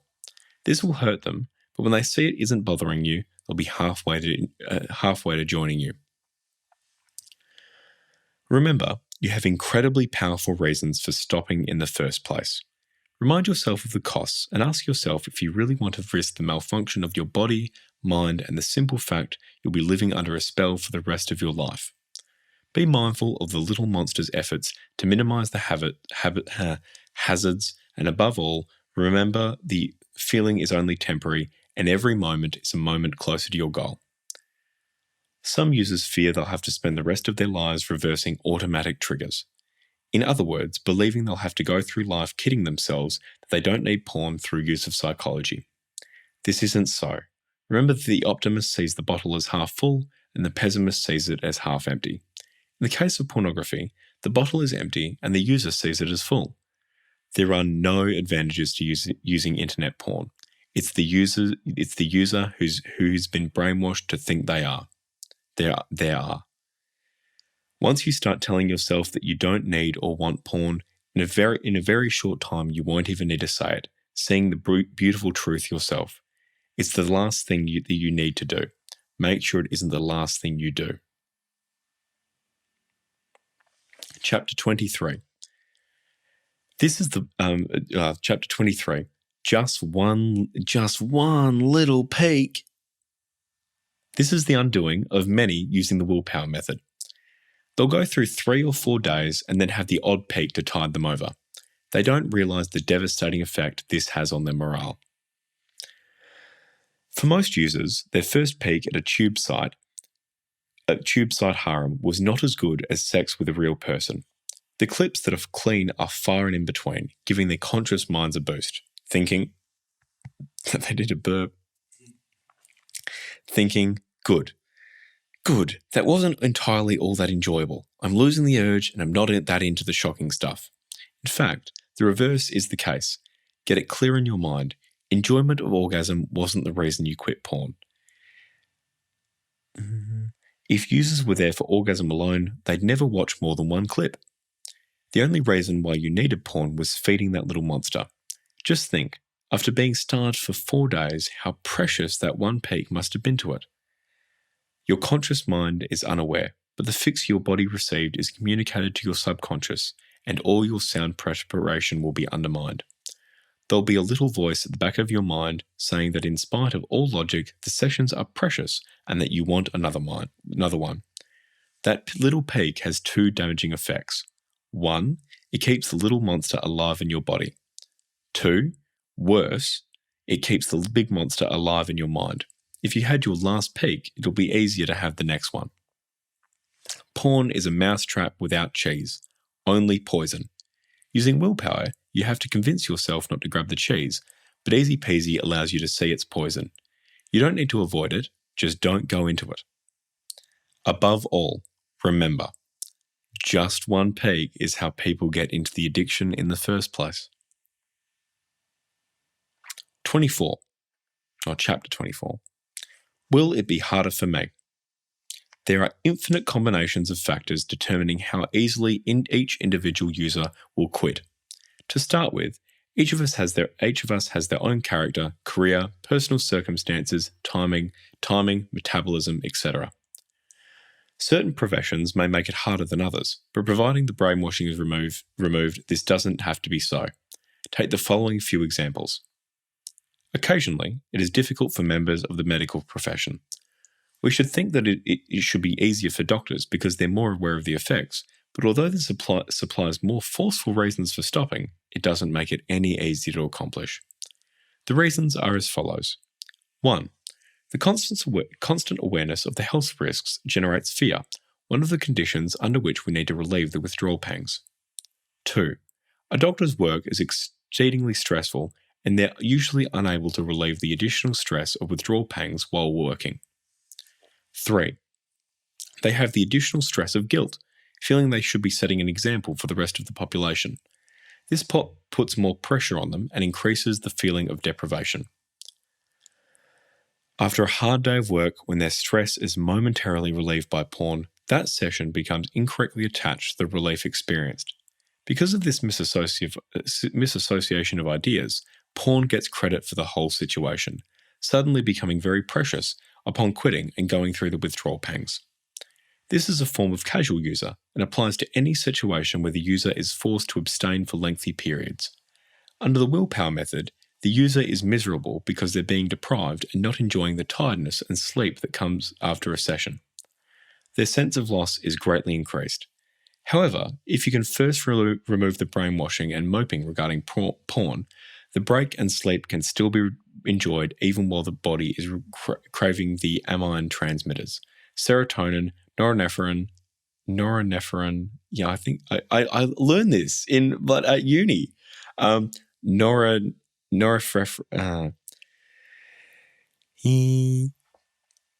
I think I got it the first time. So you just pretend norepinephrine,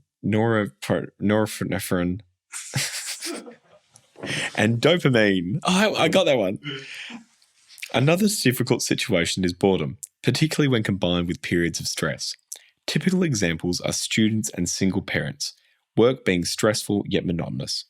During an attempt to stop on the willpower method, the single person has long periods in which to mope about their loss, which in turn increases feelings of depression. Again, this can be easily overcome if your frame of mind is correct. Don't worry that you're continually reminded that you stop porn. Use such moments to rejoice in the fact you're ridding yourself of the evil monster.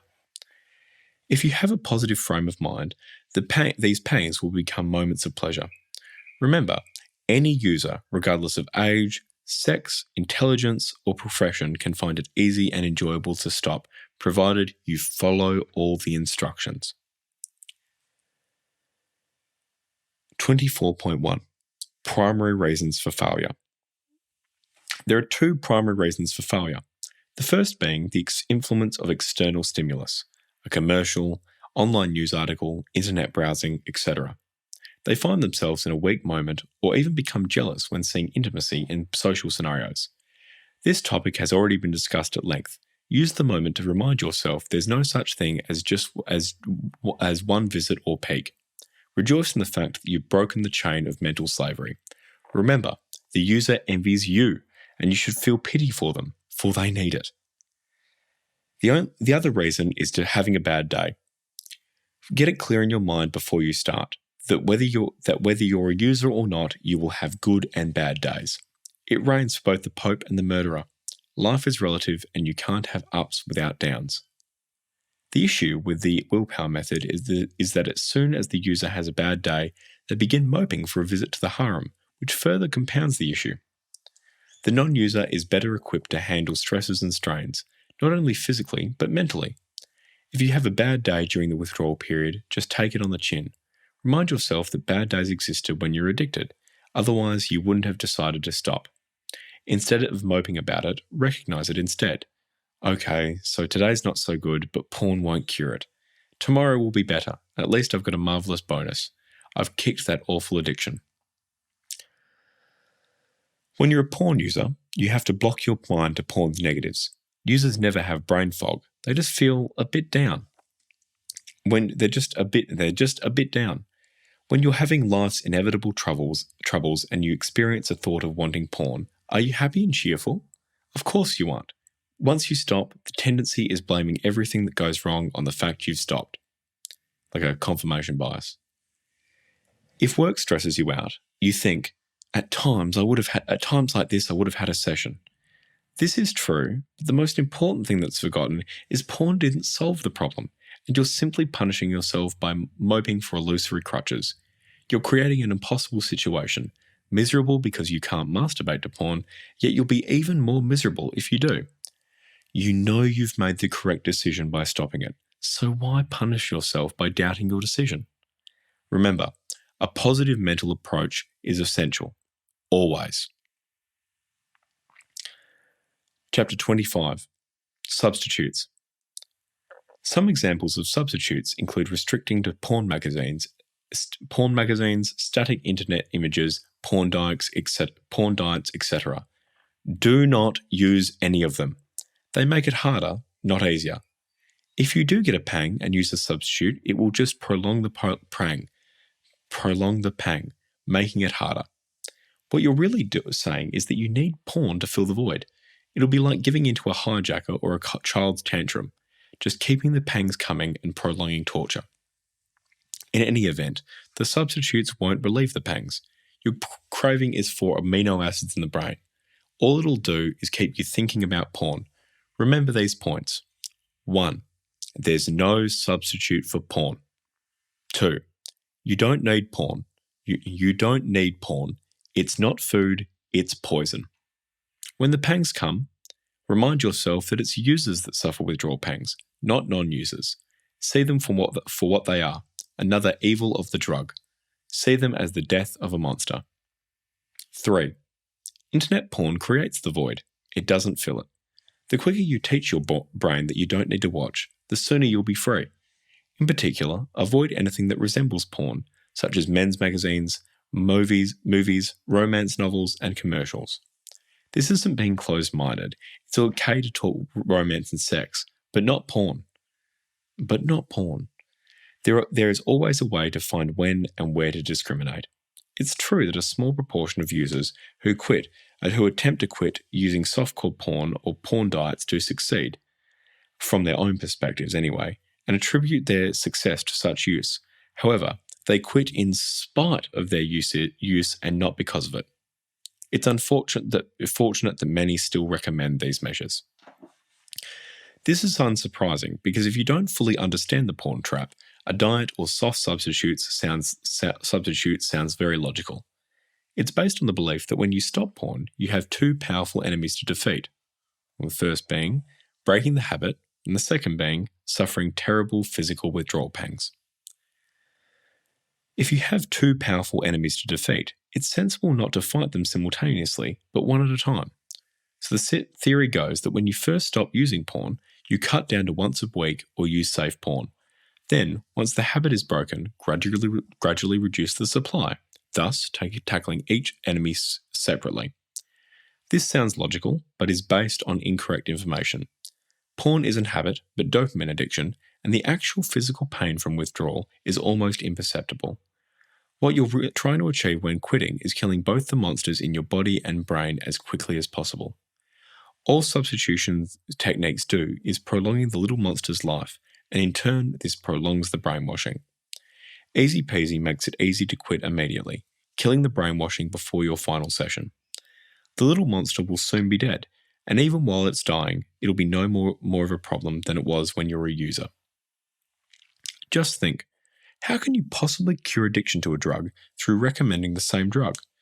There are many stories online about those who've quit using hardcore internet porn, yet are hooked on safe alternatives, having fallen for their little monster's justifications. Don't be fooled by the fact that safe porn isn't awful. So was that first high-speed clip. All substitutes have exactly the same effects as any porn. Some even begin eating, but although the empty feeling of wanting a session is indistinguishable from hunger for food, one won't satisfy the other. In fact, if there's anything that's designed to make you want porn, it's stuffing yourself with food. As previously explained, porn diets and safe porn will only put you in the middle of the tug of war, with resistance to temptation being so annoying that you'll feel relieved visiting your online harem. The chief evil of substitutes is prolonging the real problem, brainwashing. Do you need a substitute for the flu when it's over? Of course you don't. By saying you need a substitute for porn, what you're really saying is that you're making a sacrifice. The depression associated with the willpower method is caused by the fact that the user believes they're making a sacrifice. All you'll be doing is substituting one problem for another. There's no pleasure in stuffing yourself with food, cigarettes, or alcohol. You'll just get fat, miserable, and in no time at all, you'll be back on the drug. Casual users find it difficult to dismiss the belief they're being deprived of their little reward, like those who aren't allowed to go online during a period of time during travel, a family event, etc. Some say, I wouldn't know how to unwind if it wasn't for porn. That proves the point. Often the break is taken not because the user wants or it needs or even wants it, but because the addict, which is what they are, desperately needs to scratch the itch. Remember, the porn sessions were never genuine rewards. They were equivalent to wearing tight shoes in order to get the pleasure of taking them off. So if you feel you must have a little reward, let that be your substitute.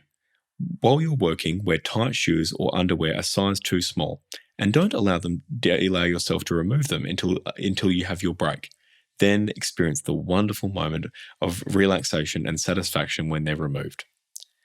Perhaps you feel this would be rather stupid. You're absolutely right. It can be difficult to visualize while still in the trap, but that's what users do. It's also hard to visualize that soon you won't need that little reward, and that you'll soon regard friends who are still in the trap with genuine pity and wonder why they cannot see the point. Fun little fact, by the way, I can't visualize. I have aphantasia. So I literally, I sit there, I cannot visualize even a white dot, but I can conceptualize how that would be pity. However, if you continue kidding yourself that the online harem visit was a genuine reward or that you need a substitute, you'll feel deprived and miserable. The chances are that you'll end up falling into the disgusting trap again. If you need a genuine break, as housewives, teachers, doctors, and other workers do, you'll soon be enjoying that break even more because you won't have to addict yourself. Remember that you don't need a substitute. The pangs are a craving for dopamine and will soon be gone. Let that be your prop for the next few days and enjoy ridding your body and mind of slavery and dependence. Chapter 26. Should I avoid temptation situations? The advice has been direct so far and has asked you to treat it as instruction rather than suggestion. There are sound, practical reasons for this advice, and those reasons have been backed up by thousands of case studies. On the question of whether to try and avoid temptation, this isn't the case.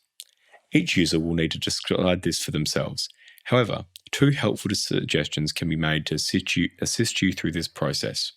It's fear of future withdrawal pangs that keeps us using porn for the remainder of our lives, and this fear consists of 2 distinct phases, which I'll get into in just a moment. Need a refill?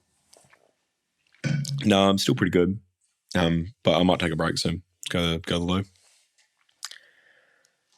Phase 1. How can I survive without porn? This fear is the panicky feeling the user gets when they're single or have an asexual, uninterested, or unavailable partner. The fear isn't caused by withdrawal pangs, but is the psychological fear of dependency, being unable to survive without sex and orgasm. It peaks when on the verge of quitting, when your withdrawal pangs are at their lowest. It's the fear of the unknown, the sort of fear that people have when they're learning to dive. The diving board is 1 foot high but appears to be 6 feet high. The water is 6 feet deep but appears to be 1 foot deep. It takes courage to launch yourself, convinced you're going to smash your head. The launching is the hardest part. If you find the courage to do it, the rest is easy. This explains why many strong-willed users have never attempted to stop or can survive for only a few days when they do. In fact, there are some users on porn diets who, upon deciding to stop, actually binge and escalate to harsher clips more quickly than if they hadn't decided to stop. This decision causes panic, which is stressful and triggers a cue to take a trip to the harem. But you can't have one, leading to thoughts of deprivation and compounding stress. The trigger activates quickly when the fuse blows and you fire up the browser. Don't worry. The panic is just psychological. It's the fear you're dependent. The beautiful truth is that you aren't, even when still addicted. Don't panic and launch yourself. Phase 2. Longer-term fear. Oh, I just want more water. Yum.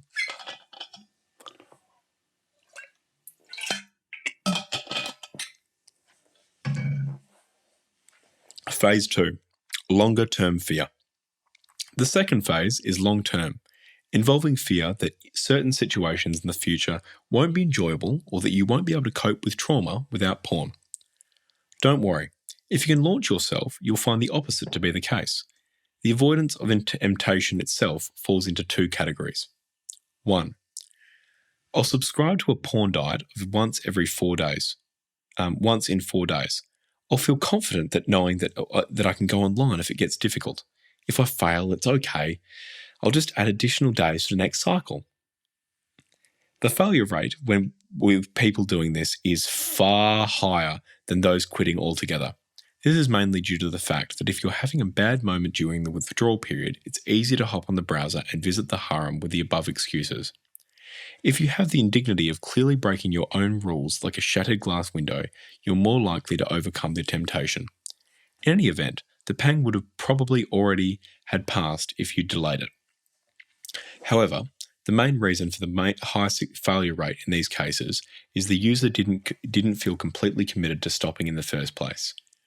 Remember, the 2 essentials to succeed are certainty and isn't it marvelous that I don't need porn anymore? In either case, why on earth do you need a session? If you still need to visit your harem, reread the book first. Something hasn't quite gelled. Take the time to kill the monster, big brainwashing monster in your mind, stone dead. 2. Should I avoid stressful or social occasions during the withdrawal period? In the case of stressful situations, yes. There's no sense putting undue pressure on yourself.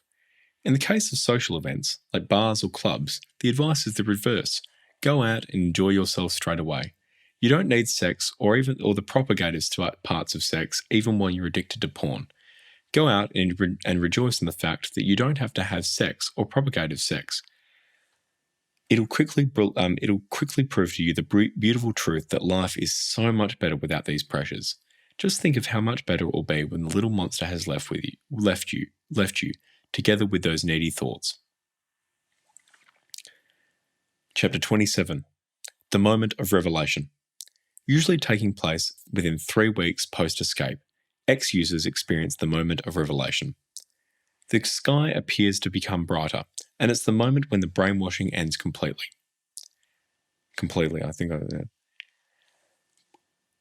When instead of telling yourself that you don't need to watch porn, you suddenly realize that the last thread is broken and you can enjoy the rest of your life without ever needing it ever again. It's also from this point that you usually start looking at users as objects of pity. Quitters using the willpower method don't normally experience this moment because although they're glad to be ex-users, they continue moving through life believing they're making a sacrifice. The more you are addicted, the more marvelous this moment is, and it lasts a lifetime. While there are many joys in life, it's impossible to recapture the actual feeling of experiencing them. The joy of not having to watch porn anymore is different. If feeling low and needing a boost, reminding yourself of how lovely it is not to be hooked on this awful addiction. Many list it as one of the greatest events of their lives. In most cases, the moment of revelation takes place not after 3 weeks, but after a few days. In my own case, it happened before finishing my last harem visit. I'm sure many of the readers here, or listeners, hello. Now I've lost for it. Listeners here, before they'd even got to the end of the chapters, would say something like, "You needn't say another word. I see it all so clearly. I know that I'll never need porn again." Based on the feedback received, this happens frequently. Ideally, if you follow all the instructions and understand the psychology completely, it should happen to you immediately. Well, it's stated that it takes around 5 days for noticeable physical withdrawal to go, and about 3 weeks for an ex-user to get completely free. Such guidelines can cause 2 problems. The first being that the suggestion is implanted in people's minds that they'll have to suffer for 5 days or 3 weeks. The second is that the user tends to think, if I can survive for 3 weeks, ex-user tends to... The second is that the ex-user tends to think, if I can survive for 5 days or 3 weeks, I can expect a real boost at the end of that period. However, they may have 5 pleasant days or 3 pleasant weeks, then followed by disastrous days that strike everyone, which have nothing to do with addiction, but are caused by other factors in our lives. Then, our ex-user who's waiting for the moment of revelation experiences depression instead. It could destroy their confidence. By the same token, if there were no guidelines, the ex-user could spend the rest of their life waiting for nothing to happen. This is what happens to the vast majority of those who stop using the willpower method. People often ask about the significance of 5 days and 3 weeks. Are they just periods drawn out of the blue? No. While they aren't definite dates, they reflect an While they aren't definite dates, they reflect an accumulation of feedback over the years. About 5 days after stopping is when this ex-user ceases to have the addiction as the main occupant of their mind.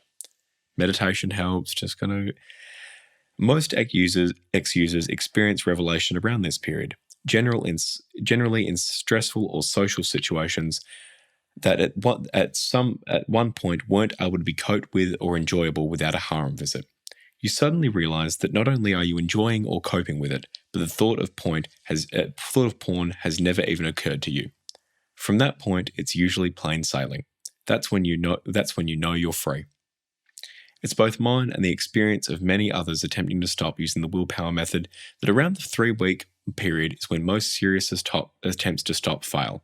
What usually happens is that after 3 weeks, you sense that you've lost the desire to watch porn. You need to prove this to yourself, so you hop on the browser to visit your harem. It feels weird proving you've kicked it. kicked it, but in the process, you've greased the Delta Phos B water slides thanks to the fresh dopamine rush.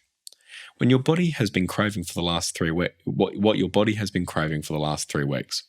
As soon as you finish the deed, the dopamine starts to leave your body. A little voice reappears. You haven't kicked it. You want another one. You don't scurry back right away because you don't want to get hooked again, allowing a safe period to pass. When you're next tempted, you're able to say to yourself, well, I didn't get hooked again. There's no harm in having another one. You're already on your way down the slippery slope. The key to the problem isn't waiting for the moment of revelation, but to realize that once you close the browser, it's finished. You've cut off the supply of oxygen to your little monster. No force on earth can prevent you from being free, unless you mope about it or wait for revelation. Go and enjoy life. Cope with it right from the start. The moment will soon arrive. Chapter 28. The Final Visit. Having decided on timing, you're now ready to visit your harem one last time. Before you do so, check the 2 essentials. 1. The 2 essentials. Dip up your fly.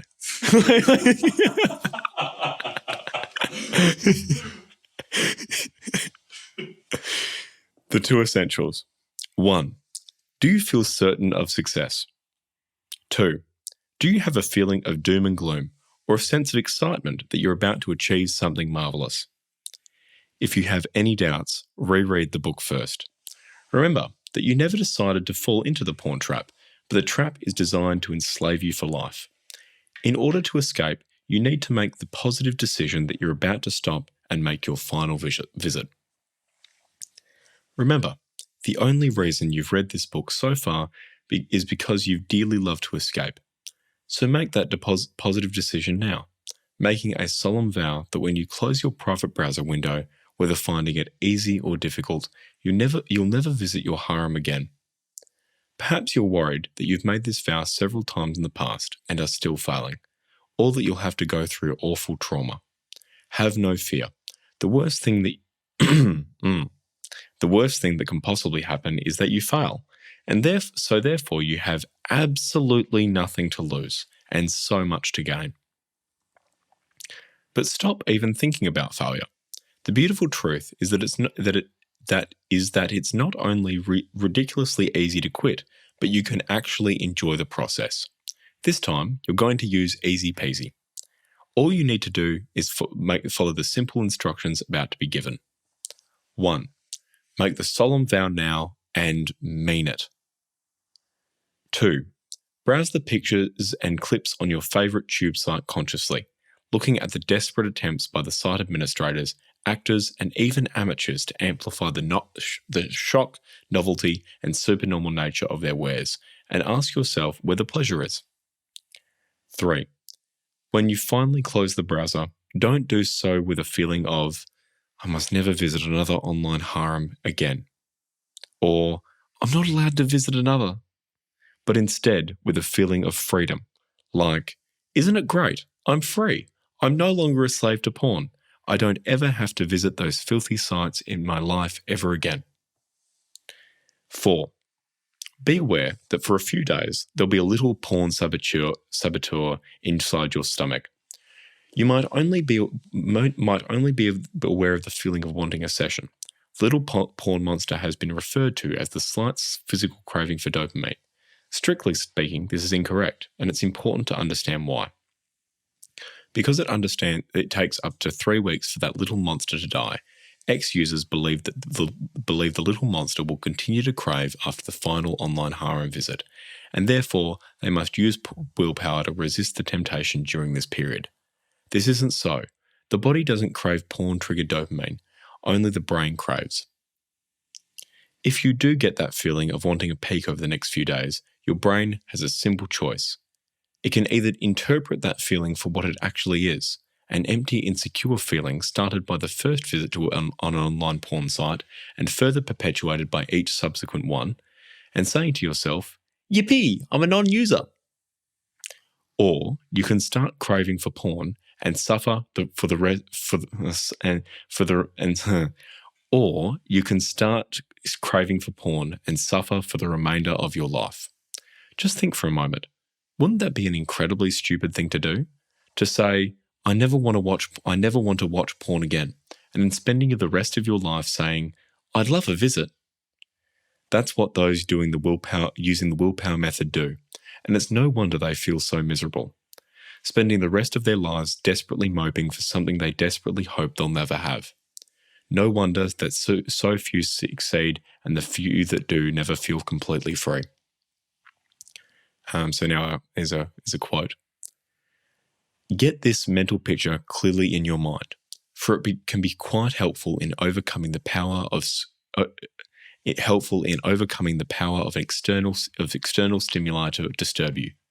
See yourself sitting quietly, letting the phone ring, ignoring its signal, unmoved by its command. Although you are aware of it, you no longer mind or obey it. Also, get clearly in your mind the fact that the outside signal in itself has no power over you, no power to move you. In the past, you have obeyed it, responded to it purely out of habit. You can, if you wish, form a new habit of not responding. Also notice that your failure to respond does not consist in doing something, or making an effort, or resisting the fighting, but in doing nothing, in relaxation from doing. You merely relax, ignore the signal, and just let its summons go unheeded. The telephone ringing is a symbolic analogy to any and every other outside stimulus you might habitually give control over to, and now choose to very intentionally alter that habit. So that's from Maxwell Maltz from the New Psycho-Cybernetics, Chapter 12. It's only doubting and waiting that makes it difficult to quit. So never doubt your decision because you know it's the correct one. If you begin to doubt it, you'll put yourself in a no-win situation. Miserable while craving a visit and being but unable to have one. No matter what system you are using. What are you trying to achieve when quitting porn? Never to watch again? No. Many ex-users do that, but go through the rest of their lives feeling deprived. What's the difference between users and non-users? Non-users haven't any need nor desire to watch porn. They're without craving and don't need to exercise willpower in order not to watch it. That's what you're trying to achieve, and it's completely within your power to do so. You don't have to wait to stop craving porn or become a non-user. It's completed the moment you close that final browser window, cutting off the supply of dopamine. You are already a happy non-user. You'll remain a happy non-user provided 1. You never doubt your decision. 2. You don't wait to become a non-user. If you do, you'll merely be waiting for nothing to happen and creating a phobia. 3.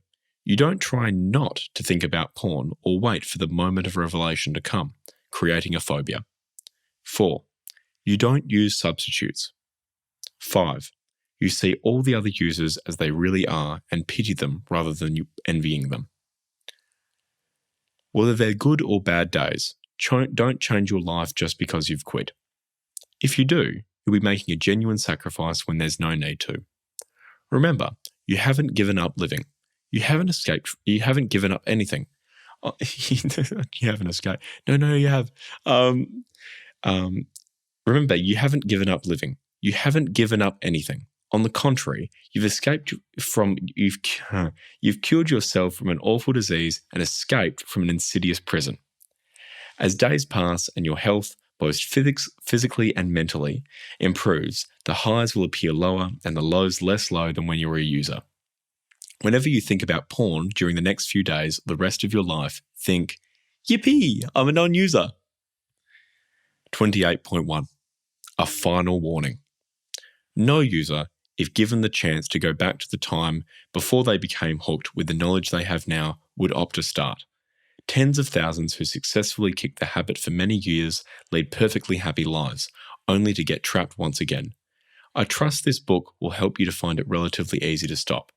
But be warned, users who find it easy to stop find it just as easy to start again. Do not fall for this trap. No matter how long you've stopped for or how confident you are that you're never going to become hooked again, make it a rule for life not to watch porn for any reason. Resist the illusions and innuendos in the media, and remember how they're pushing their image of openness by bringing porn into the mainstream, unaware that porn, internet porn, and compulsive masturbation are killers of relationships and of the personal sense of well-being for a huge number of men and some women. Remember that the first peak or visit will do nothing for you.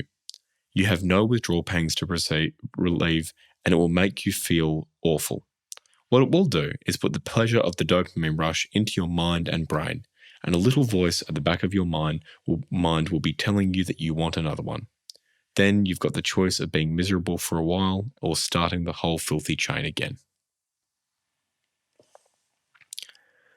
29.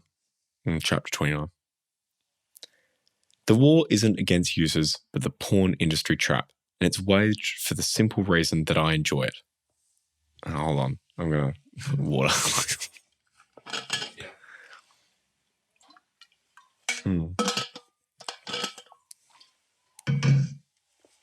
I'll start again.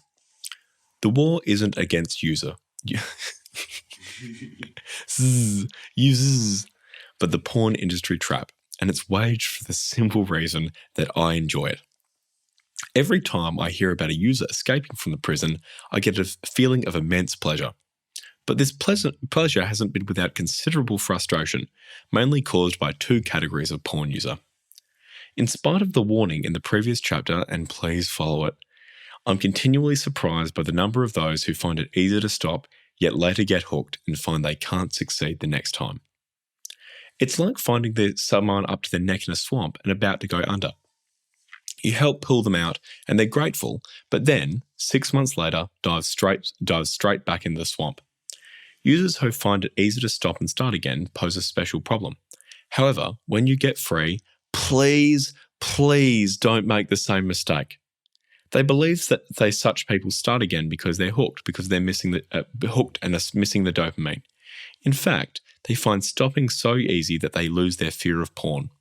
They think, I can have an odd session, and even if I do get hooked again, I'll find it easy to stop. I'm afraid it just doesn't work that way. It's easy to stop porn, but impossible to control the addiction. Easy to burp too. The one thing essential to stopping porn is not using it. The other category of frustrating users are those too frightened to make the attempt to stop, or when they do, find it a great struggle. The main difficulties appear to be the following. Fear of failure. There's no disgrace in failure, but not trying is a plain stupidity. Look at it this way. You're hiding from nothing. The worst thing that can happen is that you fail, in which case you are no worse off than you are now.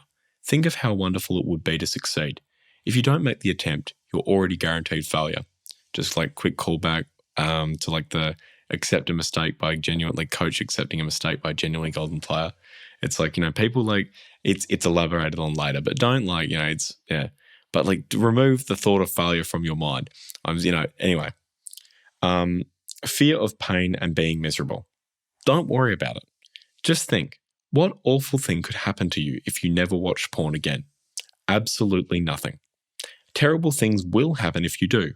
Reread the notes on Pascal's wager. In any case, the panic is caused by dopamine and will soon be gone. The greatest gain is being rid of that fear. Do you really believe users are prepared to have fading penetrations, unreliable sexual performance, or the illusory pleasure that they get from porn? If you find yourself getting panicky, deep breathing will help. If you're with other people and they're getting you down, escape from them and go to the garage, an empty office, or somewhere else. If you feel like crying, don't be ashamed. Crying is nature's way of relieving tension. No one has ever had a good cry without feeling better afterwards. And just quickly, on the boat 5 days where I met some excellent people, might I add, having a vomit. Oh, you beauty. It just feels, get it out there. Got my, I only vomited once, so I was pretty happy. I was dosing myself up with seasickness tablets, but you can only take 4 in a day, otherwise you start getting intoxicated. But anyway. One of the, without feeling better afterwards, one of the awful things we do to young men is conditioning them not to cry. You can see them trying to fight back the tears, but they watch the jaw grinding away. We teach ourselves not to show emotion, but we're not meant to bottle them up inside. Scream, shout, or have a tantrum. Kick something. Regard your struggle as a boxing match that you cannot lose. Nobody can stop time. Every moment that passes, the little monster inside you is dying. Enjoy your inevitable victory. Not following the instructions. Incredibly, some users say that the method didn't work for them. They then describe how they ignored not only one instruction, but practically all of them. For clarity, these are summarized as a checklist at the end of this chapter. Misunderstanding instructions. The chief problems appearing to be these. I can't stop thinking about porn. Of course you can't, and if you try, you'll create a phobia, becoming miserable. It's like trying to get to sleep at night. The more you try, the harder it becomes. It doesn't matter if you think about porn for 90% of your life. It's what you're thinking that if it's what you're thinking that's important. If you're thinking, oh, I'd love to look at porn, or when will I be free? You'll be miserable. If you're instead thinking, yippee, I'm free, you'll be happy. That's how I feel. When will the little porn die? Well, when will the little porn monster die? Let's yeah, no, it'd be funny. Around the neck. The little porn, the dopamine flush leaves your body very rapidly, but it's impossible to tell when your body will cease suffering from the slight physical sensation of dopamine withdrawal. That empty, insecure feeling is identical to normal hunger, depression, or stress. All porn does is increase the level of it. This is why users who stop using the willpower method are never quite sure if they've kicked it, even after their body has ceased suffering dopamine withdrawal. If suffering normal hunger or stress, their brain is still telling them that this is a valid reason to claim their entitled session. The point being that you don't have to wait for the craving to go. It's so slight that we don't even know it's there, only knowing it as a feeling of wanting. When you leave the dentist, do you wait for your jaw to stop aching? Of course you don't. You get on with life. Even though your jaw's still aching, you're elated. Don't wait for withdrawals to leave, because you'll create doubt and doubt by constantly asking yourself, how long will this take? Am I even free if I don't feel any different? Fear is the actual pang. Therefore, waiting for life to get better after quitting will create doubt. Withdrawal is imperceptible unless you fear it, and the exponential improvements to neurology are slow, so if you wait to feel different, it'll feel like nothing is happening, creating doubt. The moment of revelation hasn't arrived yet. If you wait for it, you're just causing another phobia. I once stopped for 3 weeks on the willpower method. Chatting with an old friend, he asked me how I was getting on. I've survived 3 weeks, I replied. He queried, what do you mean you've survived 3 weeks? I clarified. I've gone 3 weeks without porn. He said, what are you going to do? Survive the rest of your life? What are you waiting for? You've done it. You're a non-user. I thought, he's absolutely right. What am I waiting for? Unfortunately, due to lack of understanding of the trap, I was soon back in, but the point was noted. You become a non-user when closing your browser. The important thing is to be a happy non-user from the start. I'm still craving porn. Then you're being very stupid. How can you claim... Yeah, thanks, Michael. How can you claim you want to be a non-user and then say you want porn? That's a contradiction. If you say you want porn, you're saying you want to be a user. Non-users don't want to visit the disgusting tube sites. You already know what you want to be, so stop punishing yourself. I've opted out of life. Why? All you have to do is stop killing yourself and start energizing instead. You don't have to stop living in the slightest. It's as simple as this. For the next couple of days, you'll have a slight trauma in your life. Your body will suffer the almost imperceptible aggravation of withdrawal from the demands and claims for a dopamine surge. Now bear this in mind. You're no worse off than you were. This is what you've been suffering for the whole of your life, every time you've been asleep, in church, the supermarket, or library. It didn't seem to bother you when you were while you were a user, and if you don't stop, you'll go on suffering this distress for the rest of your life. Porn and orgasms don't make occasions. They deprive you of them. Even while your body is still craving dopamine, meals and social occasions are marvelous. Life is marvelous. Go to social functions even if there's naked dancers there. Remember that you're not being deprived, they are. Every single one of them would love to be in your position, if only they knew. Enjoy being the prima donna and centre of attention. Stopping porn is a wonderful conversation point, taking a secret pleasure they cannot. Your friends and peers will be surprised to see that you, formerly shy and tired looking, are now happy and cheerful. You'll be enjoying life right from the start. There's no need to envy pickup artists at parties. They'll be envying you, if only they knew.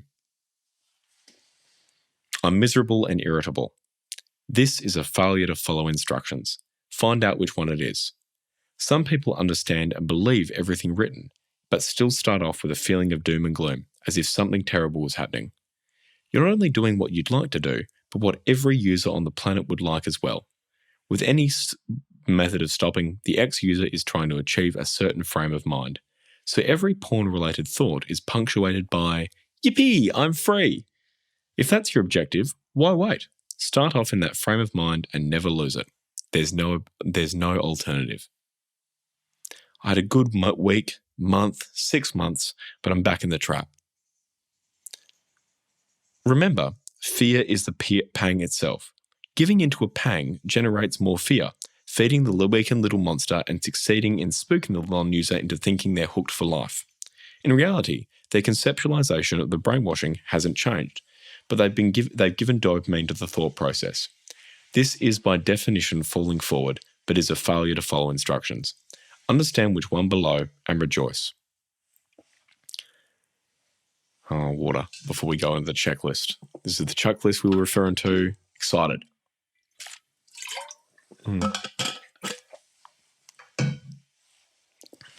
29.1, the checklist.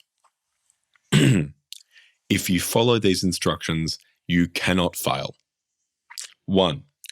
Make a solemn vow that you'll never, ever go online to visit your harem or settle for static pictures or make peace with erotic graphics or anything that contains supernormal stimuli and stick to your vow. Get this clear in your mind. There's absolutely nothing to give up. By that, it isn't meant that you will be better off as a non-PMOer. You've known this all along. Nor that although there's no rational reason why you PMO, you get some pleasure or crutch from it, since otherwise you wouldn't do it. What is meant is there's no genuine pleasure or crutch in PMOing. It's just an illusion, like banging your head against a wall to get pleasure when you stop. 3. There's no such thing as a confirmed PMOer. You're just one of the hundreds of millions who's fallen for the subtle trap. Like the millions of other ex-PMOers who once thought that they couldn't escape, you've escaped. 4. If at any time in your life you were to weigh up the pros and cons of PMOing, the overwhelming conclusion would always be, stop doing it, you're a fool. Nothing will ever change that. It's always been that way and always will be. Having made what you know to be the correct decision, don't ever torture yourself by doubting. Pascal's wager perfectly applies to PMO, with no chance of loss, high chances of gains, and high chances of avoiding losses. 5. Don't try not to think about porn, or worry that you're thinking about it constantly. Whenever you do think about it, whether today, tomorrow, or for the rest of your life, think, yippee, I'm a non-PMOer. 6. Do not use any form of substitute. Do not challenge yourself by keeping your laptop next to you while you sleep. Do not avoid plays, movies, or magazines. Do not change your lifestyle in any way purely because you stopped. If you follow the above instructions, you will soon experience the moment of revelation. But 7. Don't wait for the moment of revelation to come. Just get on with your life, enjoying the highs and coping with the lows. You'll find it in no time at all, the moment will arrive. More water. Mm.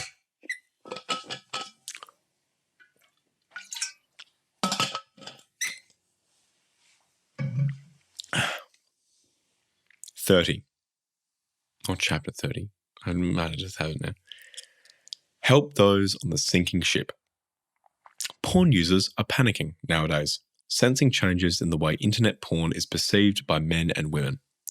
Internet porn's addictive nature is being studied increasingly often, now rightly regarded as being different from traditional pornography. Effortlessness and availability raises alarm even in the hearts of porn supporters. They also sense their crusade for free speech and thought is being hijacked by various elements. The Wild West of the unpoliced internet makes it near impossible to enforce age restrictions to supernormal stimuli. It's unfortunate that this won't come to an end anytime soon, but hundreds of thousands of users are stopping, with most users aware of studies showing similarities between porn and substance addiction.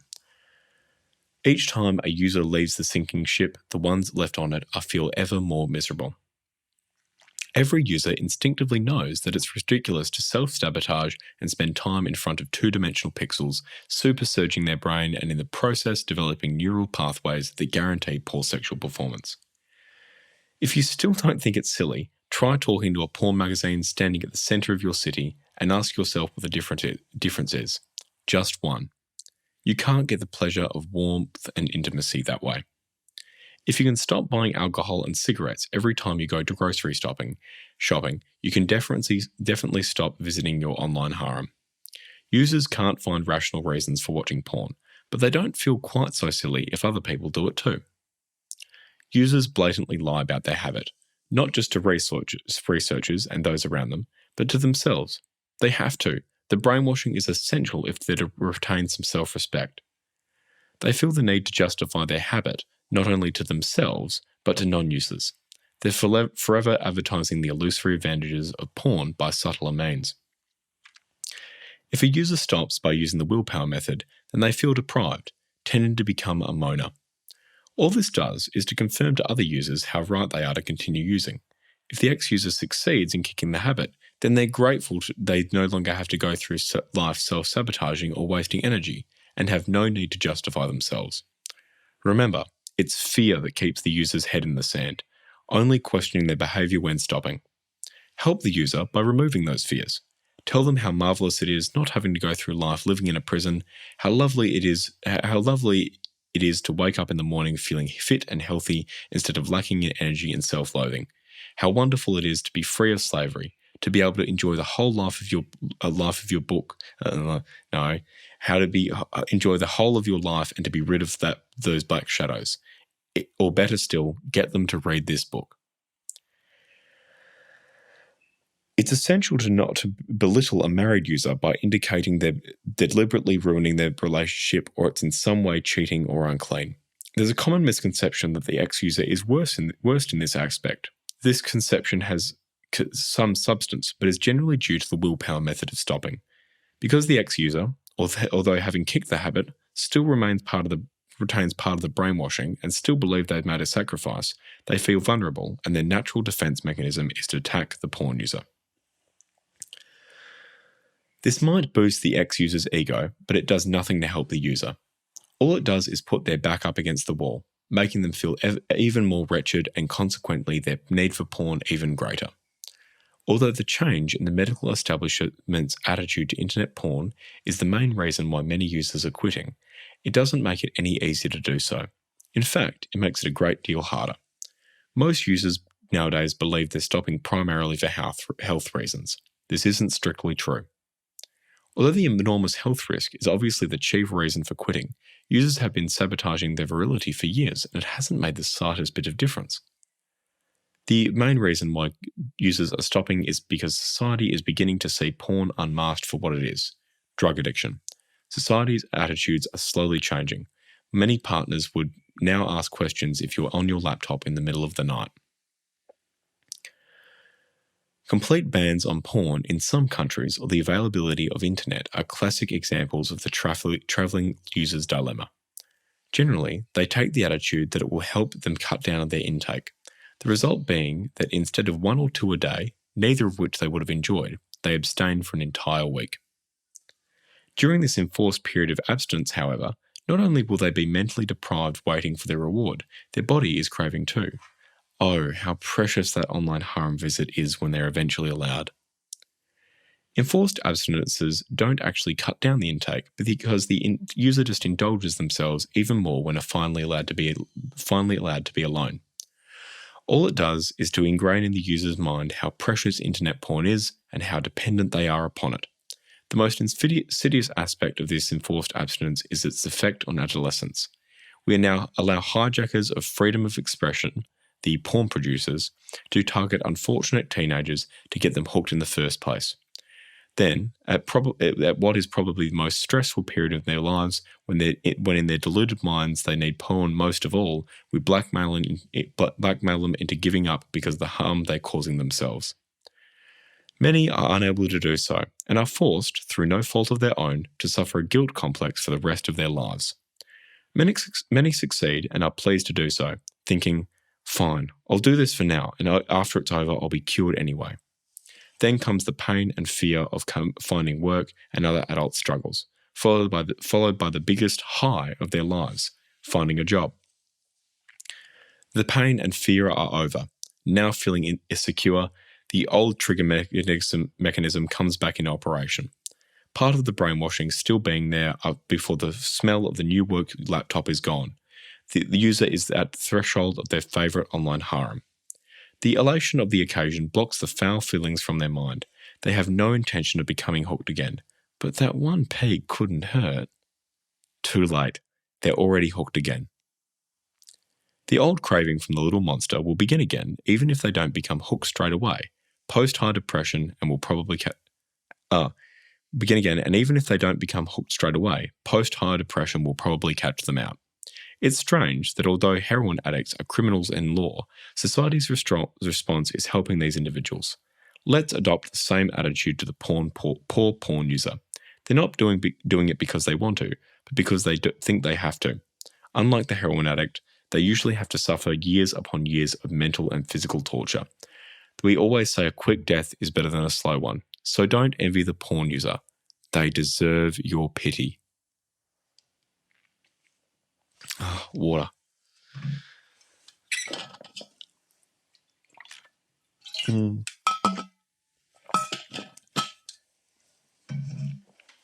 31. Advice to non-users, and then immediately followed by 31.1. Help get your porn-using friends to read this book.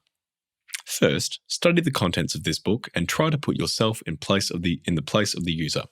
Don't force them to read this book by telling them they're ruining their health or playing with fire. They know this better than you do. Users don't continue viewing porn because they enjoy it or because they want to. They only tell themselves and other people this in order to retain self-respect. They do it because they're dependent on porn, because they think it relaxes them, gives them courage or confidence, pleasure or crutch, and because they feel that life will never be enjoyable without sex, at least their version of it.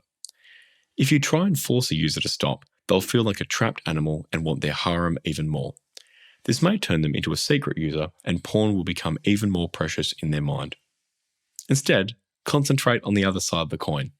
Get them into the company of ex-users, blogs, forums, Your Brain on Porn, NoFap, etc. Get them to tell the user how they too thought they were hooked for life and how much better life is as a non-user. Once you've got them into believing they can stop, their mind will start to open up. Then start explaining the delusion created by withdrawal pangs. Not only are dopamine rushes not giving them a boost, they're destroying their confidence and making them irritable and tired. They should now be ready to read this book themselves, attempting to read pages upon pages of stories about unreliable arousal, fading penetration, PIED, PE, etc. Explain that this approach is entirely different and references to illness are tiny fractions of the material. In short, don't let this die in darkness. Tell your friends, but don't be weird about it. If you try to win the conversation, If you try to win the conversation, or have a debate, you'll only succeed in alienating and further increasing their fear. 31.2. Should I tell my significant other? Should I tell my wife, girlfriend, or partner about my habit? The intention being to assist you in quitting. There's multiple factors at play here. If you've already been failing to quit using the willpower method and have already told your partner, tell them about your new approach and allow them to educate themselves by reading the book. They'll be able to assist and motivate you during the withdrawal period and are a stronghold with the little monster attempts to trip you up. If you've only just become aware of the existence of the porn trap and haven't attempted quitting in the past, first use easy peasy yourself. As explained previously, this should be an enjoyable experience. However, if you're finding it difficult, request their assistance. Be open and vulnerable with your partner and it'll strengthen your relationship. Provided you're enjoying escaping and aren't finding it difficult through indecision, there isn't much reason to let your partner know. If it wasn't an issue in the past, let it die. However, be prepared that your partner might wonder why you're looking, feeling, and performing better. Now, this is like a weird section, so it'll probably change over time. 31.3, I'll make it better. Pornography is a perverse destroyer of relationships, and while quitting can be done instantly, healing takes time. Many users, due to irrational beliefs spawned from their addiction, take out their anger on partners and loved ones. These behaviours manifest in gaslighting, lying, and manipulative behaviours. This isn't all users, but it's increasingly common in the later stages of the disease. While these behaviours may have manifested from the underlying porn addiction, it's important to educate yourself about these behaviours and, if recognised, consider seeing a therapist specialising in sexual addictions. If your partner is within the withdrawal period, assume they're suffering whether they are or not. Don't attempt to minimise it by telling them it's easy to stop. They can do that themselves. Instead, continue telling them how proud you are, how much better they're looking, how much sweeter it is to be with them, and how much easier they are in general. It's particularly important to keep doing this. When a user makes an attempt to stop, the euphoria of the attempt and the praise they get from peers can help them along. However, they tend to forget quickly, so keep the praise coming. Because they're not talking about porn, you may think they've forgotten and don't want you to remind them. Usually, the complete opposite is the case with the willpower method, as the ex-user tends to be obsessed with nothing else. So don't be frightened to bring the subject up and keep praising them. They'll tell you if they don't want to be reminded. Go out of your way to relieve them of pressures during the withdrawal period, thinking of ways to make their life interesting and enjoyable. This can also be a trying period for non-users who've never had the addiction. If one member of a group is irritable, it can cause general misery all around. So anticipate this if the user is feeling irritable. They may well take it out on you, but don't retaliate. It's at this time they need your praise and sympathy the most. If you're feeling irritable yourself, which is understandable, try not to show it. But it's like, yeah. So this is like,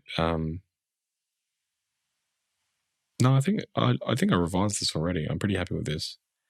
One of the tricks that an addict will play when attempting to, because I was happy with the initial bit of it, but and I think this is fine. Anyway,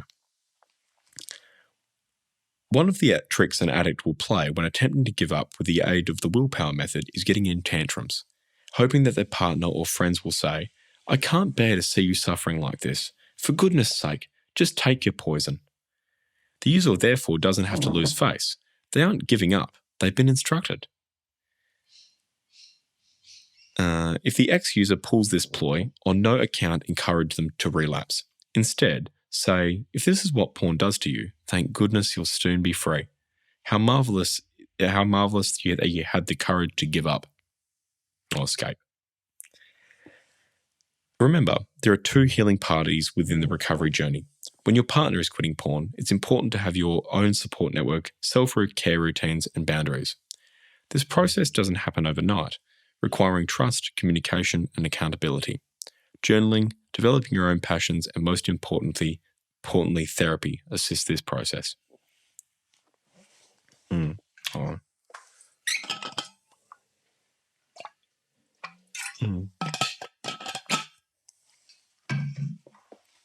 31.4, slipping, which is like the word for relapse.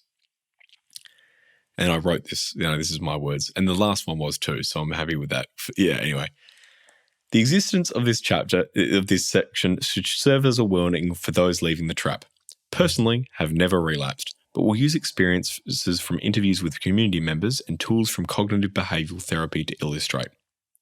Firstly, calling it a relapse is counterproductive. All that's happened is that you've slipped and fed the little monster, which in turn starts up the big brainwashing monster. Users who slip, which by definition is falling forward, typically spawn a whole range of irrational beliefs. Oh, I'm getting a phone call. Brief interruption there. I had made plans this evening and with a extraordinarily cute girl, and we had to do logistics because I'm reading doing an audiobook. Okay, we're now back. Okay. But first, we'll do up the fly. Oh, you know what I might do too? Just have a sip of water while we're at it. Yeah.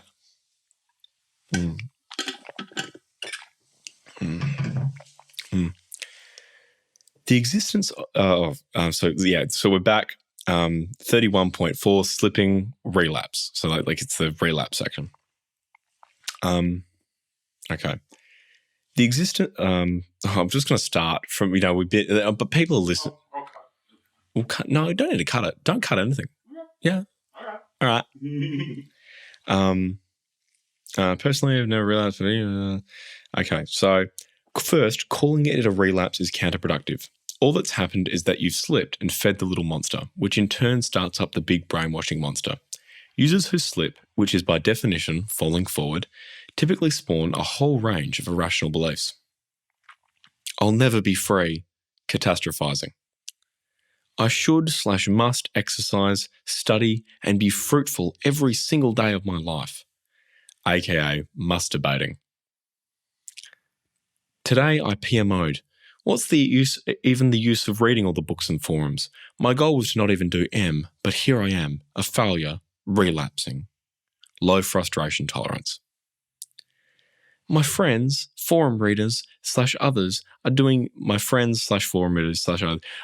porn for doing no PMO for N number days. But I can't, so I'm a hopeless case. Felt good yesterday since I studied well and was fruitful, but today I didn't. I'm going downhill. Rating between self and others. I shouldn't have sexual thoughts. Themselves, parents, or society has installed rigid beliefs in relation to sex. Ask yourself if self-flagellation is helping you reach your goals, and if you are you enjoying the journey? Factors that culminate in each user's brainwashing are seemingly infinite. You know yourself better than anyone else.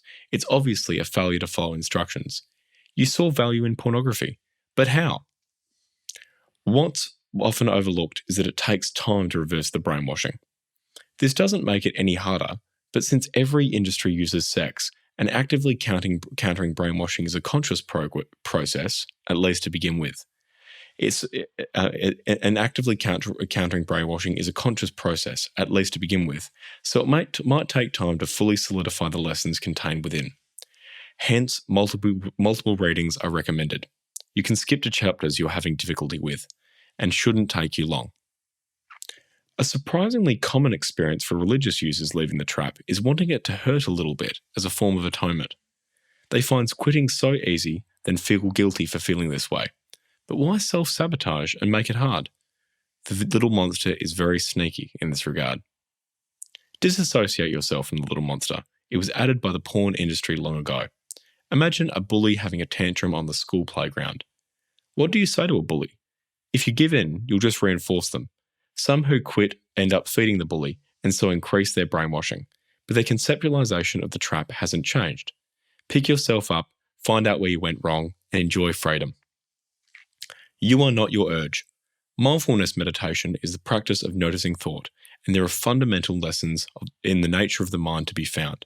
It's highly recommended that you meditate in general. It's also completely compatible with religious practice. You can't fight with yourself or the little monster.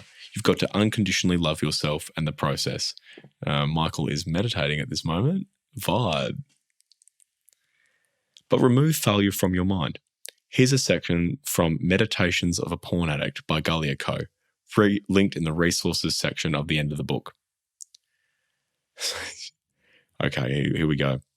Since watching porn offers you zero benefits, it's something that only hurts you, and it's extremely ridiculous to want to do something like that, I compare it to drinking bleach. The hard journey of not drinking bleach. Hi, we are No Bleach, and we host rebooting challenges in which participants, blistronauts, abstain from drinking bleach for a period of time. Whether your goal is casual participation in a monthly challenge as a test of self-control, or whether excessive bleach drinking has become a problem in your life and you want to quit for a longer period of time, you'll find a supportive community and plenty of resources here. Sometimes I allow myself to drink one or another glass of bleach. I know about the one drop is a lie, but I don't think a single glass will hurt. One cannot destroy all the hours I've spent without doing so. I don't have a problem stopping bleach, but sometimes I go down the street and I see someone drinking water, in a glass, and I imagine that the glass has bleach in it. Then I have a craving, and after debating with myself whether I should do it or not, I finally give in a night and have a glass. Look, my problem is that sometimes when I'm alone in my kitchen, I start to see the glasses. Sometimes I tempt myself by opening the container where I keep the bleach. Sometimes I smell it and, I end up right back where I started. I'm so desperate to stop this, but I'm not sure if I'll ever be able to stop. Stopping drinking bleach is impossible. I mean, I always have a mouth, How am I supposed to stop if I always have a throat, which reminds me I can swallow bleach? Oh man, it was going so well. 19 whole days without doing it. The important thing is to learn from failure. Now I know what to avoid doing, looking at cleaning products in the supermarket. I'll try to make it a month. I'll reset my counter. Wish me luck! If you have an urge, calm down, dude. Remember what the hack book says. Bleach is difficult to give up because of fear we're being deprived of our pleasure or prop. The fear that certain pleasant situations will never be the same again. Fear of being unable to cope with stressful situations. In other words, it's the effect of brainwashing deluding us into believing that buying bleach, and by extension drinking it, is a must for all human beings. Even further, it's the belief that there's something inherent in bleach that we need, and that when we stop using, we will be denying ourselves and creating a void. Make this clear in your mind. Bleach doesn't fill a void, it creates one.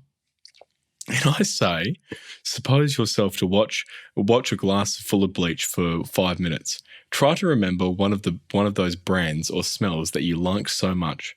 Maybe it's accompanied by some sound, or you only remember selected details. The bleach is there and you can't close your eyes or turn your head because this bleach is in your mind. It's a memory recorded in you. Do you feel any craving? Do you feel anything in your tongue or any change in your breathing? What are your feelings and what are you remembering? Get them identified. The bleach wants to cloud them, make them confusing, and make you only pay attention to that which wants to catch you. With the above, I'm not trying to dismiss your feelings, much less say something like, haha, me smart, you dumb, but to give you perspective on so that you realize how ridiculously easy it is, and always will be, to overcome this addiction. Watching porn is not like an on-off switch where you say, oh well, I'm in situation X, then I'll watch porn. Fantasies, lies.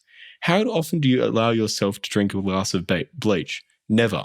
Why? Because it's a horrible thing. That's why. How are you supposed to escape your addiction if you don't realize PMO is a horrible thing to do to yourself? 31.5. What about MO? Masturbation, orgasm. People have been wanking for eons without issue. To be clear, porn is the problem.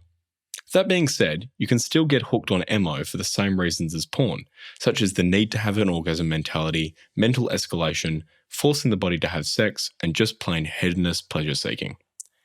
It's exceedingly likely that porn and masturbation have become deeply intertwined in your mind. Many users find they end up relapsing as a result of masturbating to porn-induced fantasies. As your brain rewires, you'll find this brainwashing eventually fades, but it's best to take a break from MO for a while. You should also seek out real sex in order to speed this process along. This isn't an instruction, but evaluate it.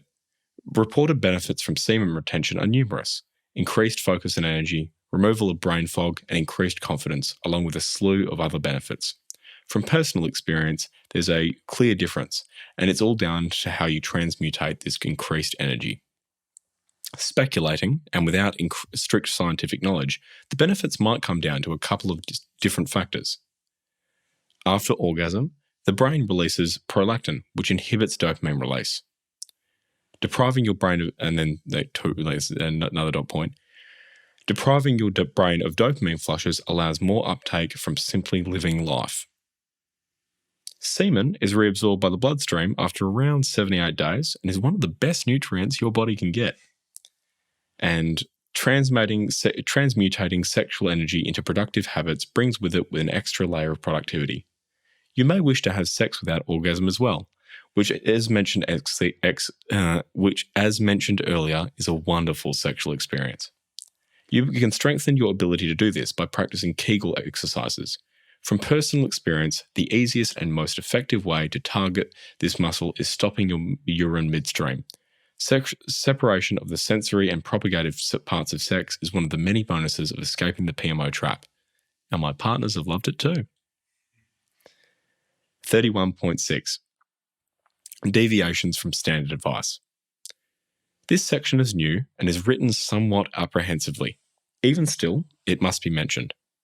Some people using Easy Peasy find their desire to watch porn become so reduced that they can't bring themselves to have a final session. This is fine, but don't underestimate the power of having one.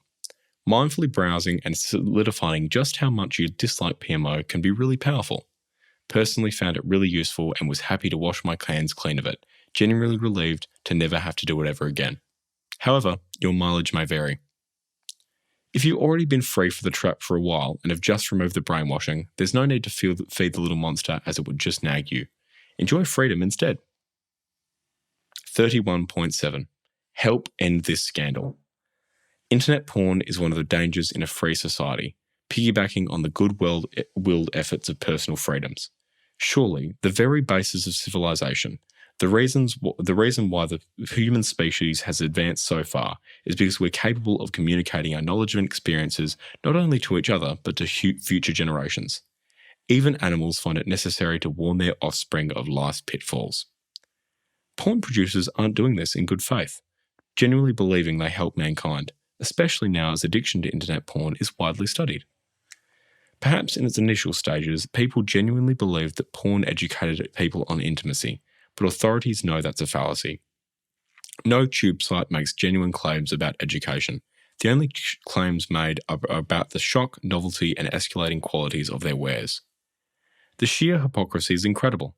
As a society, we get uptight about school bullying and objectification of the human body. Compared with internet porn, these problems are mere pimples.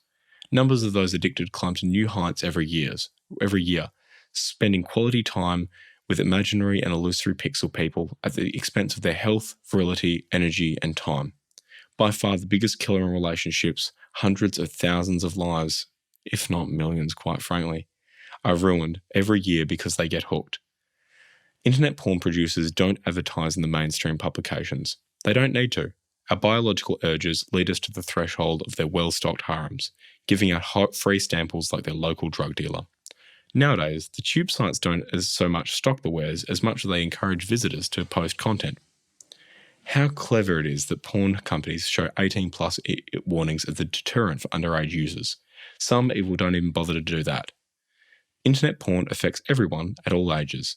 We warned you of the danger. It's your choice, is their attitude. Do they take any steps to verify age? No. This would discourage their customers. Of course, if age verification is legislated, they'll just find another country to operate from. Or will they pay some elite to write about how prohibition resulted in bootlegging and the creation of the mafia? Conveniently forgotten is the question of why repealing prohibition didn't result in the reduction of alcohol-related casualties and the failure of law enforcement to control the mafia's growth. We can address this difficulty differently through educating the younger generation. If they can step around cigarettes and alcohol when shopping, they can do the same with internet porn. We're already seeing societal shifts such as No Nut November and Kuma memes becoming mainstream. And I've got like a Kuma meme archive at kuma.org. Still sawing through it, but yeah, this is funny. The user doesn't have the choice any more than the heroin addict does. Users don't decide to become hooked. They're lured into a subtle trap. If they had the choice, the only users tomorrow morning would be adolescents just starting out, believing they could stop at any time if they wanted to. Why the phony standards? Why are heroin addicts seen as criminals, yet can register as addicts and get methadone and proper medical treatment to insist in getting off it? Just try registering as a porn addict. If you go to your doctor to help, they'll either tell you, stop doing it so much, try moderation, which you already know won't work, or prescribe medication to address your depression. Worse is the advice to go find real partners. Seriously? Do they know of users who find porn better and do it behind their partner's back? Some people just don't understand. Scare campaigns don't help users to stop. They make it harder. All they do is frighten users, which makes them want to watch even more. They also prevent users from becoming hooked. Teenagers know that porn kills their libido, but they also know that one peek won't do it. Because the addiction is so prevalent, sooner or later, either through social pressures or curiosity, we'll try just one visit. Because free porn has awful clips, it's likely they'll become hooked.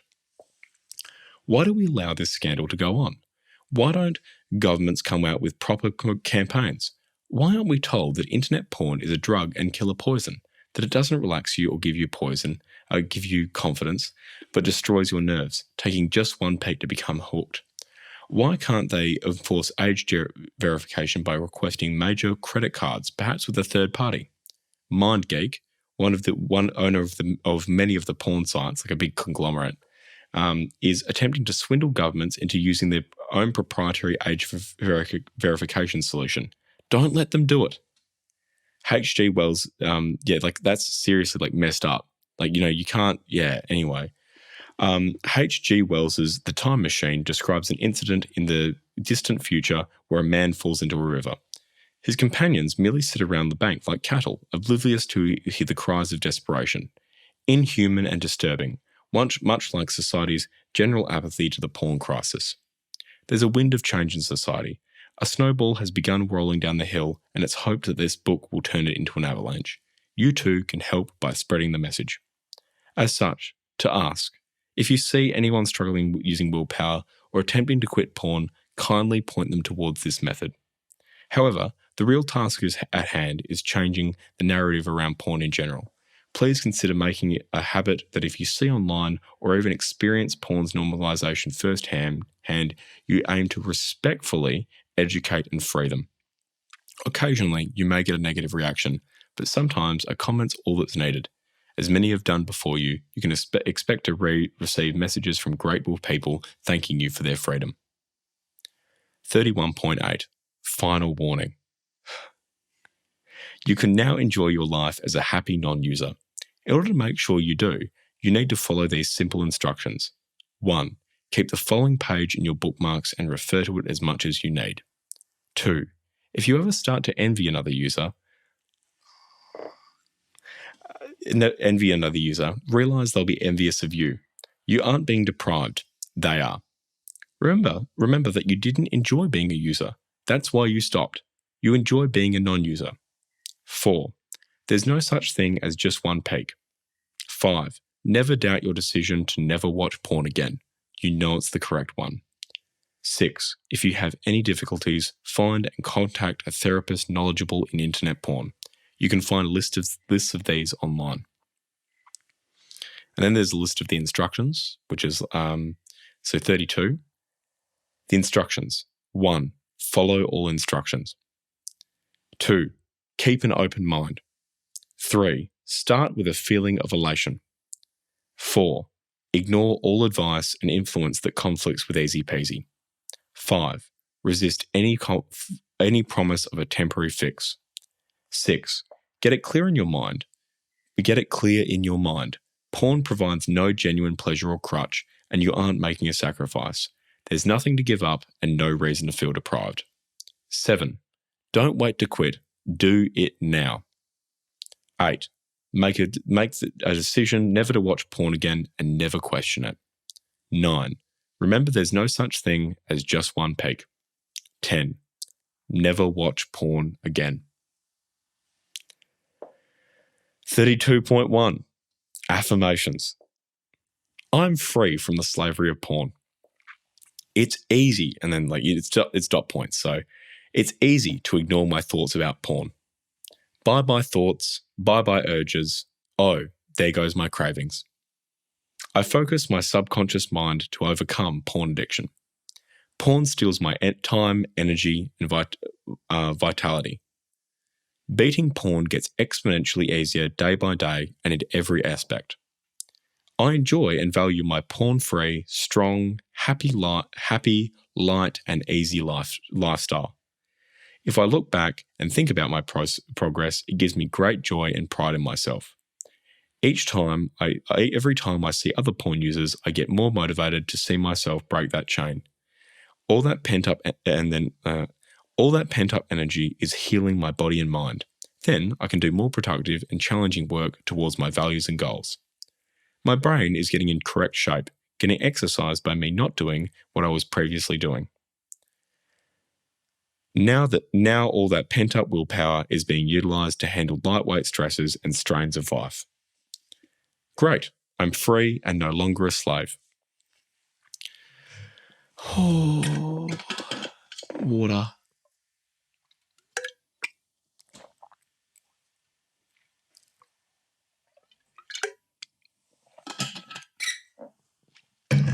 And that's it. That's the book. Thank you, Michael. Hold on. Firstly, just quickly, thank you so much for sitting here, listening to me ramble, and providing all the audio equipment and your expertise, this now evening. You're so welcome, man. It's a good cause. Thank you. Appreciate it. And you better be thanking Michael too. You're wishing him well, aren't you? I'll quickly paraphrase. There's the two things I need to go across to you very quickly. Are because I was going to read this out, but I'm not. So go to easypeasymethod.org. Click the 30, click the end of the book chapter. Read through that. It's I tried my best. I'll basically it's so what are the messages I want to get across? First, if you need help, what's it called? the talking for so long has just got me anyway. So if you would like to help out with Easy Peasy, I'm paraphrasing this, you can improve the book. You can release it open source. There's a link in this chapter to help you out. There's a video guide that I'm going to make very soon. You can translate it, which I'm super appreciative of. It's I'm unbelievably grateful that people do that.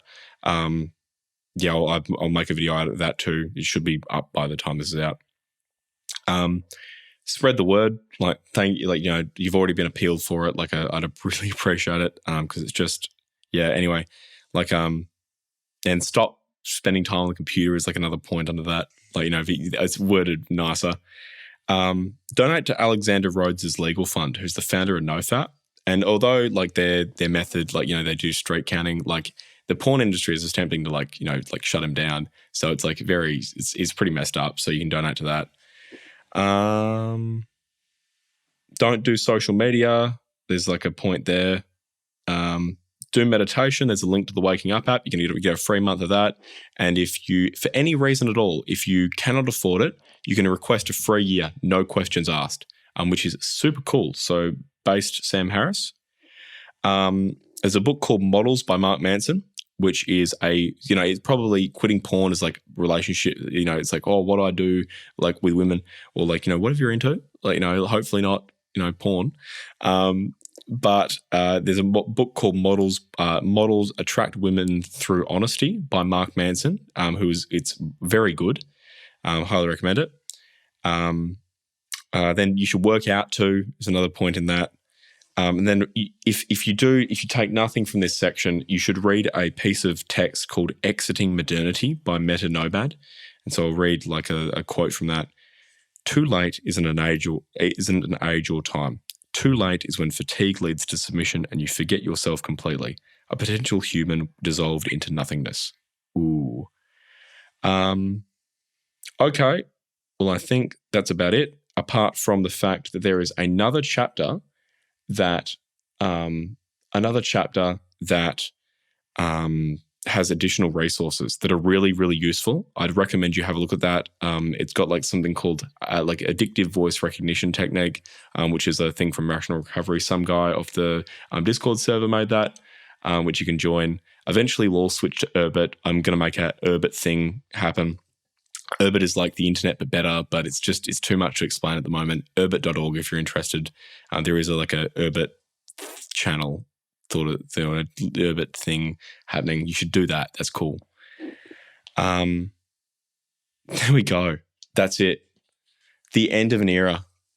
An era is the right word. Yeah, you feeling all right, Michael? I'm feeling good, man. How you feeling? Yeah, good. I'm going to just go... I'm wishing you well. That's the end of the video. Just keep well. I'm wishing you well, every fiber of my being. I'm not lying. Like, every from the first thing. That cute girl is in my house and she's anyway. All right. She pops. All good. Well, that's it. I don't know how to end it. Let's just end it. Yeah. Yeah. All right. I'll push this out of the way. Goodbye. Good seeing ya. Bye. See ya.